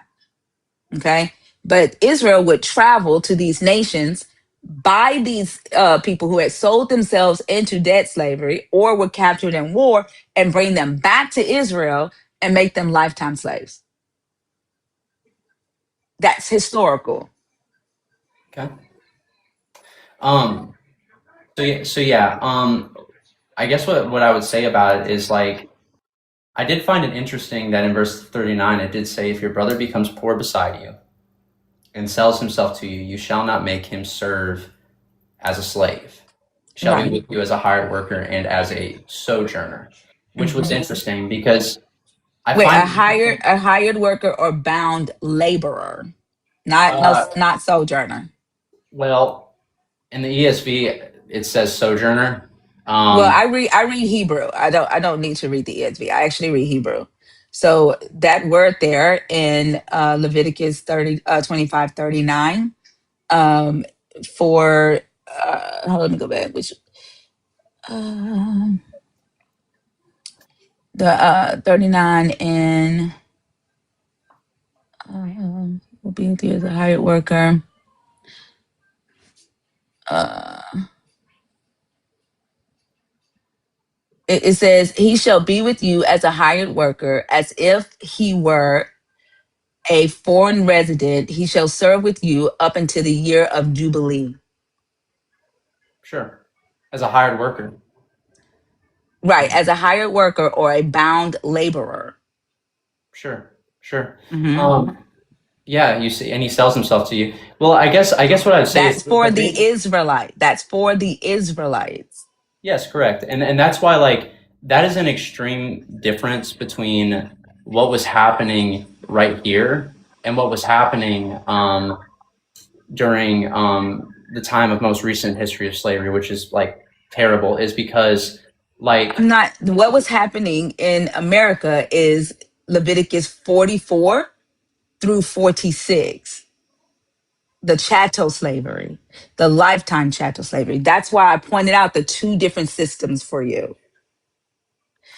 The first system from 39 through wait, you said yeah, sorry. Yeah, I'm listening. Leviticus 25, 39 through 43 is the indentured servant system, right?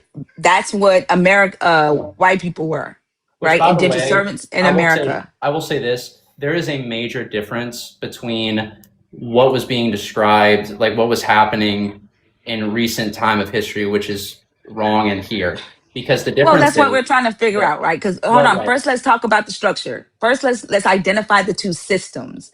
And You have one system. One second. Let's identify the systems sure. because a lot of times when we talk to Christians, y'all want to talk about the treatment before we identify I the don't even want two to talk about the slave. treatment. One second. Okay, sure. There's two structures. The first structure is indentured servitude, debt slavery, hired workers for God's people. Verse 39 to 43. Do you see that? Yeah, I see it. Sure. Okay. The second slave system was lifetime chattel slavery, passed down as inheritance with no manumission for foreigners. Do you see that? Yeah, I see it. Yeah. Okay. In America, you had indentured servitude for white Christians, God's people, correct? I mean, I don't know if I would say specifically white Christians were God's people. I That are wouldn't say Christians that. God's people? Are Christians God's people? Yeah, black Christians. They were not at that time. They could not be Christian, Robbie. Let's stick with me. At this Well, time, one hold Robbie, on. Wait. Robbie, You think? Robbie, Robbie, Robbie. At that time in Okay. America, we're talking about the slave system. At Yeah. that time in America, West Africans who were slaves could not be Christian. They Who would not decides allow that? them to be. Who decides that? What do you mean? The slave master decided that. And Yeah, that's yeah. history. So You're not, Robbie, you're not going to be able to erase history. no, That's I'm what not trying happened. to do Robbie, that. we're talking about what? Hold on. We're talking about what happened in America. Okay. In America at this time, to identify the two slave systems, right? Mhm. At first, white Christians were indentured servants. Mhm. Okay. Christians are God's people. You could not enslave another Christian for life. That was the law. That was the rule. Mhm. Christians could not enslave Christians for life. So white Europeans were indentured servants, and West Africans who were The other non-Christian version. Yeah. were chattel slaves. So these are the two systems Mhm. that we see in the Bible. Now, I want you to tell me how they're different. Yeah. So the reason why what they were doing there is demonic. And I'll tell you why it's demonic. Is because there is not a single reason why we should believe for a second that the Bible was saying that these people, these white people, are the Christians, and then these other are considered Christians, and then these other people are not considered Christians because of the color of their skin. There's That's no not what I'm asking you. Let's talk about the slave system. How are the slave systems different? I don't need Yeah. to really How, respond. I don't care what you think about white people thinking that. That's not what I'm Well, talking about. The slave systems. How are they different? How are they different? yeah, no, I absolutely. So what's happening in the first section is it is other Israelites or whatever essentially going and choosing to put themselves as a hired worker to somebody with them or whatever, like another Israelite person. The second version is the one whenever it's someone that is not an Israelite who is acquired through whether it be like there's a war fought and then they bring them back, or there's a bartering occurred or something that goes on like that. It's a completely separate thing. It's basically this version at the front, at the first part, is talking about someone that is of Israel by blood, and this one, the other one at the bottom, is someone who isn't, basically. Was it different in America when the Americans said, if you are white and Christian, then you can sell yourself to a white Christian for a period of 6 years and then be released in 7 years and get land? And Yeah. then in America, if you are West African, you are a lifetime chattel slave with no manumission. How is it different? Yeah, so the reason why it's different and why it's demonic for them to do anything like that is because in the 1600s, we are under the law of there's no difference between Jew, no Greek. Who's Israel? Who is Israel in the new covenant? So it's okay for Israel Bible- to. The Are Bible you saying that describes it's okay for Israel to do it? Well, hold on. I want to answer the question. Like before we keep like I can only do one question at a time. I can't keep like chasing after questions. I just want to do this question. I'm happy to answer another one for you. As best I'm I a little can, of course. confused because you're Well, I'm asking me trying who's to- Israel. I'm just trying to. Well, I'm trying to say this. So in this covenant, right? Who's being treated like what? It's based on like who's of Israel, right? So in the new covenant, this is why this is so wrong and demonic what they are doing, confirmed in the 1600s, is because they are deciding that, oh, white people are Israel and Christians and black people aren't. They're not getting that from the Bible because the Bible doesn't say that. If you look in the promise verse that I just described, which I think it was in Romans, you'll actually see that who is the true Israel today. It isn't the people that are of Israel, or when white people just say, oh, I'm white, so therefore I'm Christian.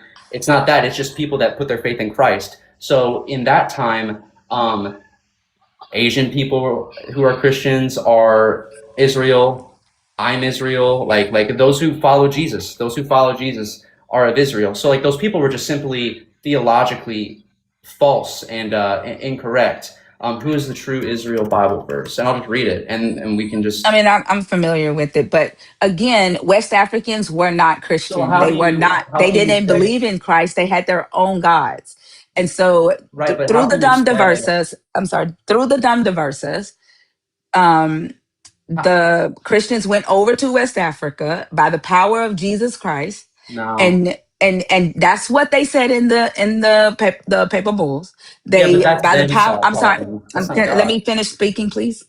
In the name of Jesus Christ, okay, according to the paper bulls, in the name of Jesus Christ, they went into West Africa. They downgraded the savage there, the pagans there who believed in other gods Yep. for the purposes of saving their souls. And slavery was the way that God gave them to do that, according to the Dam Diversas. Yeah, And yeah. so these West Africans were not Christian. So you're saying everybody is one in Christ, but you have to accept Christ to be this one in Christ. You have to accept Christ to be Israel. So just because somebody says, I'm doing this in the name of Jesus, doesn't mean they're doing it in the name of Jesus. Like, just doesn't mean I can Jesus. say that about you. Like I could go and say, oh yeah, I'm gonna go and rob this bank in the name of Jesus. Jesus told me to do it, and it has nothing to do with Jesus. I'm just saying that. Like, How so is that even different though, from the people who wrote the book? well, the reason for one, the reason why it's different is like I have no idea logically why anyone white would ever claim that, oh, we're the chosen Israel people of God, because for one, clearly white people are Gentiles. Okay, for one, like that doesn't even logically make sense at all. What? So that's one. But for two, Jew, there's no difference between Jew nor Greek. So like the Bible disagrees with anybody having a right to do that based on the presupposition of, oh, like the color of my skin, the nationality, the race, because of the fact of, again, once you are in the family of God, everyone is equal. And honestly, like everyone is made in the image of God. This is what the scriptures talk about. Everyone is made in the image of God. I have 5 fingers, I have or 10 fingers, 10 toes, and anybody of a different race, same thing. Like we are all made in the image of God. And there's the problem also with this is in this Robbie, passage. I'm sorry. I have to stop you because I feel like you still haven't answered my question. It sounds like you're saying it was okay for the Israelites to do it. It was not okay for the European Christians to do it because they're European and not Israelite. That's what it Yeah. sounds like you're saying. Yeah. So the big differentiator is whenever Israel is going like in the first let's see here. I think it's the first like 3 or 4 verses, like 39 through 42. The reason why it looks that way for them is because they're trying to follow God. But then what's happening is in verse like 43 to 46, it's sojourners, it's people that are not following God. Because like literally it's basically in this world, there's Israel and then there's just pagan nations that don't follow God. Okay, I need to go. Hold on, let's go side by side. So you just said that Israel was trying to follow your God, which is what y'all are trying to do today. What white Europeans, what European Christians was trying to do back then, follow your God. Okay, and then you're excusing the enslavement of foreigners because they didn't worship your God; they were pagans, right? And it's the same reasoning that early Christians, hold on, that's the same reasoning that early Christians gave for enslaving West Africans. They were pagans, they didn't follow God. So, how is it different? Yeah, so the difference is whenever it's happening here, the people that are pagan, they're not just like pagan believing in a different God. Like they're actually like murdering people like in mass, like like they're doing like the evil things that need to be stopped because it's like utterly evil. Where in comparison, what you're talking about with in the 1600s, that's not happening. They're just choosing not to follow God. That's It's not just a true. different context. Hold on, that isn't true, Robbie. So the same justification that you are giving for Israelites enslaving other nations, like, oh my God, they were savages, they were killing their own kids, unaliving their own kids through sacrifices and You can stuff. say kill, I don't care. It's okay, thank you. It's the same thing that they said about my ancestors, that we were eating our children's, killing our children, practicing voodoo, hoodoo, witchcraft, black magic.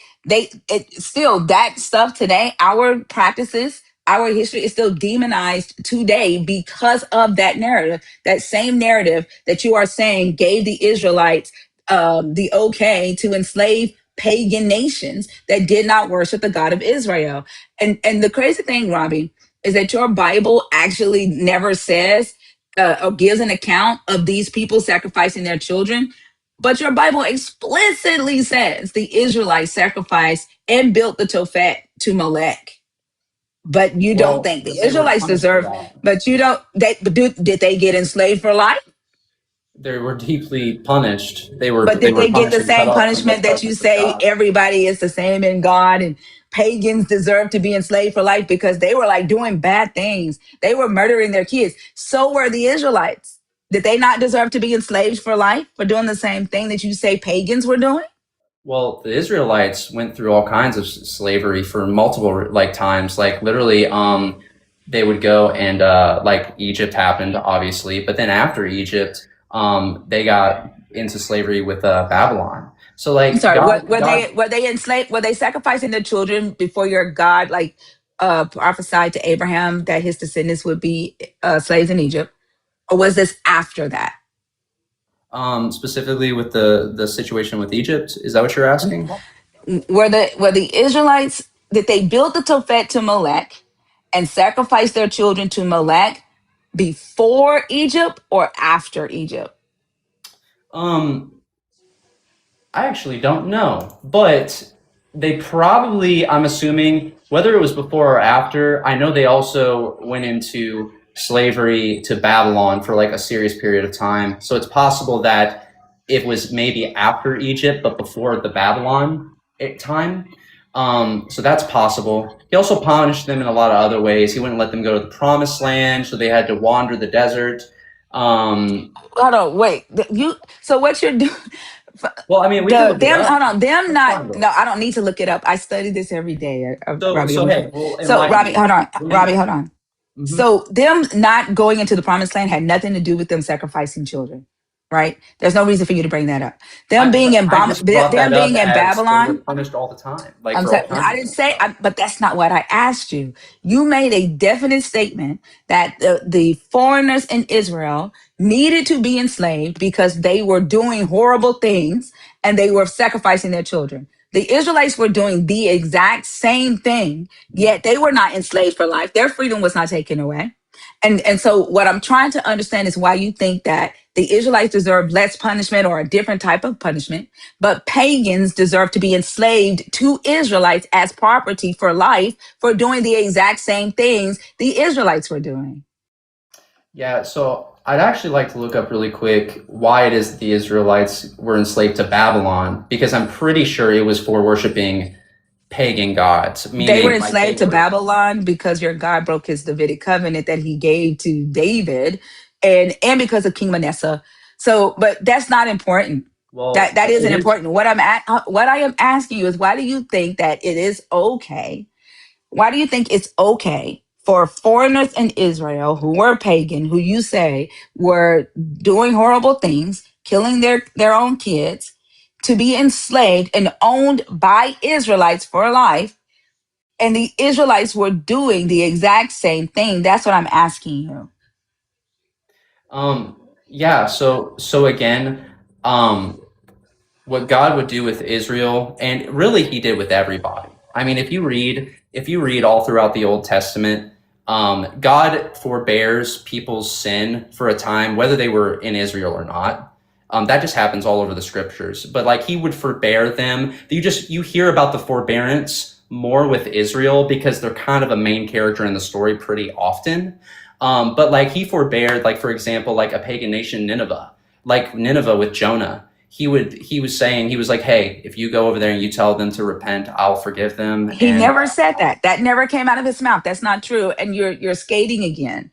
You're no, skating I'm again. not. Like what You I'm literally are. saying is, You are. what does the I question did not. say? The question is, The question why do you today. think it's okay for the Israelites to own humans for life, who you say are pagans, when the Israelites was doing the exact same sins? Why don't you think it's okay for an Well, Israelite to be owned for life? the Israelites were owned for life multiple times in their history. Where were they owned for life? Babylon. They were No, they also were. owned. No, they were not. They were in Babylon 70 years, Okay, and first off, they lived. well, They check this married. out. Hold on. Hold on. Well, no, I gotta make Hold this on. point here, No, no, though. no. Hold Wait, on. wait, wait, wait. They I've were allowed not. people to talk a They were lot. Like, not. They were make a point married. here? They had businesses. Okay. They learned the culture there. Like Okay. literally, when they came back into the Levant area, they had to revamp them. They had to do a "Make a Jerusalem Great Again" campaign and kick out all the foreigners because they had Are whole lives there. is So they were not owned for life. They were okay. not owned for life. So Are the I'm asking you, why do you think that it is okay in Israel? In Israel, why do you think it is okay for a Israelite to own a foreign slave for life while an Israelite is not owned for life in the land of Israel? That's what I'm asking you. are the people that were enslaved to Israel for that time still enslaved to them today? Answer my question, please. Why do you No, think it is because okay? it's a big point. Because the It's point, not. yes, it is. Because the reason why it is a massive point is because God knew that whenever people would be enslaved for life, it actually meant that there would be like a generations, but then eventually things shift and things change, and then it's no longer like that because different people are born and different things occur, and then So different why didn't conflicts he give that happens. same? Why didn't So he give that same he command for did. Israelites? He did because In, literally in the Israel, Babylonians, Israelites could be owned for the life. the bat, No, the no, no. In the Babylonians. no, no, no. I'm not talking about Babylon. In Israel, could the Israelites be owned for life in Israel? Listen, in the same way that for a time the Egyptians owned the Israelites for In multiple Israel. lifetimes. I'm Hold on, not hold on. talking about in Egypt. No, Robbie, you're I'm not trying to make answering my I'm question. trying to make a I am. point that I feel like it's just really important. It's like No, it's whenever not. You're deflecting. Can you answer my question? You can go to Egypt in a minute. Can you please answer my question about the land of Israel? That's like if I ask you about America and you start talking about China, that makes no sense. That or you start talking about what it America does did in Iraq. it does whenever we're Robbie, asking the I am question. asking you about the laws of Israel and the land of Israel. Yeah. The reason why Why do you think it is okay in the land of Israel for Israelites to own foreign slaves for life while Israelites could not be owned for life when they did the same things in their own land? That is my question. yeah. Why was it okay for Egypt to own them Oh for a my time? God. Why was it okay So for so you just gonna keep Babylon to own deflecting. them for a time? So what I'm You trying just to gonna say keep is this. deflecting. You're not answering Was the question. I am answering the No, question you're not. because the answer to the question is literally while people are like it says owned for life, are those people still like are those generations of people still owned by Israel to this day? No, it's clearly Oh not my happening gosh. today. So here's the deal. So no, Robbie, but here's why the did your point. God give But that here's the type? Why did your point. God But create that here's type the of law? but here's the point. So Why did he create a law based the on point discrimination? That's my is question. that there were times whenever people would be owned by Israel so they could be rehabilitated to walk away from like because like the pagan practices then were desperately evil where people were murdering babies doing all You're this saying stuff the same but thing. No, no, no, but no, the Robbie, you cannot Egyptians keep repeating that. but You like cannot keep repeating that. You're not I addressing should it. totally be allowed You've already said that. I've asked you questions about it and you aren't addressing it. You keep saying these yes I people were am. evil. You keep saying these people were evil while you are ignoring The that Israelites were evil. the Israelites, The exactly. Israelites And were what I am evil. asking you is why did your God create a law based on discrimination in his land, in his holy land? Why did discrimination start in the holy land? Okay, so God, when He created the world, He wanted to be in a relationship with His people. Okay, He wanted to be in a relationship with mankind. He makes them perfect, and He makes it to where they can be in perfect relationship with Him and not have a veil to be with Him. What does man do? Even in a state of perfection, he sins. Okay, so then He goes, okay, well that didn't work, but now they know they have the knowledge of good and evil. So why don't I do this? Why don't I go ahead and come amongst them and tell them what I want them to do? And now that they know this stuff, they'll follow me. Well, he goes, he does that, and what happens? He tells them to scatter. They build a big tower of Babel to reject him and to because you're asking the question of why God would do this. I'm answering your question. No, So, I'm asked so why he created discrimination in I Israel. got it. I I don't need you got to it. go back to Adam and Eve. And no, you about to tell me You Noah. do because it You, is valuable to okay, understand go God's ahead, Robbie. relationship with to understand Okay. God's relationship with mankind. Which, by the way, I'm not even hating the conversation. I appreciate you.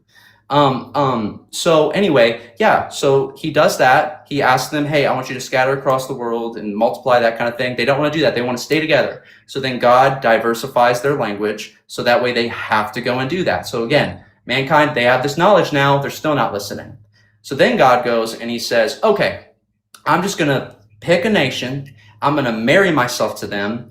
And we're going to enact what I desire for the world and to serve and do this and do that. And then what do? Israel, like the worst wife ever, is constantly rejecting him. They're going to pagan stuff as well. They're doing all this stuff. So eventually, God goes and he says, okay, this isn't working. This isn't it. So now I'm going to send my son Jesus, and I'm going to be amongst them. I'm going to come down off the mountain. He dies for all the sin of the world.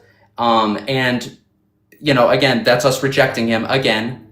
And now we're in the place to where, hey, the ball is in our court, and we are Hold on, Robbie. You refuse to skipped follow my. him. You So skipped the reason Israel. You I brought skipped all that Israel. up, the reason I brought all that up was to say this. I brought all of it up because over and over and over again, God has done every angle of it to try and have a relationship with his rebellious creation. And now we're So at this. therefore, discrimination was needed. Well, what was happening in that era was God was trying to stop evil that was occurring, so he would come and bring them to the nation he chose to rehabilitate them to where, because if they But left, how do if you they hold on? left, Let me a lot ask of you, them, Robbie. if Robbie, they, let me stop because I just let you give me a whole Bible lesson for no reason.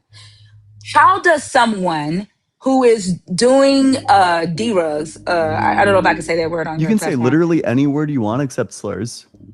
Okay, You can say thank you. fucking drugs. Like I said crack cocaine earlier. Like, yeah. Okay. Go How is crazy. someone? Okay, thank you. How is someone doing crack going to rehabilitate another person doing crack? Please explain this to me. Like, because what it sounds like you are saying is your God is saying, "Look at my little crack baby. My little crack baby gonna teach other people how not to be crack babies." That's what it sounds like you are saying. So please explain this to me. Why the discrimination was needed. Sure. So the slavery that was happening in the pagan nations wasn't the slavery that was happening in Israel. Like, if you were a slave in Nineveh or any of these other pagan nations, you were treated horribly. Like, honestly, it was borderline a death sentence. When you go to Israel, you have rights, you have a chance to become a citizen, you have freedoms, and so like it was different because what it was happening is you're entered into society in this way of like you're honestly treated like a hired worker. You really are. You are treated like a hired Robbie, worker. I got to Who stop cares you what because you only the people- Israelites were treated. I got to stop you because only the Israelites were treated as hired workers, and the foreigners were not manumitted. Israel was the only nation that did not have a manumission process. And Babylon's debt slavery was 3 years. Israel's was 6. Egypt was 7 years. And Egypt had, while they did practice chattel slavery, they worked their war criminals through a rehabilitation system and gave them jobs to help them get back into society. Israel did not have that for foreigners. There is no manumission policy in Israel. That's citizen, not true. the sojourner. They could adopt the civil law and eat of the Passover. They could not take the covenant. They were not a part of the covenant. They could not be priests. They could not own land. They could not be judges. They were not full citizens. That is not true. Numbers 9. I think it's in Numbers 9. Because I just think we should read it. Just check Yeah, it out. let's read it. Yeah. So I think it's in verse 14. So it's Numbers 9, verse 14 that I'm just like thinking of off the top of my head. But I can read the verses before it too. But if anyone who is ceremonially clean and not on a journey, I'm reading verse 13. And not on a journey fails to celebrate the Passover, they must be cut off from their people for not presenting the Lord's offering at the appointed time. They will bear the consequences of their sin. And then verse 14, a foreigner residing among you is also to celebrate the Lord's Passover in accordance with its rules and regulations. You must have the same regulation for both the foreigners and the native born. And I think Yeah, show me where the foreigners could get ancestral I land. apologize. I think this is actually the wrong passage. No, can you show me where the foreigners were a part of the covenant, where they could get ancestral land? There actually is. I'm sorry. Can you show me the scripture where foreigners could get land, where they could become priests and judges and all that good stuff? Can you show me that? Promised land. No, there actually is a verse. Like I'm trying to find it for you really quick. By the land, sojourn in the Bible. I have to find this because I actually did read this. Where is that at? I'm trying to remember like the wording in it. Bible verse on if a sojourner partook in Passover, they could have land in the promised land.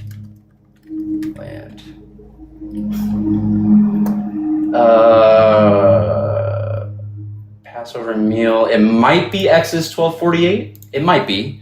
The foreigners could not get land until Ezekiel changed the law. Ezekiel is notorious for changing the law and saying God never said this. During the time of ancient Israel, when they were in their land, foreigners could not inherit land. That is not true. They could take of the Passover and participate in the civil law, but they were not a part of the covenant. In order to be a part of the covenant, you had to be ethnically Israelite. You had to be born in male, and circumcised 8 days old. Yeah. So right, I did find it. So it's Exodus 12, verse 48. And by the way, I'm listening to you while you talk. I'm not perfect at it, but I apologize if I'm like looking this way. I was just trying to look up the verse. Okay. So sorry. I want to listen to you. No, go ahead and read the verse. Sure. Okay. So in let's see here, chapter 12 of Exodus, it says in verse 48, if a stranger shall sojourn with you and would keep the Passover to the Lord, let all his males be circumcised, then he may come near and keep it. He shall be as a native of the land, but no uncircumcised person shall eat of it. It shall be one law for the native and for the stranger who sojourns among you. All the people of Israel Israel did just as the Lord commanded, and on the very day the Lord brought the people of Israel to the land of Egypt by their hosts. Let me read it one more time. Sojourn with you. Let all his males be sorted, that he may come at near and keep it. He shall be as a native of the land, but no uncircumcised person. So like, yeah, you could become a citizen of the of Israel. I literally said you could become a citizen. You're not a part of the covenant. You could not inherit land. The land belonged to Yahweh, and it had to stay with the 12 tribes. You could not become a priest. But none of this has anything to do with the question that I asked you regarding why did your God create a discriminatory system in Israel if you are saying that his chosen was to rehabilitate people who were doing evil things when his chosen was doing evil things. We're stuck on this because you can't admit that the two institutions of slavery in Leviticus 25 is exactly what America used to create their slave system in America. It doesn't matter if you think that what Americans did was right or wrong. That's not what we're discussing. What we are discussing is whether they used your God's structure that you say he created to wean humans off of sin to create the slave system in America. And that's exactly what they did. And the same excuse that you are giving for why Canaanites, actually the Canaanites were to be ethnically cleansed. It's other nations that your God told them to enslave, according to Deuteronomy chapter 20, which is another thing that America copied. Mhm. But it like the very fact that they were able to read your God's word and say, well, we are the chosen now. We're European, we're Christian and we're European and we are chosen of God. And Europeans can't enslave Europeans for life. And we're gonna venture out to foreign lands. We're gonna make terms of peace. And if they say no, then we're gonna go to war. We're gonna kill all their men, take all their women and children as slaves, and we're gonna convert them to Christianity. Like when Israel would go in and conquer, according to the book, when they would go in and they would conquer other lands, they would make the whole city their slaves, their vassal states. That's them forcing them to adopt Israelite culture. That's colonization. America read this book and did exactly what your God commanded the Israelites to do. I don't understand Like you act like I'm saying your God told America to do it or told that. I'm not saying that, No, I know you're but not. they had the plan. They had the plan by reading your God's word, the one that you say he created to wean humans off of sin. Yeah. So I guess all I just would have to say about it is that just because they read what was happening here and doesn't mean that now, white people are chosen and these and therefore like just because they take that and then they change it into something different doesn't mean that that is like giving like a thumbs up because it is different. It's like for one, again, the like I could read the Bible and I could take like two verses and I could just go like, oh, like Cain murdered Abel, and then I could just like be like, okay, I want to do this with my brother or something. Like, I could just read something out of context and then I could read it and try to make it act like, okay, this is what it's saying to me when clearly it's just not. Like this has nothing to do with anything of modern culture. It has nothing to do What with part of this book has to do with modern culture? nothing. Like nothing. But all it is So the why are Bible we is reading this written. book today? The Bible is written for us, not to us. What part of this book? What part of this book is written for us? Because the parts that says "Thus says the Lord" or "God said," you are saying is not written for us. You are saying that the Europeans, when they read that, they go, "That's not about us." But Adam and Well, Eve somehow is about us. mhm. That makes Because absolutely no sense it does whatsoever. because it Hold, does hold on. because Jesus was talk. Wait, let me finish. Jesus was talking to his Israelite disciples in first century Rome, right? He wasn't. He didn't say, "Oh," he didn't break the fourth wall and say, "Robbie, this is for you." Like I Mhm. don't know how y'all are choosing what is for y'all today in modern times and what to leave in the late Bronze Age or first century Greco Rome. Right. Yeah. So the reason why it's a differentiator between like the judicial law, then you have like ceremonial law, and then you have moral law. And what we're describing here is it's not moral law, but rather it's judicial law. It's like law that is specifically for the Israelites in that time. But moral law would be like, for example, like whenever God makes the claim that what Cain did in that situation with that style of a heart is wrong, that's moral law across the board under that context of what's happening there. But whenever you have judicial law, he's saying, I want you guys to do this, and it's for such and such purpose. And Like there are times when that happens. Like for example, if you have like Jonah, he goes and he tells Jonah, go tell the people of Nineveh this. He's not telling everybody to go to Nineveh and say this. He's just saying that to Jonah. In the same way, there's times whenever he's specifically talking to Israel, and then there's other times whenever there is an example of a story being mentioned where it is moral law across the board. So, Robbie, the purpose of the Jonah narrative, right? When you read that story, do you say that if God tells you to do something, you must do it or else? Mm. Sorry, say it again. Say it again. Robbie, if your God commands you to do something, are you going to do it? If he commands me to do it, like as in like he just comes down in a ball of fire and tells me to do something. Robbie, how do you talk to your God today? How do you get instructions from your God today? Such a good question. It's a few ways, and it's okay. I'll say it. So number one is obviously the scriptures. Number one. The Number same scriptures that's not talking to you today. listen. So there are parts where that are historical narrative in order to help us understand the whole scope of why things are the way they are, and then there's parts of it where it is directly for us because you read scripture in two ways. One, you can read it in the way of just understanding the direct narrative according to like what is happening historically in it.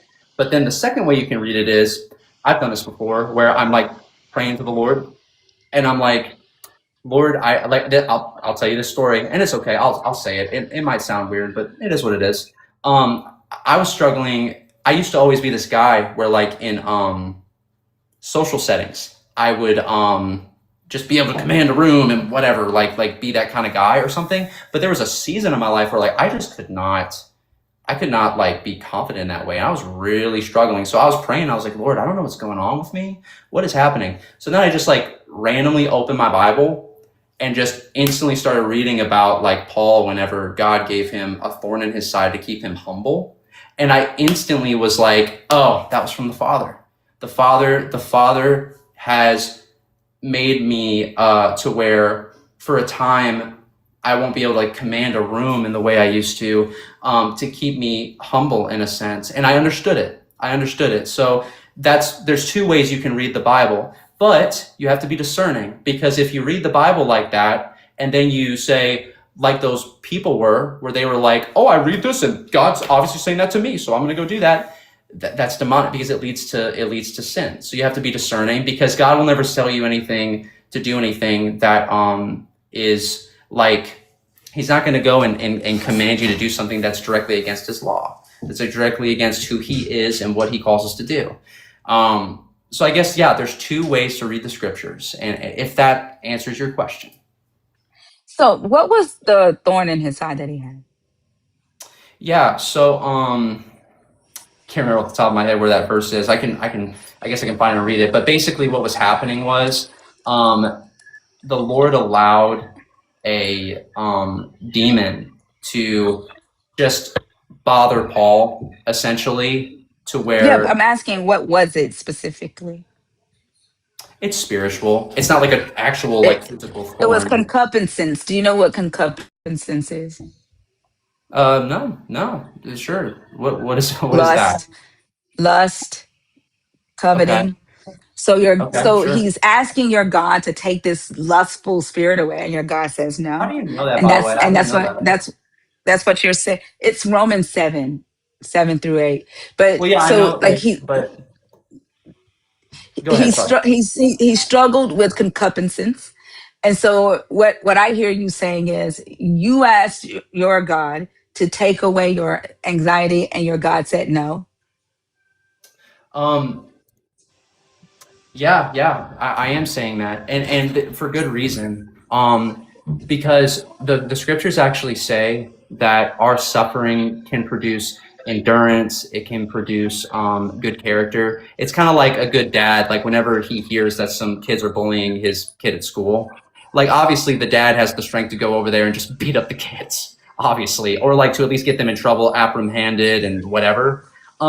But there are times whenever, as a father, I would assume, I'm not a dad yet. I hope to be one day. But there's times as a father where, you go, hey son, this is how you handle this. This is how you do this, and whatever. You kind of guide him, and but then you let him handle it, because it helps develop him as a man.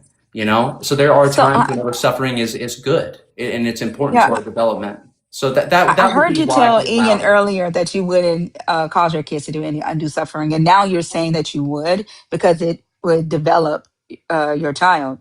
I don't But like the remember. interesting thing, yeah, he asked you if you could stop children from bone cancer. Would you press the button? And you said yes, I didn't say right? that. That was a different person, I think. I know, but I'm happy to have that conversation. Yeah, I think it was a Like, different Okay. person. that's Oh, But okay. That's, I mean, okay.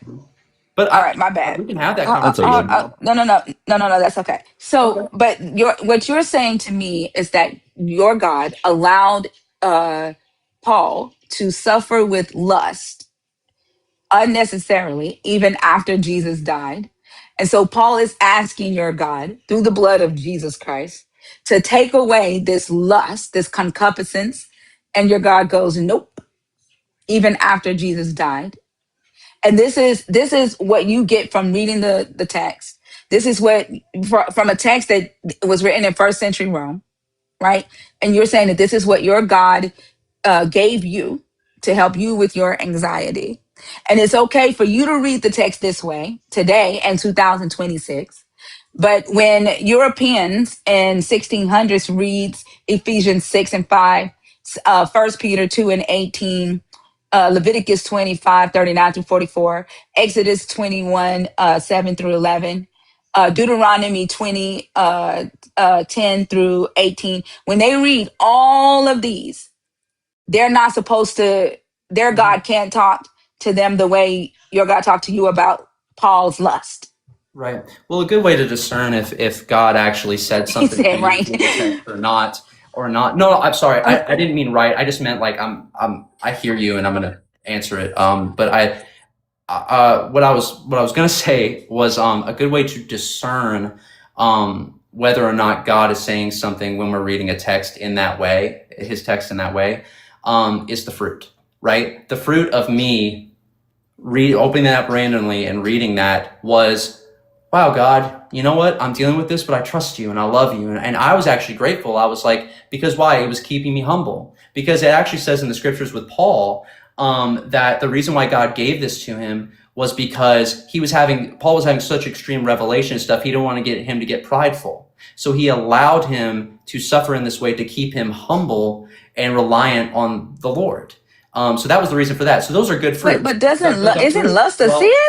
But the fruit, the temptation of lust is not a sin. God didn't give the lust; He allowed. He allowed temptation. Right. He refused to take it away. That's it. Like Well, so your Jesus says that if you lust in your heart, right, mhm, mhm. after a woman, you have already committed adultery in your heart. Well, again, So hey, what for me, what Jesus is saying to Paul is, I'm not taking that away. Go on lust. Yeah, I need you to stay humble. yeah. That's So, what mhm. that So makes sense again, to you. so again, as far as like the thorn of Paul's side goes, um, the temptation of such a thing is not sin. It's in the actment of like lusting in your own heart and that kind of thing. But again, I will say this. I personally, and again, hey, I don't disbelieve that you read Hebrew. I'm not going to claim that you're lying or anything like that. I'm not saying that. I Why just are we talking about? Why did you just bring up uh, Hebrew? well, because you said you read it. So I'm Yeah, just but saying for why me, did you? That was at the beginning of the conversation. no, when the reason, This is crazy. no, Like no, the that was at reason the I'm bringing it beginning of up, the conversation. Why are no, you bringing up well, Hebrew now? well, I'll tell you. So the reason why I'm bringing that up is because I actually personally don't know if it's specifically talking about lust or not. Do you think the New Testament was written in Hebrew? It's Greek. I apologize. So Right. Greek. So why are we talking about Hebrew right now? I apologize. I just misspoke. I apologize. I meant to say Greek. I apologize. Yeah, I didn't Um, tell you I read Greek. okay. So yeah. So I guess I would just say this. I would say that I personally don't even know if that thorn directly translates to lust. I'm not quite sure if that's true or not. But even if it was, honestly, like, What then are we to say? That the law is sin? By no means. Yet if it had not been for the law, I would not have known sin. I would not have known what it is to covet if the law had not said, you shall not covet. But sin, seizing an opportunity through the commandment, produced in me all kinds of covetousness. For apart from the law, sin lies dead.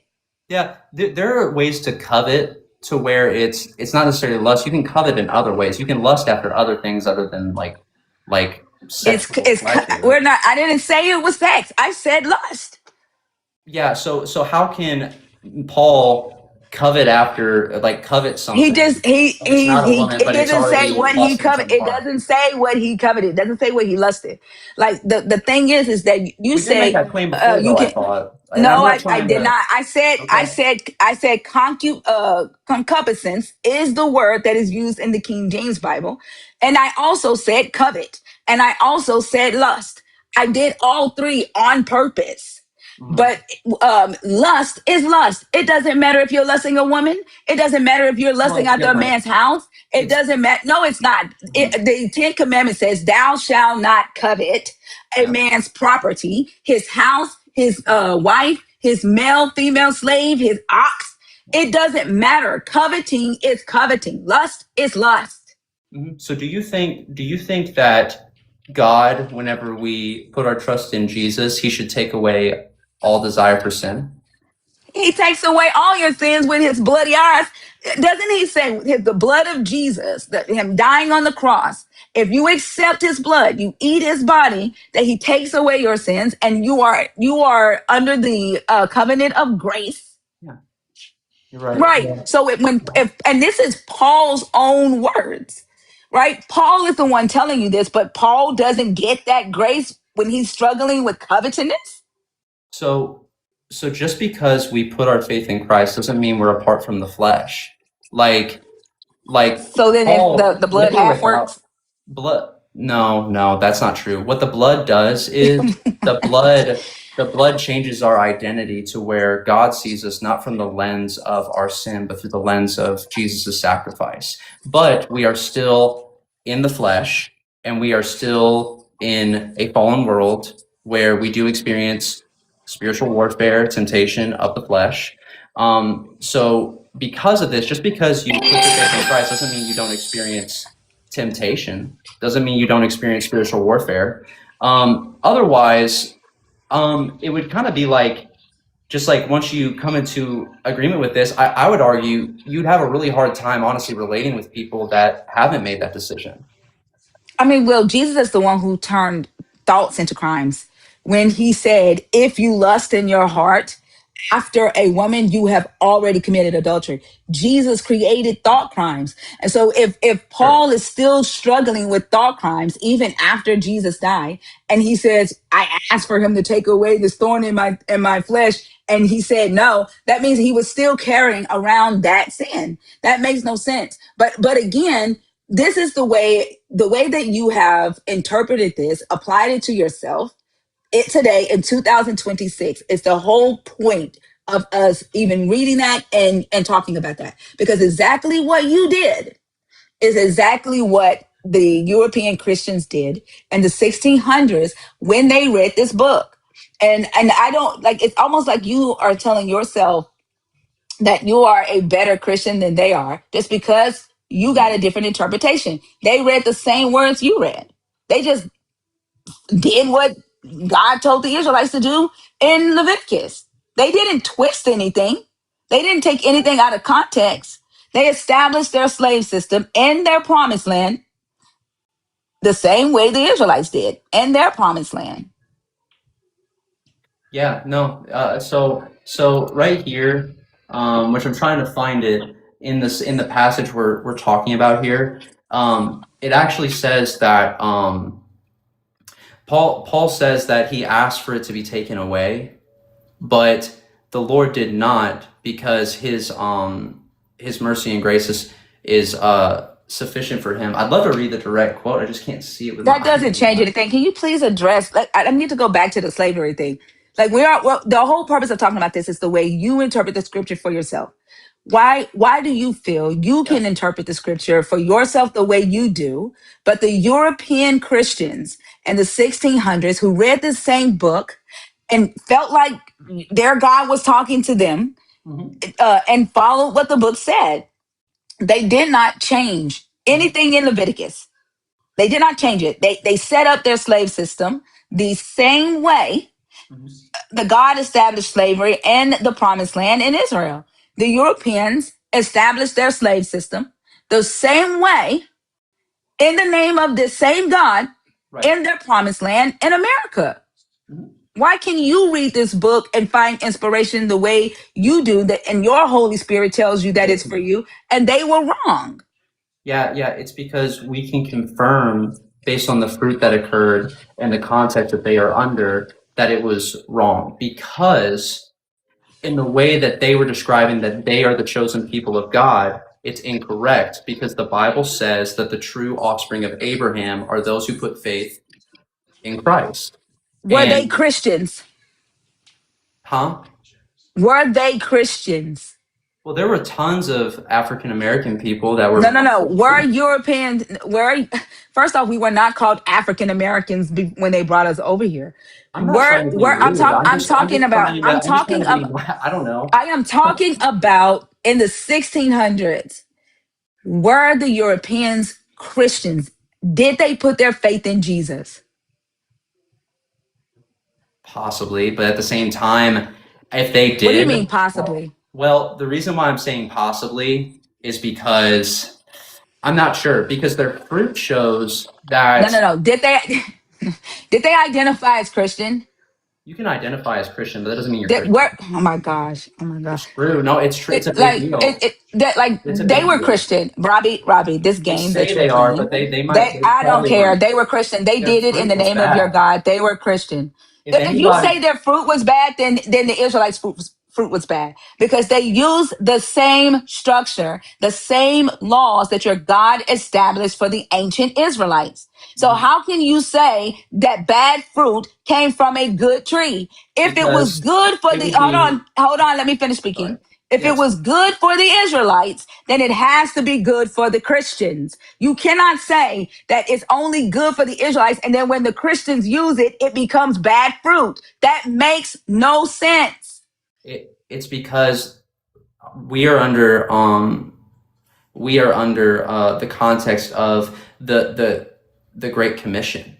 It's not like what we're under is there's no difference between any of us as long as we are like we're all made in the image of God. And literally whenever you read the Great Commission, he wants both Jew and Gentile to know him and to be with him. So to claim that there's any chosen people specifically that are or aren't based on nationality is false, because the Great Commission calls us to spread the gospel to all people. That's not spreading the gospel to all people. It's exclusifying it to just that group.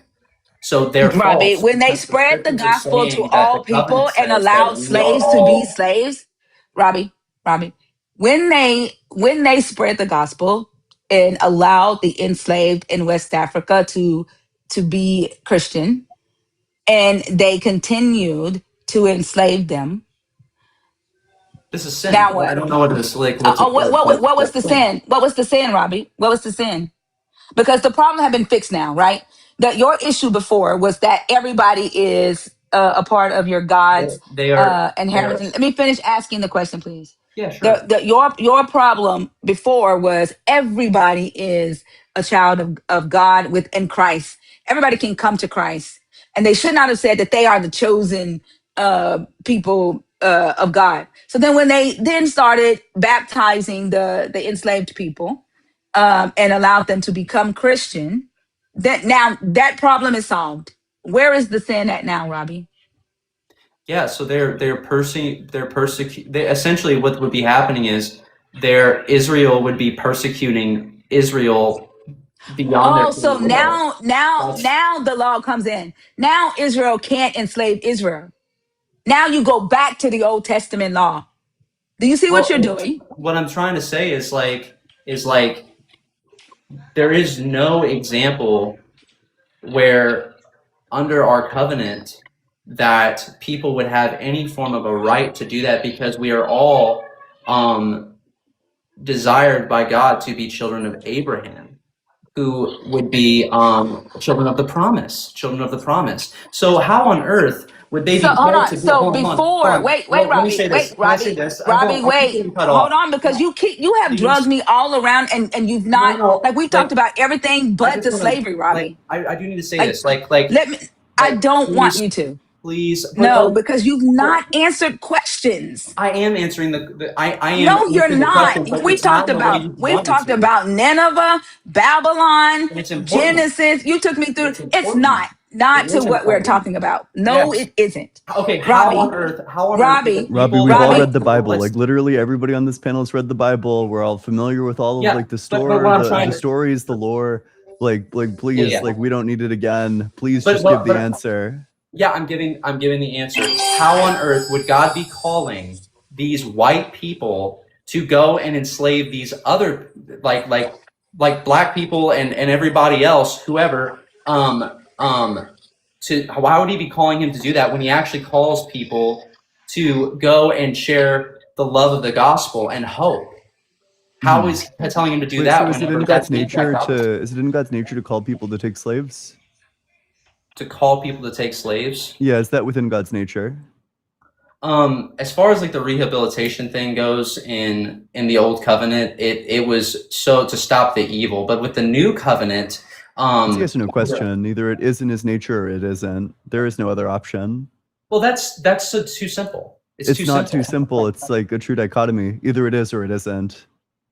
It's either in Yeah, his it's too nature or it's simple. not in his nature. Because there's gonna be times whenever, like, for example, the ruler of the universe is gonna like take charge and be like, this is done and this is what we're doing and you're in a timeout. And then there's gonna be other times whenever he goes, mercy, love, grace, forgiveness, peace. He has the right So to it choose. is sometimes So in his to say nature to is or command isn't people to take is too slaves. simple. That's why I was saying to say is or isn't is too simple. But there are like some instances where he does that. Apparently, yeah. Sure, then it's Apparently, in his nature. Cool. in this situation specifically, there were times whenever he would, yes, like wipe people out to stop the evil in the same way we were going to eradicate Hitler for what was happening. Sure. And So then nobody it is. disagrees. Yeah. So there are So it times is where in that's God's called, nature but to it's times command whenever people to take slaves. there's times whenever he goes and wants to rehabilitate people to where they are not doing these things any longer, if there's hope for that. Okay, because it would be better, honestly, it would be better to do that than to allow them to continue to make a bunch of other people suffer over generations and generations and Wait, I'm generations. sorry. Yeah. Gosh, I know we ran into this issue earlier, but do you have a source that they were doing rehabilitation? Yeah, because whenever you go and you have the sojourner, like, so I find this law, I gotta find Can I just it. get like the specific verse and then we can look at it together? Just the verse where it says like It's not gonna, okay, so rehabilitate just, these people, or do you need just to? because, Did you just lie about the because- Bible again? No, come on, man. Listen, so what I'm referring to as far as the rehabilitation goes is like whenever a stranger, because we just read it a little bit ago. Whenever a stranger, here it is. All the congregation of Israel shall. This is Exodus 12. Do you think slavery is an effective way to rehabilitate people? I don't believe that slavery in this context was. I know it's called that in here, but just because it's called that in here doesn't mean Is it's it what people like, owned as property? It is. I think it's to where people, which again, I'm not referring to the Yes, one that's whenever also people a yes or no question, by the way. Are these people owned as property? Yeah. So the people that are essentially like being taken as like whether it's like war prisoners or whatever, they are having their free will taken from them in order so that they can be rehabilitated. What question do you think I asked you? Yeah, you were just saying like does a slave like equate to like are they property? Are they owned? And was the answer yes or no? Yeah, like basically they lose the right to choose. They lose the right to choose things. No. So slavery is exclusively just when a person is owned as property. I wouldn't say it's that exclusively, but yeah, sure. I mean what would you that define is. it as? I would say it's whenever a person's free will is stripped of them. That's what I would define it as. And okay, what are the circumstances for when a person's free will is stripped of them? So like, in this context, Like when my mom takes me to the dentist when I'm like 6, is my free will stripped away from me? I mean, I think there's different grades of that. I don't know if you could call that. Was she like enslaving me just a little bit? Yeah, that's a great point. I think I would just say that specifically under the context of I think it's when it's almost completely stripped of you. Like I don't know if that's just kind of a different thing. I mean, Okay. yeah, I think it's when it's completely stripped of you. So like with them, So if I like really didn't want to go to the dentist and I would do anything, but then my mom like picks me up and throws me in the car, would that be slavery? I don't know. I think it's just probably good parenting because it's just different context. Like you're a child and you don't know what's best for you. But is that a violation of my free will? Yeah, I guess it would be. Yeah. Yeah. So doesn't that fit under your definition of slavery? Um, I think a person owned as property is a much better definition of slavery, which is why these people are for sure 100% slaves. It's because Sure. they were Well, hey, explicitly yeah, like property for they- life. sure, they're owned as property. Yep. You can say it. That's Yep, fine. sure. So, okay, do you think slavery is an effective method of rehabilitation? Because I know that God knows what's best under this context with the way that he was doing things, I believe it was effective. But do I believe that in any other context, whenever we think it would be and God's not actually telling us that it would be? Absolutely not. That would be my claim. Okay, so you do think that there are circumstances where slavery is an effective means of rehabilitation? Anything that God is in, even if it looks like out there or wild, if God is in it, it's good. If God is in it. Yeah, I mean Um, that's what the slave owners in like America thought too. You know, they But see, thought they're God thinking was in just it. just because they're thinking it or they're saying it doesn't mean he was, and clearly he wasn't. Clearly he wasn't. Okay. What do you think Clearly. is like different between the two? Well, for one, like what was happening with their context. For one, these are actually enemies of Israel. Like they're actually being attacked by these people. Like Israel's has been attacked by these people, and vice versa. So there is a sense of a war going on, right? In their Do you think we context. should go enslave the Palestinian people? No. So what's happening is in their context It's of yes, the no question. 1600s. Well, like, why can't I just like answer? Would that be something just? before having It's to because then it's go like a to- super easy. It's like yes or no questions. Like, I don't know. Do you think it would be okay to go and like enslave Palestinian people? No. Oh, why not? Yeah. What if they because God attacked has Israel? Would it then be No. okay to enslave them? So the reason why because we're not called to protect or serve the nation of Israel. What are we That's called to not- protect and serve? Yeah, what we're called to what we're really just called to do is to spread the gospel of Jesus. That is what we're called to do. And what that pertains to is us again just going and sharing the good news, even if that means we ourselves get persecuted. But like as far as like the like us like protecting and serving what the government of Israel like or the like no like we're not What if called God to that. commanded you to? Well, I mean, we could do what if isms. I mean, like, if God said do that, then yes, I would do it. But he's not. You're He's like- actually saying, Doesn't it? he's actually, but he's saying the opposite because what does he say? Who cares what if he said? Let's care about what he said. What he's saying here is there is no difference between Jew or Greek nor Can I Gentile. ask a question, Ian? Yeah, go for it. Of course, Abraham- yeah. Well, hold on. Like, let me finish. So who is the seed of Abraham? The seed of Abraham is the children of the promise, which are those who follow Jesus. So who are we supposed to be sworn to? It's just God alone and spreading the gospel of Jesus all across the world. We don't have any servitude or loyalty that we have to commit to with like the nation of Israel as like a physical blood thing. Like that's not a thing. Thinker, what do you want to ask? Robbie, I wanted to ask, like he said, if God was in it, it's good slavery. And so through the transatlantic slave trade is how my ancestors were introduced to your God. And because of that, my community is the most religious and indoctrinated into the God of Israel at 97%, more religious than of all the public, according to Pew Research. So, would you then say that your God was in the transatlantic slave trade since the majority of Black Americans believe in this God due to that? And that's how they met your God. And that's how they met God. That's how we were introduced to your God. Remember, we were not Oh, I see what you're Christians. saying. Yeah. Yeah. Would you say that your God was in it if that's how my ancestors met your God?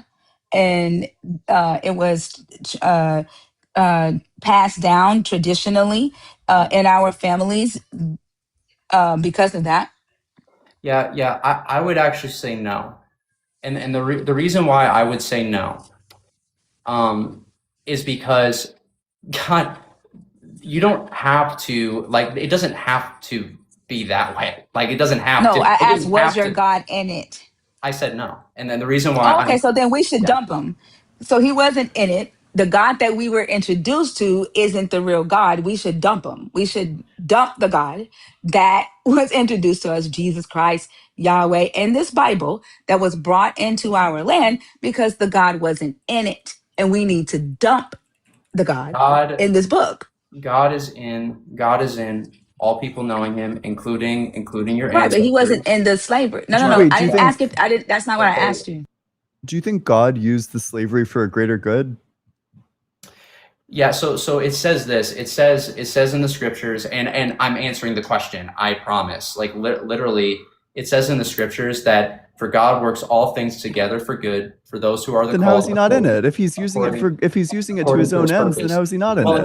he's explaining that even though sin occurs and bad things happen, He still works them together for good. Even when the Yeah. bad stuff happens that He doesn't want to happen.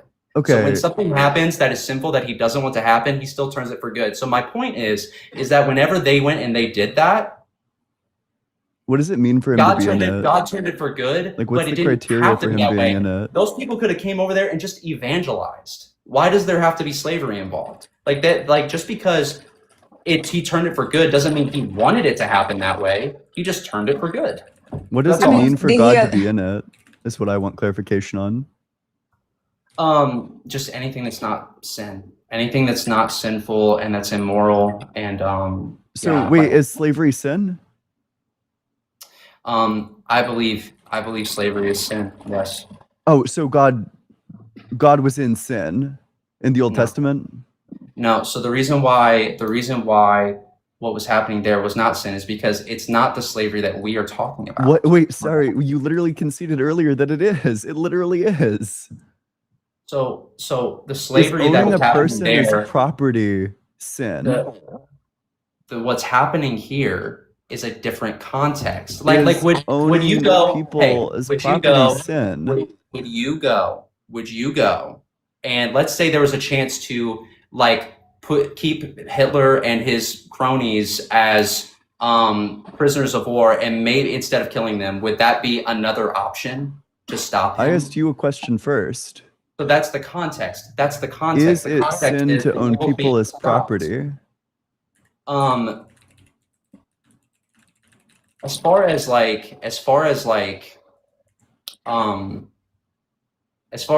the context goes, I would honestly say that like in the context of when this occurs in Israel, no, it is not, because of the way that things are occurring and the reasons for why things are happening the way they are happening. But under our context, whenever we're in a situation where that doesn't need to be happening, because there's no like it's not just like, oh, like we're just gonna go and like get slaves. That's not what's happening. What's happening is they're under like world war. I think it's Israel- gosh, I think Israel it's like a bit of a going side comment, but I do think it's But fun how this- the atheist is the moral objectivist and you've turned into a relativist, it seems. You're saying that ethics depend on the culture. You know, in some cultures, ethics just are one way, in some cultures, there's just another way. I guess you just can't have objective ethics as a Christian. I guess only the atheist can, it seems.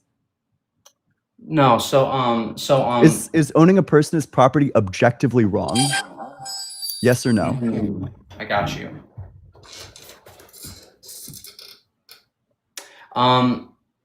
Well, clearly in the scriptures, whenever they're willfully going into it, that's not wrong. They're not So I willfully would going say- into it. That's so I not would true. say- You got I caught think- for lying about this earlier. You don't want to get caught about. I mean, is it ethically No, no, permissible they- to lie about this? Dude, hold on. I'm not lying about You that. got caught. You had Literally- conceded that you got overzealous with it. You got caught lying about it. No. Like whenever like the men and other people would go and they would be like they would willfully choose to go into slavery. So like with the Can I get the There source are- that says okay, that the so people listen, from the nations there around are- them were there are willfully going certain- into slavery? listen, hold on. There are certain laws where they are across the board wrong every single time. Okay, and then there are Like other what? laws where murder. Oh, Murder every single time is wrong because murder only becomes murder whenever what we talked about earlier, whenever it's a self-attack. yeah. Whenever But- God doesn't like it. Yeah, whenever it's a selfish act, Mhm. or like, Do you have any or others that are wrong and always wrong? so that's morally objectively wrong. I would say rape. Oh, do you think slaves can consent? Can slaves consent? Yeah. Ooh, great question. Ooh, one sec. Yeah, Hold that would that. Hold that. fall.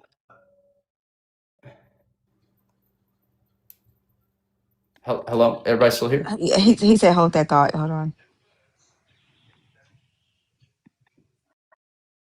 Okay. What's the answer? Yeah, sorry, ask the question again. Yeah, can slaves consent? Yeah. As far as like under this law goes, Oh shit, so it is relative. Even that one's relative, it seems. guys, I'll just be really honest right now. I'll just go ahead and say this. I really have no idea how you guys think that we're here, like, at all without God. I don't even understand how that's even humanly possible, like, at all. Like, how are we even having this conversation? Like, I feel like it's utterly impossible to even be having this conversation about morals and right and wrongs. You're literally without- saying that slavery isn't always wrong. Don't lecture me about morals. You don't have a moral system that can provide a foundation for the wrongness of it. Well, I guess. I And guess to what be I'm saying is clear, this. you know, I've read This more isn't books s- about morals than you've read books. Mhm. Listen, man, all I can say is this, like, mm,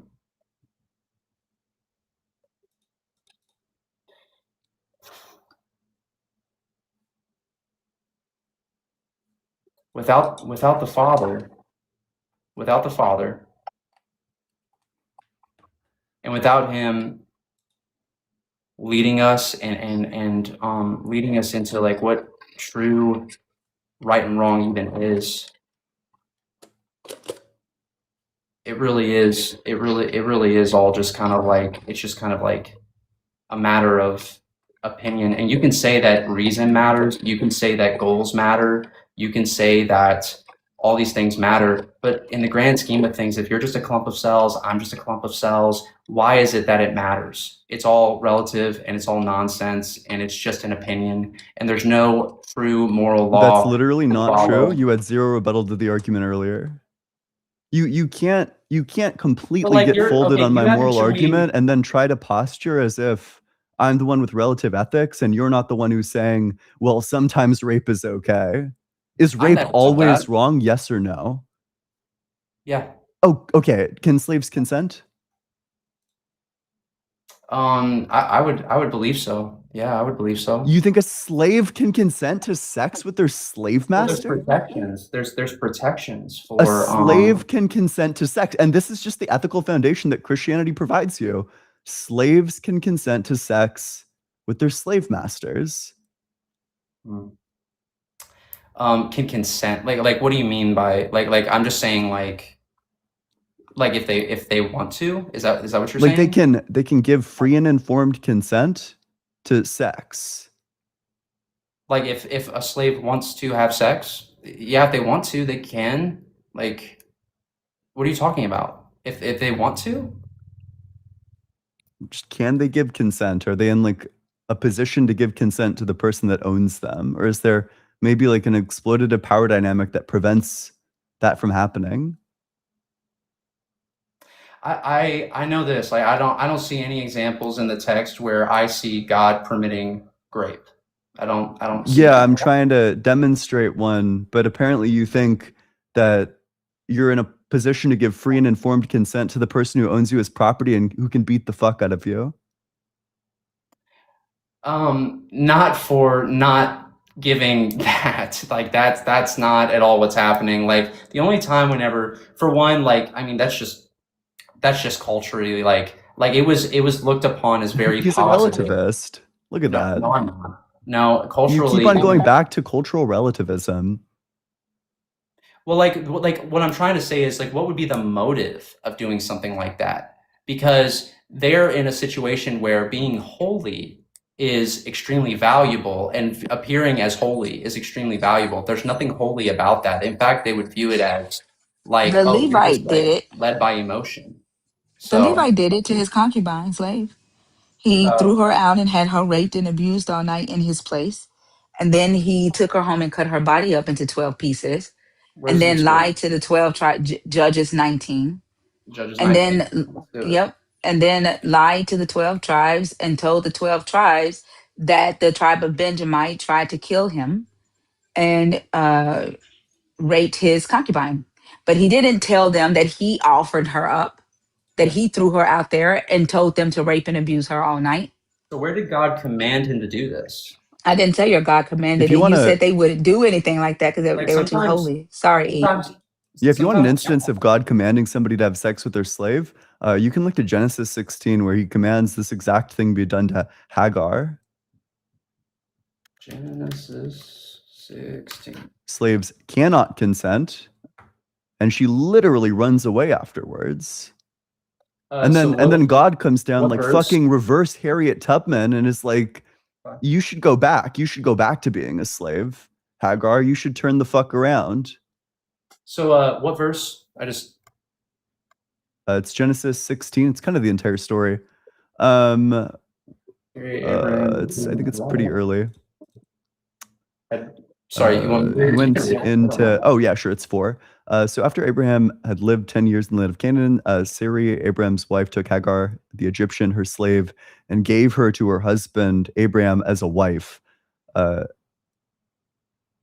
He went into Hagar, and she conceived, and when she saw that she had conceived, she looked with contempt on her mistress.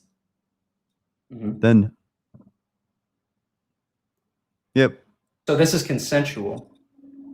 Okay, so you think a slave can consent? You think somebody This who's in is a position where you can like consensual. legally beat the fuck out of them, if they say no, you think you think you can consent in a Well, situation this like is that? prior to even any of If that. I hold you at gunpoint Hold on, and then hold on. say like do like sexual This is- favors for me or I'm gonna shoot you, is that consensual? This is not under like that. Israel hasn't even been established yet in Genesis 16. So what's happening here? Why did she look at why did she look at the wife of Abram like kind of like upset? She wasn't upset because she just got raped. She's upset because she knows that Abram's true wife can't conceive, and God actually said, I want you to trust me and I want you to be intimate with your wife. But the whole reason this happened is because they did not trust God. So you and they do. were So to trying be clear, make you the do think a promise slave happen. can consent. So Well, I'll give you a we just use an scenario. example, and it's I'll not even give you the a concept. scenario. I'll give you an easy scenario. Let's say I'm holding someone at gunpoint and I'm demanding that they give me like sexual favors. Do you think that's consensual? Can you hear me still? Yeah. Sorry, I got a phone call again. I apologize. That's okay. Yeah. So sorry. Go ahead. Yeah. I'm holding someone hostage at gunpoint. Do you think that person could consent to sex with me? No. Oh, why not? Yeah, because you're forcing them to. I'm not forcing them. You know, they have the choice to do it or not do it, and then I'll just shoot Or them if die. they don't. Or die. Yeah. Yeah, exactly. Right. Mhm. Now, what if I'm not pulling over to explicitly the whole, like, saying it? beating thing and yeah. What if I've like beaten the fuck out of them often in the past, and I may beat the fuck out of them again if I get upset, and then I ask them to have sex? Do you think you can consent in that instance? No, I hear what you're saying with the scripture there. I actually am not quite sure what, like, I know that was the context under the people that willfully choose to come into this agreement, but I don't know directly what the rights are I read. didn't even ask you a for question about those people scripture. I'm that- just asking you a question. If you beat the fuck out of your partner like frequently, every time your partner refuses to do something to you, Horrible. do you think that they can give free and informed consent? No, because they're probably just scared. Yes, exactly. Yeah, right. So why would I think that a person who is literally a slave who runs away throughout the rest of the chapter could possibly Of the give chapter? consent? Of this chapter? Yes. Yeah, so the context is she's not like forced to do anything. What's actually happening is Abram's wife desires for Abram to be intimate with her because Abram's wife heard the promise that Abram's going to be a father of many nations from God. Okay? Wait, sorry, where's the verse where Hagar says, like, yeah, I want to have sex with you? Okay, well, Because let's just go I ahead see and- the verse where his wife is like, yeah, you should have sex with my slave. There's no verse where that has what you just said. Maybe that I shall obtain children by her. And Abram listened to the voice of Sarai. So after Abram had lived 10 years in the land of Canaan, Sarai, Abram's wife, took Hagar, the Egyptian, his servant, and gave her to Abram, her husband, as a wife. And he went into her, into Hagar, the Egyptian, and Hagar, and she conceived. So, yeah, so polygamy was like kind of a real thing. So she wasn't just like just a sex slave. What was actually happening was she became another one of his wives. She became a wife. Yes, she did. It says it right here. And Abram listened to the voice of Sarai. So after Abram had lived 10 years in the land of Canaan, Sarai, Abram's wife, took Hagar, the Egyptian, his servant, and gave her to Abram, her husband, as a wife. She's It his literally wife. says later in the verse, but Abram said to Sarai, your slave is in your power, do to her as you please. Which If verse? she's a Even- wife even- in like 6. Verse 6. Even when Behold your she servant. sees the God and he tells her to go back, he tells Hagar, go back and submit So- under Sarah's hand. Yeah, She is to so- go back as Sarah's slave. Yeah, so I actually know the answer to this specific passage. So, the whole context of this passage is sin, the whole thing. And I can confirm that that is true because the whole reason they are doing this is because they don't trust God to make Sarai have a baby because she doesn't believe she can have a baby. So this whole thing, God does not want to happen, but they are sinning and it's recorded in the Bible. But Why just do so you just tell because her to it's go back recorded in- and be a slave? Yeah. Why is God? Well, I mean, you don't think this is sin, do you? No, what I'm saying is this whole thing is sin because the whole point of the passage was showing that it's recording what Abram and Sarai did. They're trying to force the situation because they want this promise of God of having children, but they don't believe God will make Sarai have children. So they go and they go, hey, go have sex with her. Let's have sex with her. And then that'll make it happen. And God never permits any of this at all, at all. Then why In does fact, he tell her to wants go them back? Well, in what verse? Yeah. Does he tell- Yeah. It's where is this? Yeah. I'll read 6 onward. But Abram said to Sarai, your slave is in your power, do to her as you please. Then Sarai dealt harshly with her, and she ran away from her. The angel of the Lord found her by a spring of water in the wilderness, the spring on the way to Shur, and he said, Hagar, slave of Sarai, where have you come from and where are you going? She said, I'm running away from my mistress, Sarai. The angel of the Lord said to her, return to your mistress and submit to her. The angel of the Lord also said to her, I will so greatly multiply your offspring that they cannot be counted for multitude. And the angel of the Lord said to her, now you have conceived and shall bear a son. You shall call him Ishmael, for the Lord has given heed to your affliction. He shall be a wild ass of a man, with his hand against everyone and everyone's hand against him, and he shall live at odds with all of his kin. So God is literally saying, go back to being a slave. No, that's not what's happening. What's actually happening is this. So He doesn't say go back. She so isn't a slave. He says go. He says go back. But the thing that What is happens living under Sarai's hand Can I- mean? Okay. And by the way, I'm sorry. I don't want to be like yelling and stuff. I apologize. That's okay. I just want to. I want to be able to communicate whenever I'm asked something, and I feel like what's happening is I start saying one thing, and instead I then get cut off, and I allow It's it. because you're trying to keep like good faith. yapping. Like just the answer. Just the answer would be But great. like you guys just want yes or no's and then just keep giving me you guys, I allow you guys to communicate big, long, like drawn out things and I allow it. But then whenever it's my turn, I'm not allowed to have the same courtesy. Well, would you just know what like- they said in the gospel is that you will be persecuted for sharing the gospel. So, I mean, what's going I to guess be, you're right. I guess, But what hey, does it I'm mean not- to I'm not- say that you not should go and pivoting. submit Yeah. to your mistress? So what's happening here is again all sin. Abram literally goes and he says it's all sin. So like he goes and he doesn't believe that God is going to make his wife conceive. So then they, in an act of doubt, do this with Hagar. and Hagar becomes another one of his wives. Okay, but then what Still a happens slave. is, so then what happens is, she is Sarai is kind of mad because she's like, seriously, like you just got pregnant like right off the bat. So then Abram, and this is all sin, is going, deal with her how you want to, who cares? Mhm. And then freaking like Sarai does, like, yeah, like lets out this Yeah, anger at fucking her. This wails is all on her. sin. Yeah, This is all sin. But then the Lord comes along it's whenever like you should go Hagar back. runs away.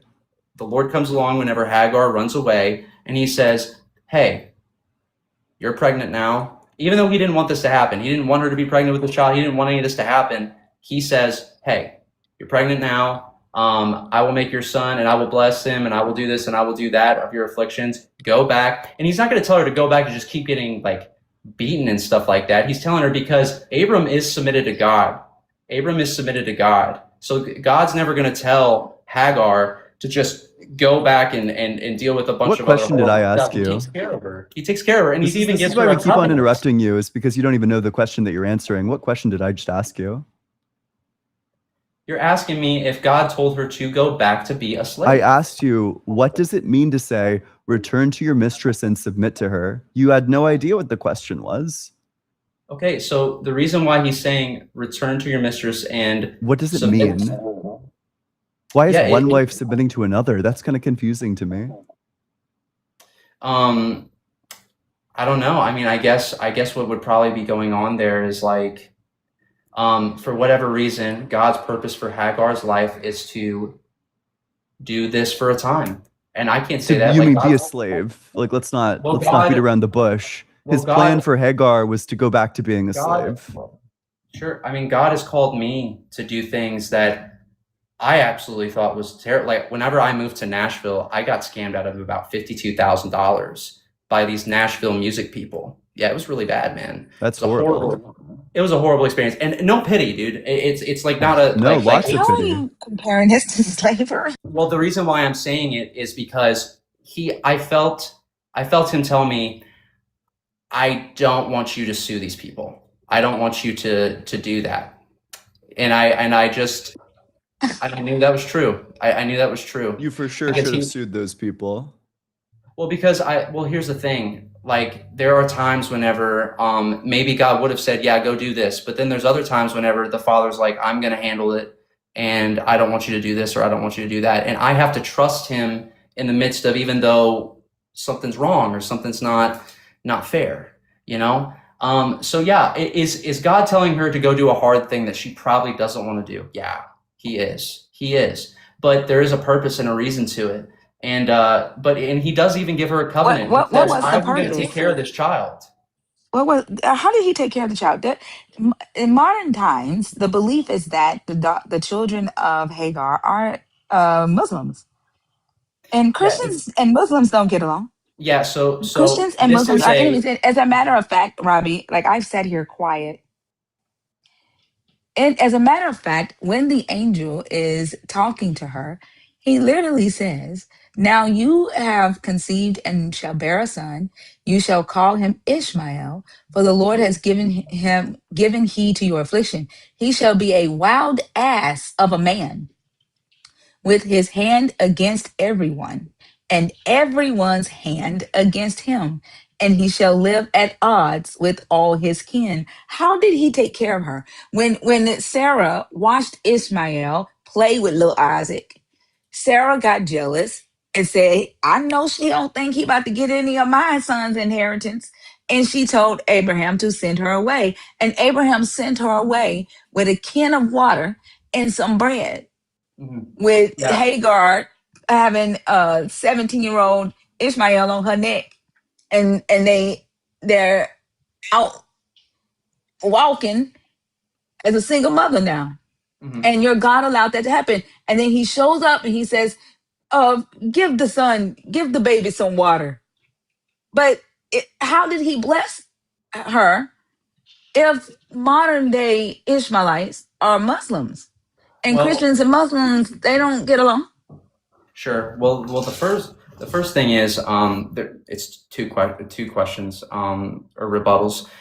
The first thing is we can say like it's possible that is was the birth of like the Muslim like faith and all that stuff. Like we could in the nation we could say that, but there really isn't there isn't like a direct like correlation evidence wise of if like for example Muhammad was a descendant of Ishmael.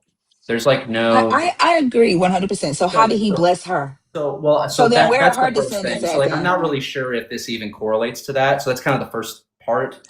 Okay. But the second, I agree. So where did he bless her? Where did he bless her? yeah, If the Muslims, because that's the Muslims' claim, they're blessed right through Hagar. I agree. I don't think that there's no archaeological evidence. One Yeah, second, I agree with you 100%. There's no archaeological evidence or genealogical evidence that connects the modern Muslims to the children of Hagar. I agree 100%. Where does he bless Hagar? You just said he blessed her. This is what he wanted her to do for a time, but he blessed her. yeah. How No, did he you're right. bless her? Hey, I did say that he blessed her. Again, I misspoke. I apologize. This whole thing is sin, and it was something that God never wanted to happen. Then why did And God say go back? he even didn't want Hagar to partake and submit to this because she did become his wife. So like he didn't want any of this to occur at all. Wait, why is And one any wife baby- submitting to the other wife? Let's get very clear about this. Like she is still a slave. I don't know. Oh, I don't know. But you do why. acknowledge that she's a slave, right? Yeah. Okay. A servant of some kind. Yeah. I don't know if it's the same version as we read in the passage we read before. In fact, I know it isn't because it's prior to that. And then I don't know if we Why should would a correlate servant it need in to the run same way as away? the Well, 300s, couldn't but, a servant just quit? it seems like she ran away. I Yeah, mean, but like, wouldn't a servant just quit? I feel like, gosh, there's like a certain group that runs away. Mhm. It's not servants. Well, why God told her to go back, or why he wouldn't, like why he did that? I mean, I'd just be shooting in the dark, wondering why he did something. All I could say is this: like, for whatever reason, that's what he wanted her to do, and he wasn't for any of this stuff occurring. So like, for whatever reason, that's what ended up happening, and I'm sure he wasn't for Abram later sending her away. I'm sure he wasn't. But again, it just kind of like is one of those situations where this happened. Do I know why specifically he told her to go back? No. But regardless of the situation, God wanted Abram to trust him that he would make Sarai pregnant, and they didn't anyway, and it led to all kinds of sin. Mhm. That's all I can say about it. Sure, okay, but you do think that you can give consent as a slave who gets beaten. Do you think, like, I don't know, in like America, do you think like a slave could give consent to like a slave master? Oh man. Yeah, just all that stuff was evil and sin. It was all But could evil they and give sin. consent? I don't think they were capable of doing it because it was taken from them. Yeah, exactly, right. So what's different between that and this? Yeah, like we're reading this here, and even though Abram is enacting, well, this is a servant lady, so go ahead and do this or whatever, and like, oh, I can give her or whatever. I don't really see any form of God saying that that's okay to do. I just see them doing it. I'm not seeing where he's saying that that's good to do. So just because something's written here in the scriptures doesn't always mean that it's a good thing. Like Samson, But like, God is enabling fell to it, the right? bottom. Like as in like calling her to go back. Yes, yeah, like he's taking like an active role. It's not just like, well, God doesn't want to interfere with free will. It's like God is like going down and like finding the runaway slaves.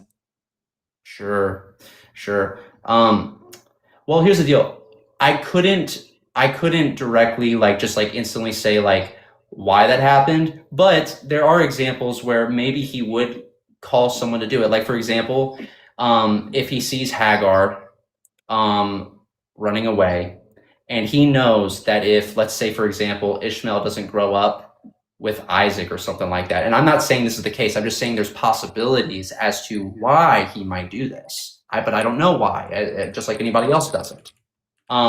Where it would be good.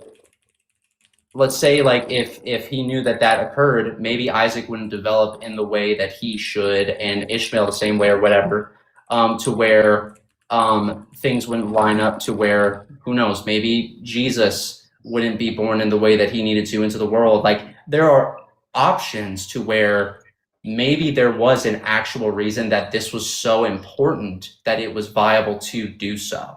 But Robbie, do you think it's it's just ever do you think it's ever justified?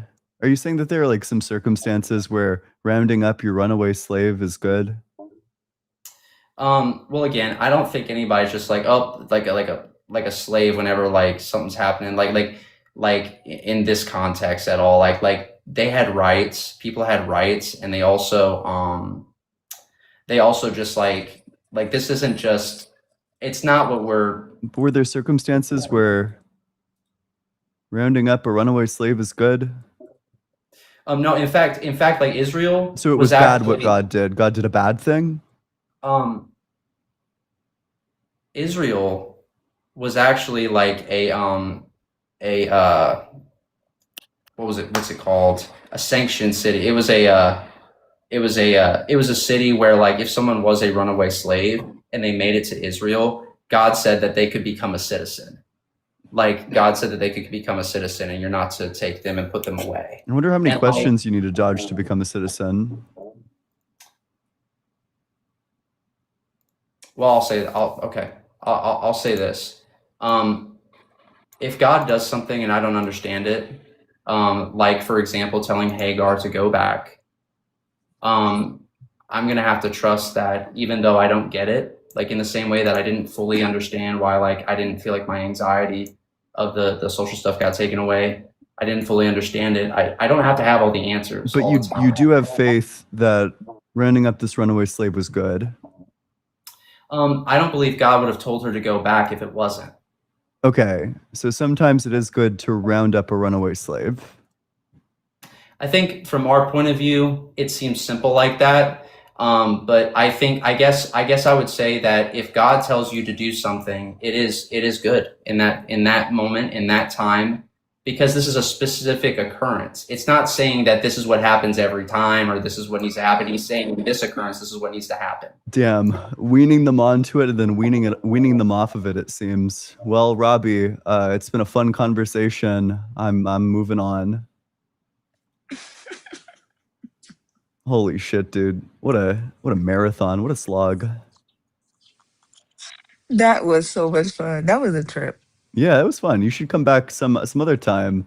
I didn't realize, like, Definitely. yeah, I don't know. You're like super good at like the slavery debate. Like you're so knowledgeable. You have like so many facts. Yeah, Dr. B is my teacher. Oh, really? Dr. Bowen. Yeah, Okay. yeah, No, that's super cool. Yeah, I think I have his book. yeah, yeah. I have all of his books, and he actually taught me how to read Hebrew too. I took 4 semesters with him. That's so cool. Oh, wait, sure. So he's like literally your teacher. Wait, did you go to Yeah. seminary? No, he's teaching me. He takes has the classes online, and I pay him online to take the courses. That's super cool. That sounds like super Yeah, chill. Yeah. yeah. So, He's also a co-host on my live too. sure, that makes sense. Yeah, I think I've seen him around. I Yeah, know that he did panels, uh, yeah. which is yeah, super chill. But fuck, I'm like 3 hours over. One sec, I have to like speed run like 40 super chats or something. Okay. I'm gonna hop down. Thank you so Yeah. much. I appreciate you. Yeah, thanks so much. Let's get a massive W for Thinker. You should all be following her. Have a Thank good you night, so much. Ian. Appreciate it. Oh, wait, also You're welcome. the Polaroids that I took of him turned out great. I need to get them.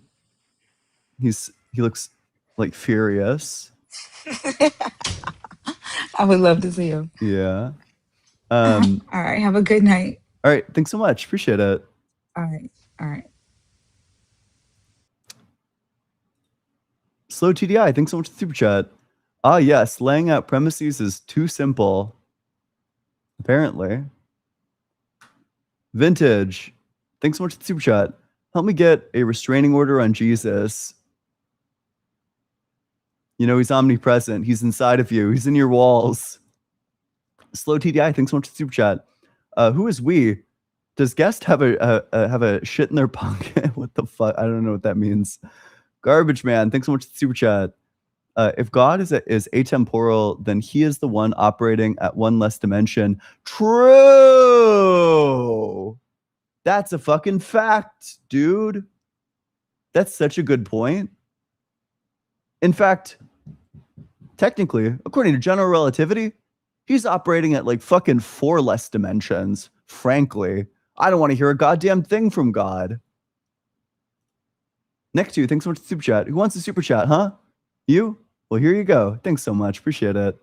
Buddy Christ, thanks so much for the super chat. You murdered this caller. True. Fish Priest, thanks so much for the super chat. This is a pen. This is an Apple pen.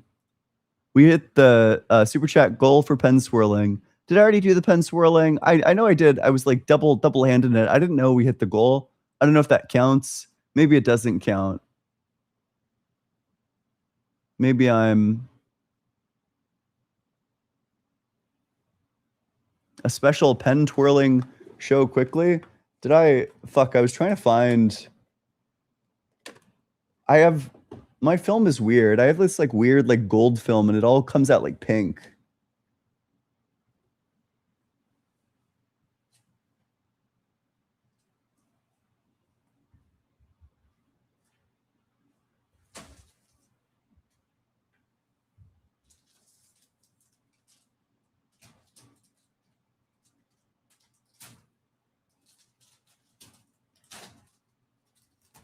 I don't know. Is there any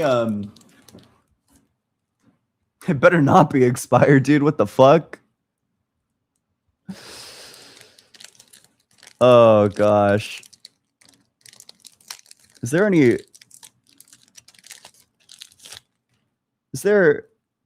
like some bisexual woman in chat who could tell me why my Polaroid film keeps on turning out in this color? I'm sure they'll know.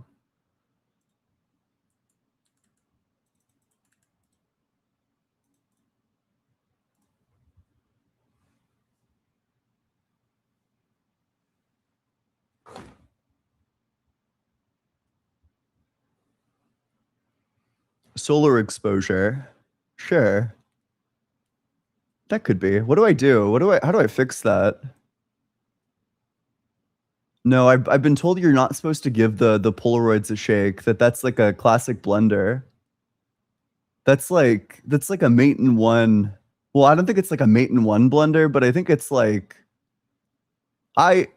listen, as somebody who dated like a bisexual person when I was in like high school, you know, it wasn't the only time, but you know, she was really into Polaroids and film, and she was like, "No, you're not supposed to shake it.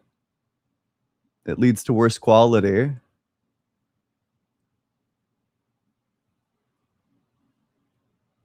Cool dark spots. Well, I have these giant ass fucking studio lights. AI induced apologist. Thanks so much for the super chat. If the flood was to wipe out evil, why still so much evil though? True. Well, he promised not to do it again. It's kind of a weird thing for a timeless God to do, frankly. I don't know. It's like he like learned a lesson. LS, thanks so much for the super chat. Great job, Ian. Wait, sorry. Before I forget, I just want to make sure I don't overlook this. James, thanks so much for $50 fucking dollars. The $100 even. What the shit? That's crazy. I know I'm incentivizing conversations with him, but I cannot overstate how bad and dangerous I think Robbie is. Yeah. I hope you're. James, thanks so much for the super chat. Robbie's a bad person. Read that out loud or not. I don't know. Yeah, I just think that it corrodes your fucking moral fruits, frankly. Like, I just think Christianity is like horrible for your moral development. And it's exactly for that, right? Like, I don't know. You have like genuine.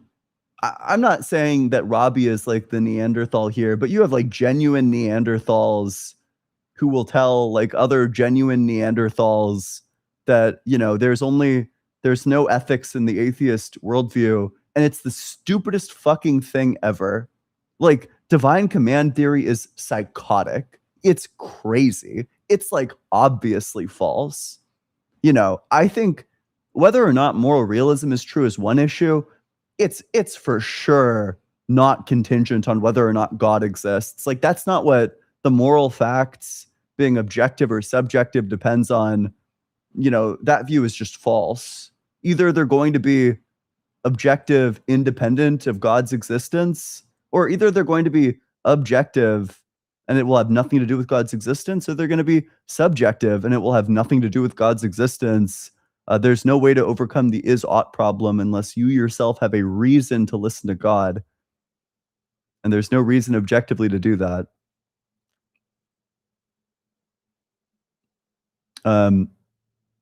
Yolanda, thanks so much for the super chat. Thank you for doing what you're doing. No one needs a God. True. Grimlock, thanks so much for the $50 I didn't read yours yesterday. It's because I'm evil. It's because I'm a sick, cruel fuck. I should be institutionalized. Wow. Grimlock loves me. Okay. Vought, thanks so much for the super chat. I believe you ground objective morality in reason like Kant. How do you handle the noumena phenomena split that makes reality unknowable? I don't hold to noumena phenomena. I think so. What I share with Kant is moral epistemology. Kant is a rationalist about morality, which just means that he thinks that you can arrive at moral facts. You can arrive at knowledge of moral facts. You can determine which ones are the true ones and which ones are the false ones, basically a priori. Yeah, like essentially, just through like reasoning with laws of logic is how we arrive at what is like the true moral facts and the false moral facts. I don't think that that requires noumena and phenomena. I think that that just requires like rational agency. Like, I just think you need to be able to reflect on the question, like, what should I do? And then from there, there's like certain necessary commitments. Ever consider objectivism's morality, man's life as the objective standard of value? No, because I think only women have value. I'm sorry, that was cringe. On to the next one. Cranky Old Cuber, thanks so much for the super chat. Hi, Ian. I really like how you ground your objective morality, especially the way you do it here with Robbie. Cheers. Thanks. I'm sorry. Fuck. I'm like, it's been a long neurodivergent day for me, frankly. Thanks.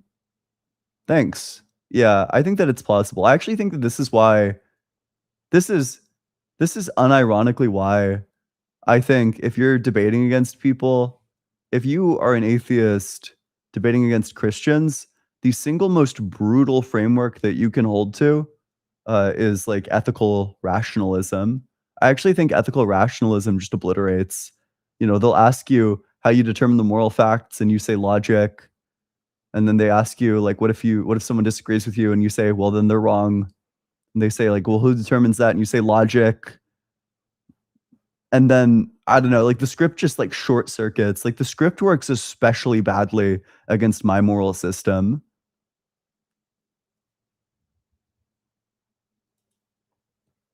Relax with Russell, ASMR, thanks so much for the super chat. Callers like this are so annoying. Not here to have an actual good faith exchange of ideas, just here to be opposition, literally rejecting something he agrees with in actuality just to oppose Ian. True. Terrible advice. Bro, we got fucking LARP, LARP, LARP Sahur over here. I bet I would fold the fuck out of this Homelander guy. Homelander, I was gonna end stream, but if you want to get like obliterated really quick, hop in the guest request box. Grimmy, thanks so much for the super chat. Whoa, no shot. Hey, how's it going? Why would I debate you when like the top tier Christians already debated you? Like who? Like say Jesus and what's not. I'm pretty sure. Wait, Jesus, wait, who? Do you want to enunciate your words a bit better? You sound like frantic. It was that or Dion. I have no fucking idea who these people are. Well, that with the post, say otherwise. What oh, sure. What's their names? You can look up Dion. He has around like 10K. Dion. Jesus and whatnot. I'm pretty sure debated you. He has around 195,000. Jesus and whatnot. But like, hold on. I just want to critique like your argument against to like disprove us was like moral framework. Why would I That's not an use argument. This guy's you so brought up dumb. morality? Why can't I use the Kalam argument or the You, Kalam yeah, you theory? can use the Kalam. Go ahead and try the Kalam. See how it I'm not, does. I'm not debating this. I mean, I think it's Dude, irrational. it's because just you're to gonna debate get like this. genuinely torn in half, dude. If you think the Kalam's a good probably. argument, then put forward the Kalam and see what happens. I'm not done. I'm making my own theory using the Kalam. You're Trying not that's what I'm done trying to learning do. how to pronounce words either, dude. Like fucking unjumble That's the cool. words. That's cool. I mean, I'm up here to debate you. I just think it's like irrational. What's How- irrational? What's irrational? Using a moral framework to critique Christianity. Why? When like, why I'm saying, hey, this God is evil. I think is kind of ironic because it's like, it's if he's holding to the objective moral because he's the objective moral lawmaker. He's Couldn't not. he That's the necessarily point. say?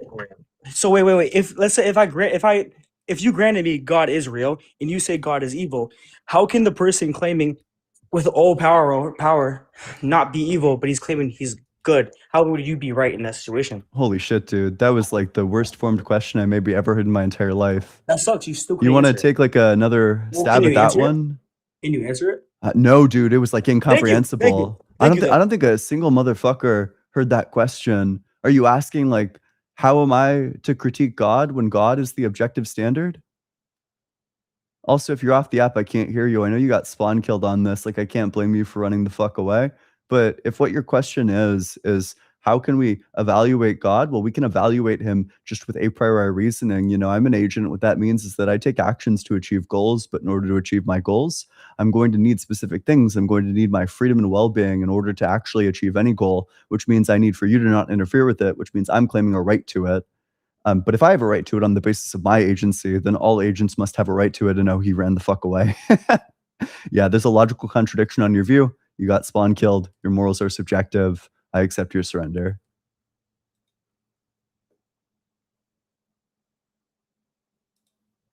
We got a runner. We got a runner. Grimmy, thanks so much for the super chat. I'm curious, is there an example of a moral violation that isn't a violation of one's agency? What are morals outside of agents to form them? I don't think so. And I think the reason for that is because all the terminology that Kant uses, we talk about means and ends, you know, a means to an end. I think that all of your reasons for action come from your ends. I don't think that there's a single reason that you have to do a fucking thing that doesn't come from your ends, which is why the Goworth argument works by saying, okay, you have ends. You're an agent. That means you have ends. And that also means that there's like certain means to take to achieve those ends. So in order to do any of this, what you're going to need is your freedom and well-being. It's literally necessary no matter what your end is. That's how Goworth is capable of arriving at like a universal means, is because it's required for every end. But then virtue ethics arrives at the means end, like normativity, by arguing that everybody has like basically like a shared end, which is like a good life. In some sense, they have a shared end, and then the shared means is virtue. So I think that's how you go about arguing for moral realism. In my view, is that you need to find the means that everybody ought take, which requires like finding like a goal that everybody's committed to, that commits them to those means. Holy shit, it has been 6 hours. The fuck is wrong with me? What's up? Thanks so much for the super chat. Caller accidentally stumbled upon the flaw in Jesus' golden rules. Enjoying grape yourself doesn't mean it's okay to do that unto others. True. Relax with Russell ASMR. Earlier he said God is in charge of whatever he says goes. Now God only gives rules according to the culture at the time. You have to hold contradictory views to believe that shit. It's so fascinating. Right. Okay. My current predicament is, you know, you need to believe in me or I'll fucking torture you forever. And then his old paradigm was like, well, they said they want the slaves. I don't know what to do. My hands are tied. They said they wanted the slaves. I really can't do anything. And it's like, what the fuck? What is that? Like, it's such an unserious. I feel so weaned right now, dude.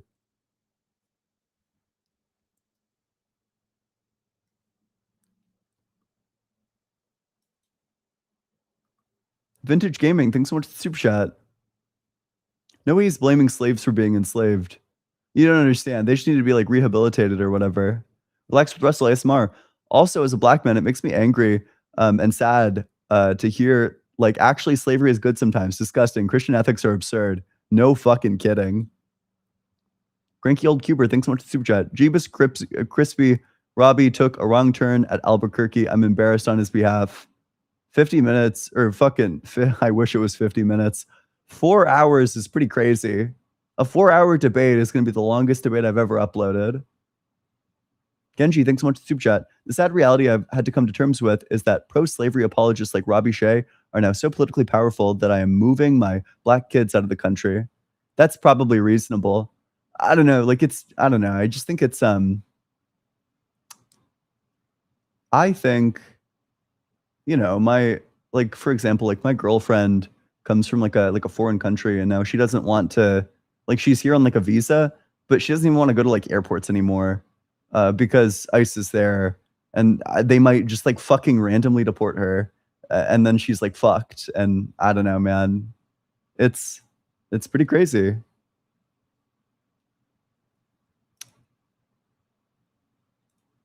Medi, thanks so much for the super chat.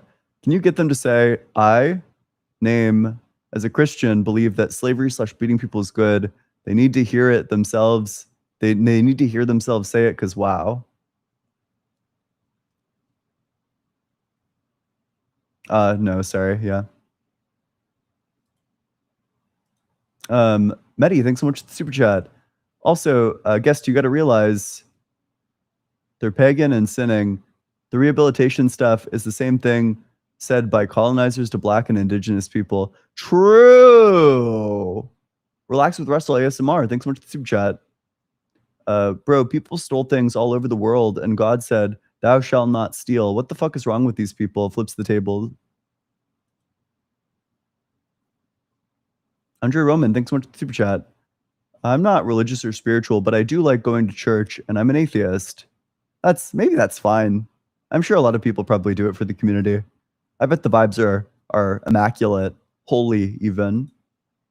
Mr. Taipei, thanks so much for the super chat. Isn't the only species on the planet required to pay for survival of the human species? That's sad. That's the sad part. I still think the Bible was created so people would have a fear of something bigger than themselves. That's probably true. That seems like obviously true. DJ RP, thanks so much for the super chat. 4 months? That's crazy. Cool, Corey. That's awesome. Huge W for having Thinker on the panel. Yeah, she was a great addition. Grimmy, thanks so much for the super chat. Authority is for perpetuating obedience. Morals is about doing what's ethical regardless of authority demanding your obedience. I think that's true. Although I do know that there's like specific conceptions, like Michael Humer, the fucking goat himself, talks quite a bit about this.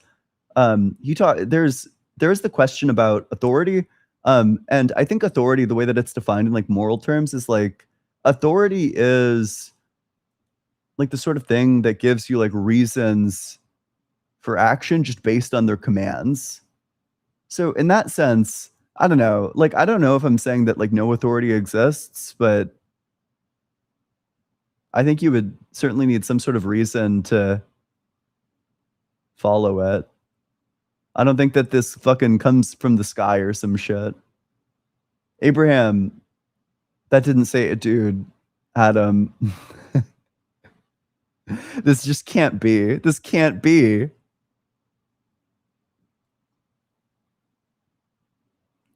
Adam, thanks so much for the super chat.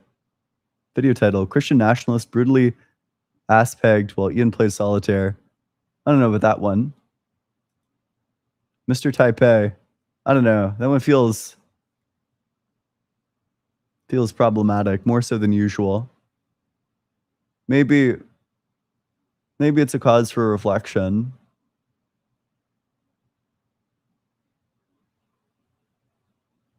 Wait, I feel so horrible. Weedish Smoke, I swear to God on my life. I swear on my life.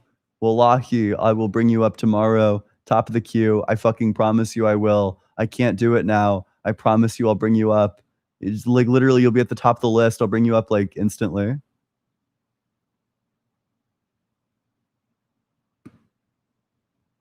Mr. Taipei, thanks so much for the super chat. The whole Bible is man-made to incite fear. Could be. That sounds true. LS, thanks so much for the super chat. It's so good to hear from Thinker. True. I didn't realize how deep the slavery debate went. I thought that I thought I had like the slavery debate like just about figured out. Like I didn't think that there was like too much more to learn about it, but like listening to Thinker debate it made me realize that I haven't even scratched the surface of it, frankly. That there's probably like layers beyond layers beyond layers.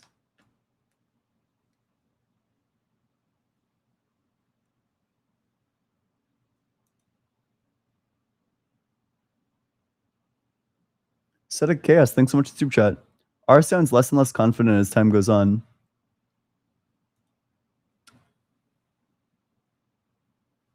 Medi, thanks so much for super chat. We need to rehabilitate the people we keep for life.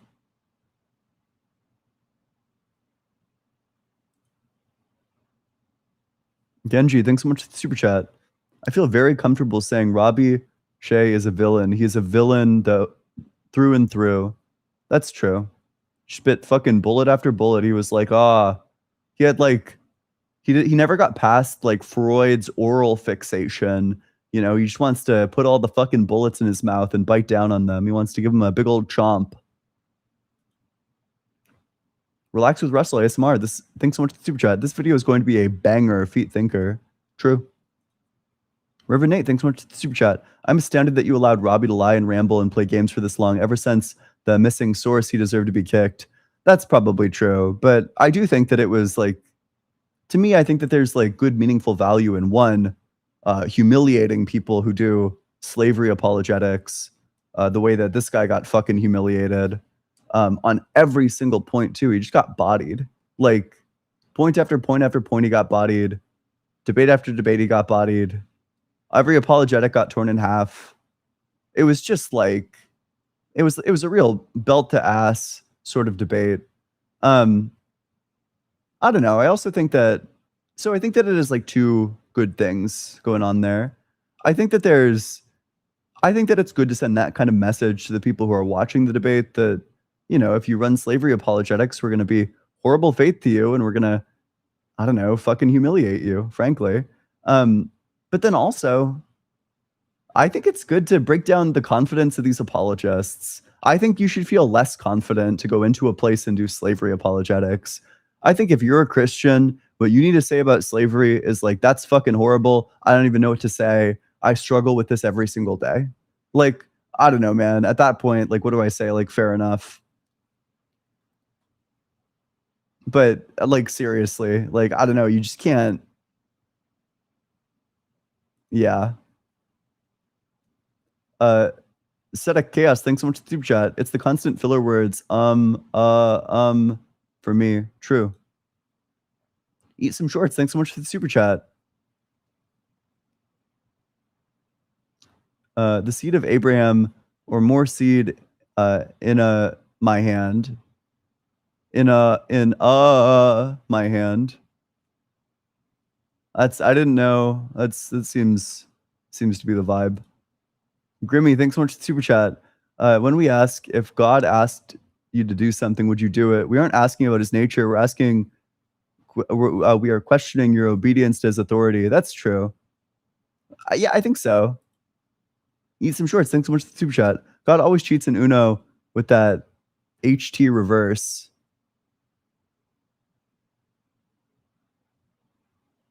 I don't know what the fucking HT reverse is.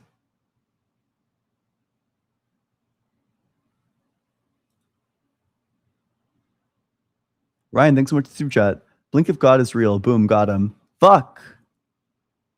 Blink if God isn't real. I guess dialetheism is true. Shout out to all my dialetheists. Genji, thanks so much for the super chat. Robbie Shea couldn't sue them because they were part of a slave catcher gang. They would have exposed his slave basement. That would be an insane fucking twist. Gary, thanks so much for the super chat. One thing is for sure, the caller was certainly the better person. Interesting.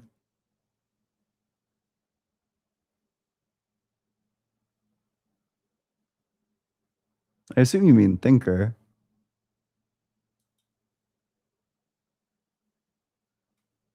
Very good wizard. Thanks so much for the super chat. Thanks for doing this, Ian. No need to acknowledge on stream. Grateful for you and your lovely community, but I will acknowledge on stream. Holy shit, dude. What a crash out. I bet it's the same guy from Unapologetic. This guy's so fucking mad. Still so fucking mad. Yeah, dude, we humiliate slavery apologists here. We're going to keep them on for a long time to break down their confidence. For hours and hours, we will humiliate the slavery apologists. We'll do a 12-hour marathon platforming and humiliating slavery apologists. And I'm not going to stop either. I'm going to keep doing it.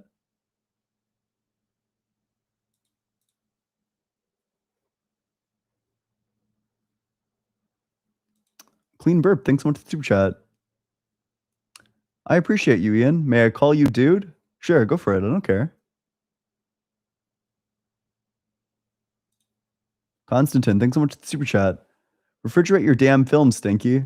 Oh, fuck. It's like gosh. I don't know. Constantine is woke. They're probably, they must be pan.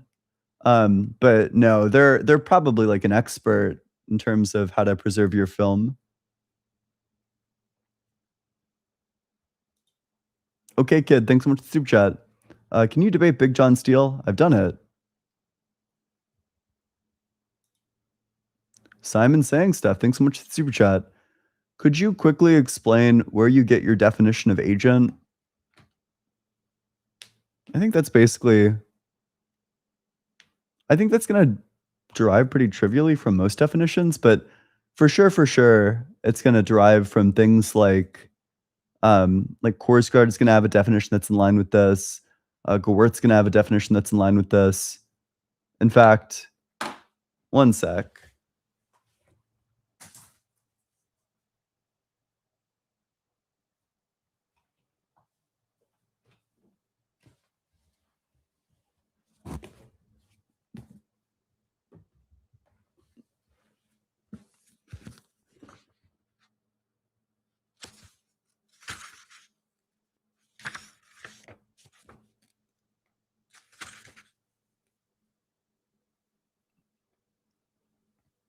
I'm sure Belved defines it.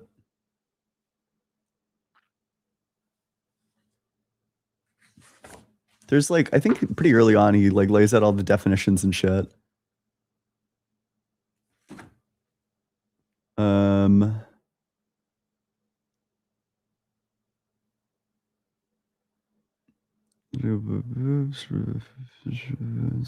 Education.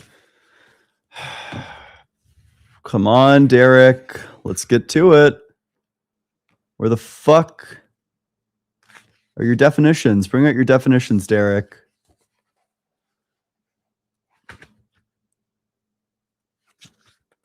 Oh, no, maybe it's chapter 1.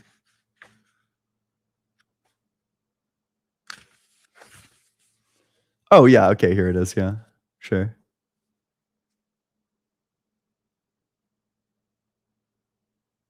Oh, sure. Okay. So it looks like what Belved wants to argue is all agents take, like, an agent is just like a thing, like a person who takes intentional actions, and intentional actions are defined as a behavior done voluntarily in order to achieve a freely chosen purpose, goal, or end as voluntary intentional behavior. So yeah, that makes sense. So I think that the criteria is like Gewerthian.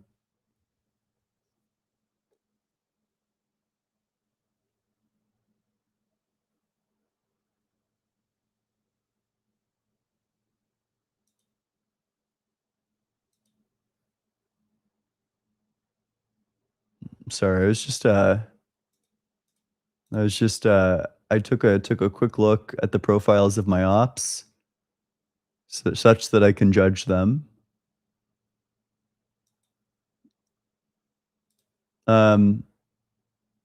Constantine, thanks so much for the super chat. I'm a queer pervert with a Polaroid camera.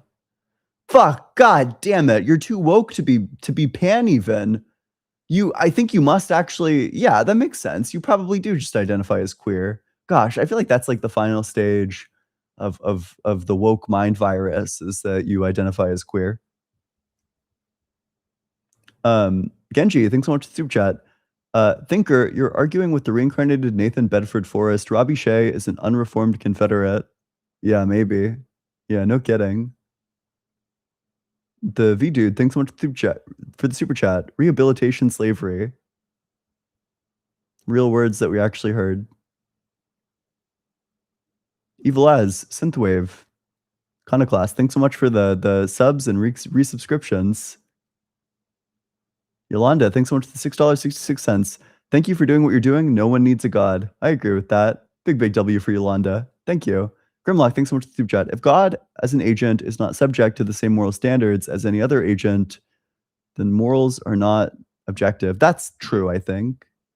God, there's some people that want to say that God doesn't have like moral obligations. That's fucking crazy. That's insane to me to say that God lacks moral obligations. That's like unbelievable. Like, I just don't even know what it means to say that the being that lacks moral obligations is all good. Like, that's like gibberish to me. But anyway, I got peas, Slushy Baki. It's been a long day. Please be kind. Please be forgiving. Slushy Baka, Poopman Jones, Lou, thanks so much for the super chats, for the gifts and the gems. I don't fucking know. We can't use slurs on YouTube because the ops claimed them. True. If you use slurs on YouTube, the moderator bot is going to come in there and listen. It's going to be a real belt to ass moment. What's up? Thanks so much for the super chat. Did I hear that Ian is going to debate Ross Soul someone soon? Or was that a fever dream? Seems a bit beneath Ian's capabilities, but should be brutal. Yeah. It's gonna be fun. It's gonna be a blast. It's gonna be an obliteration. I'm reading up on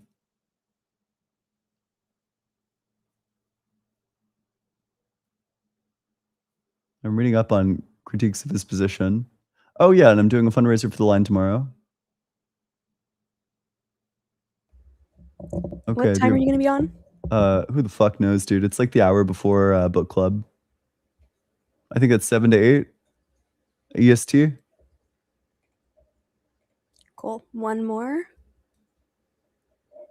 Reverend Nate, why are you making me suffer, Reverend Nate? Thanks so much for the $2 Canadian, Reverend Nate. The Canuck bucks. How does God regret making humans outside of time? I have no fucking idea. That's like baffling to me. I just don't even know. I like, you just must say that that's an analogy. There's kind of no way around that. Regret is an emotion that requires being in time. You can't have timeless regret. You are either always taking the action. You can't both always be taking the action and always like regretting taking the action. That's stupid.